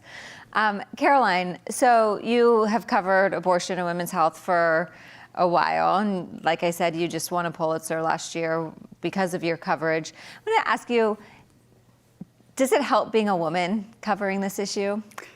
Absolutely, it helps. I spend a lot of my time with the people that are most directly affected by abortion bans. So I spend a lot of time talking to women who are either struggling to get an abortion or have accepted that they can't. You know, I'm asking people like how they felt when they realized that they'd missed their period. I'm asking people how they felt when they were on the bed and had an ultrasound, you know, like a vaginal probe. Like these are very intimate and personal conversations, and I do think that it helps that I can understand. You know, I can understand some of these things, I think, in a different way than a male reporter would be able to. Mm-hmm. One of my favorite stories from the fallout of the Dobbs decision and all of these abortion bans it was a story about an 18-year-old girl in Texas who found out she was pregnant right before the Texas abortion ban took effect, and she couldn't get an abortion. And she she now has twins. And I went and I've actually written 2 stories about her, and I spent about 3 weeks with her so far, and those conversations are incredibly personal. They are really hard questions about what it means to be 18 and a mom and struggling to cover basic expenses for your children when all you want to do is go out to the bar with your friends, but you can't. And I feel like that for me, creating that trust and earning that trust with the women that I write about is it is an immense responsibility, and it's absolutely the best part of my job. Yeah, and you do it so well. We are just taken so deeply into the characters and the issues when you write. So beautiful. Mariana, we, along with Jackie, roam the halls of Congress all the time. It has obviously, you cover the House specifically, which has been quite the story this year. There's been a lot of storylines. There's been the Speaker's fight twice. There's been almost government shutdown, all sorts of things. What has been your favorite thing to cover this year? And maybe what is your least favorite, if that's the better way to answer it? Yeah, I will say a couple hours ago, I was with McCarthy, literally a second after he had elbowed the other congressman. So like that is the kind of life that we live. You just never know where you'll be or what you'll witness. All these fights on Capitol Hill, and they all involve men. Indeed, yes. The tensions are something special among all of them. And they will say as much to us privately about how they really feel about their fellow colleagues. But, you know, sometimes those pettier fights are things that we have to cover. They're not necessarily the most fun necessarily, because there's obviously bigger conversations that are happening. And I think we really do like to kind of delve into whether it's the policy or even like the politics that really has dominated this entire year amongst House Republicans. And I think though there have been many storylines, I think it's hard to pick just one. But I will say my favorite thing is seeing the through line between a number of them. So yes, we had the speakership fight this year, and it was in that moment that we knew about the tensions, just how all the resentments that Republican members had, the goals that they wanted in this majority, and how they likely weren't going to be able to achieve them because of the constant headbutting that they have experienced. And there are a number of Republicans and Democrats who actually want to govern and get things done. But as we have seen in this Congress and also the last House majority under Democrats, the majority is razor thin. So that's when you have the more extreme, louder voices. They just have more power. They have more influence. And that has been the tension that has been interesting to me just to watch and follow, because obviously the Democrats have been very different from Republicans. Democrats have been able to fund the government. They haven't ousted their speaker. Republicans are much more ready to throw in the towel and kind of have that fight. But it really is the makeup of the House. A lot of the ideas, though different from the politics or the political party, you still have the extremes. You have those moderates. You have the ones who want to govern. And they're just constantly unable to be able, more so on the Republican side, unable to get things done. And it's been interesting to even see now this new speaker, Mike Johnson. We're obviously starting to realize and understand who he is, what kind of leader he is, but so are his own Republican colleagues who literally had no idea who he was. So we're all almost finding out things together, which tends to not happen, right? Because a lot of these members have known each other for a long time, or they're seasoned reporters who've covered these people. So it really makes for an interesting time. Definitely makes me want to at least keep coming back and covering these guys and women, I should say. Yes. Brianna, so you are deputy campaign editor. Previously, just immediately before this, you were also Next Gen editor, which is tries to reach young people with our coverage. So with the outlook of these two positions, can you talk a little bit about how young people are responding not only to news consumption, but also politics in this day and age right now? Yeah, I think it's pretty obvious, not just as a voter bloc, but also as an audience, right? Young people 18 to 29 in the last 2022 midterms, that was their second highest turnout in almost 3 decades, which is pretty incredible for a non-presidential year. So they are engaged. They do want this coverage. They're paying attention. I think about as well as the moment that we're in, like Congress being one of them, a pandemic that we're just gotten through, the jobs right now, the economy, how they're thinking about their education, abortion, all these issues that are very connected. And I think this generation especially, they see these issues with just a certain intersectionality. And right now, especially in the way that we engage them, not just in our politics coverage, but even in that role especially, we did a lot of experimental projects and storytelling in a way that wasn't just kind of straightforward, you know, your 20-minute news story that might lose certain audiences, but how can we bring this news to them in a way that's not just explaining the news, that is super visual, very dynamic. They are included in the news. I think some of the best ways to get people to read stories is to write about them. They are not just the audience, but they are the story. And so thinking through how we can also reach them on the platforms that they're on, going to them, that means, you know, engaging with TikTok, engaging with X, encouraging our reporters as well, not just to be the messenger of their stories, but also talk to their audiences, respond to them, you know, build relationships with them on these platforms. And I think that we've seen that they do want this news. They are a legitimate news audience who is invested in understanding the world around them and what's going on. And they should be taken seriously. And going into 2024 as well, Gen Z and millennials are going to make up almost 40% of the electorate. So yeah. Let me just ask you about that specifically. For Gen Z millennials, 40% of the electorate, we are probably going to have the two oldest candidates in Donald Trump and Joe Biden in a rematch that not many people want. Are you seeing any signs that young people specifically are even more frustrated with the choices or lack thereof than even the broader voter population? Yes, we are. I think just throughout our reporting over the last months, year, we've seen a lot of young people on Democrat side and Republicans just feel a lack of options and just very frustrated with what seems to be kind of an inevitable choice, especially on the Republican side. It feels, you know, that voters and also just, you know, students, whoever, under 30 have felt it is becoming like a binary decision between Ron DeSantis and Nikki Haley, if that is to be a Trump alternative. And then even with Biden, I think just the challengers that have come out in third party, whether it's Jill Stein or RFK, Dean Phillips, like really mounting a significant challenge and just a serious opposition.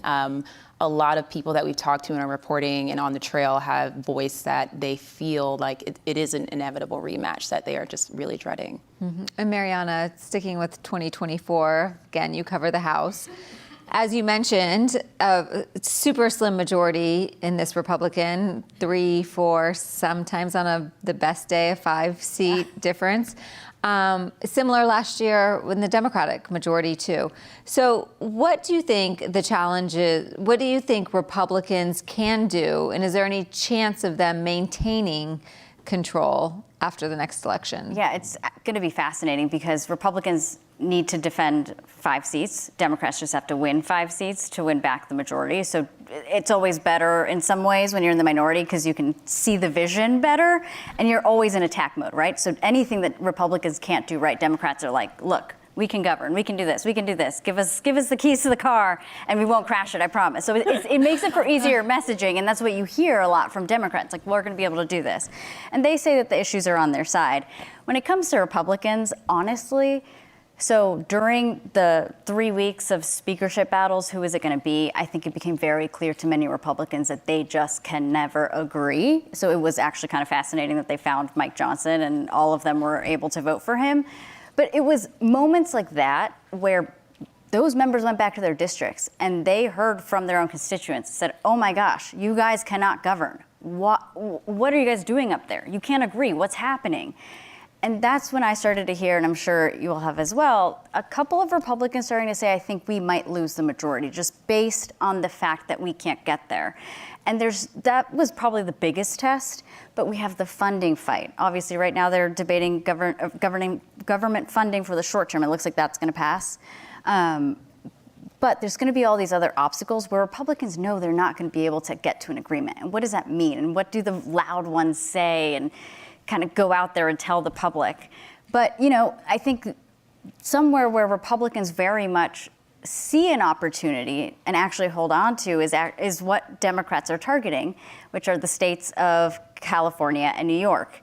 There's these 2 liberal states where, even though abortion has been on the ballot, I think in one of them, you would know better than me which one, they actually, voters there know that abortion is not going to be an issue, for them. They will always have access. So they are actually voting on inflation, on the economy, on crime, on the immigration issue. And as we have seen in a number of polls, and also have been hearing from those Democratic leaders when it comes to, for example, the migrant crisis, they've been asking for more help. And Republicans are actually poll better on those issues.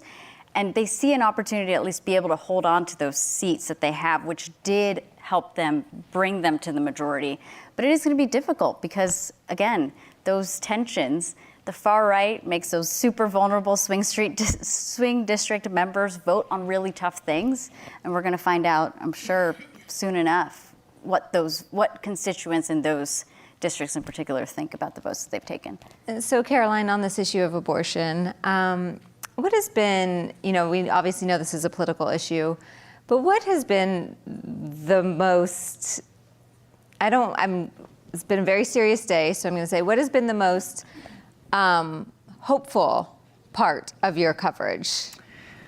Oh, man. I don't know. I mean, it depends on where you sit. But certainly, abortion rights advocates are so excited to see how much energy there is for this issue. And especially after Ohio, you're just seeing everybody in all of these different states start to, they've been strategizing, but just doubling down to see how can we get this on the ballot? What can we do? And then you're also seeing the Republicans in those states saying, oh my gosh, oh no, what can we do to stop this? And I think you're really seeing in an interesting way, Democrats pushing for particular states particularly hard. So you're seeing Florida, Nevada, Arizona, states, real swing states, where Democrats recognize that if they can put abortion on the ballot as a yes, no, protect, don't protect, that's really going to help them in some of these really tough presidential, some of these states that are going to be hard for President Biden. Jackie, we don't have a lot of time left, and so if you can answer relatively quickly, because I want to do one. Actually, I'm going to just ask you this. You obviously cover Trump right now, House Republicans a lot. So what are you looking for in this year heading into 2024? What do you think is going to be a defining moment, or what are you going to be watching? Oh, that's a hard question. Well, while I'll filibuster briefly, when you were saying what kinds of questions you ask voters and the people that you're covering on a daily basis, it's just like such a stark contrast to the kinds of questions we are asking lawmakers right now, which is like, Kevin McCarthy, did you actually punch Tim Burchett today? I'm hoping that we can move beyond some of the sillier seasons that we have been seeing. And sometimes we're all drama correspondents. Yeah, exactly. And focus a little bit more on these substantive policy conversations that are not getting a lot of oxygen or airtime right now, especially going into such a major election, midterm presidential year.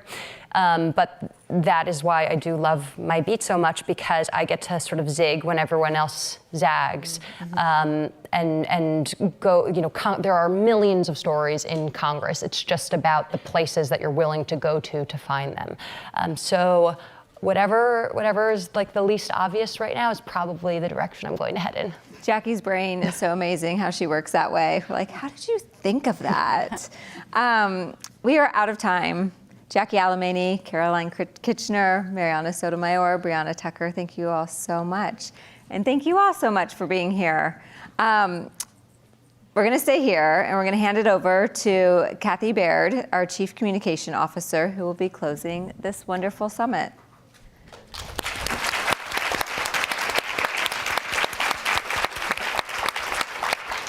Hi, everyone. Thank you so much for joining us today. I'm Kathy Baird. I'm the Chief Communications Officer and the General Manager of the Washington Post Live. This has been a wonderful event. Thank you all so much. Can you please join me in giving another round of applause for these speakers and all of our speakers throughout the day?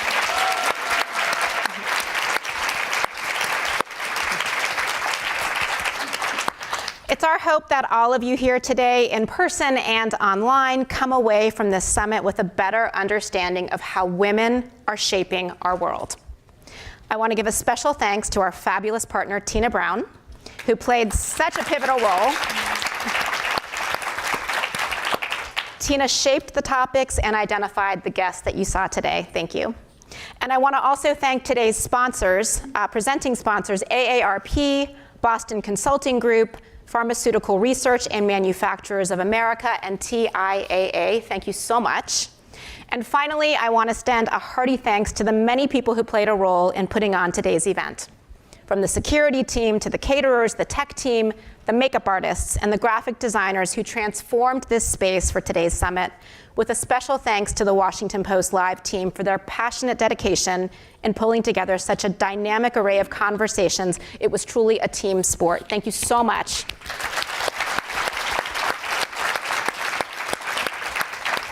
We hope you enjoyed today's powerful program. We look forward to next year's Global Women's Summit and building off of the energy and momentum here in this room. This concludes today's program, and with that, I invite all of you to join us outside for our cocktail reception. Thank you again.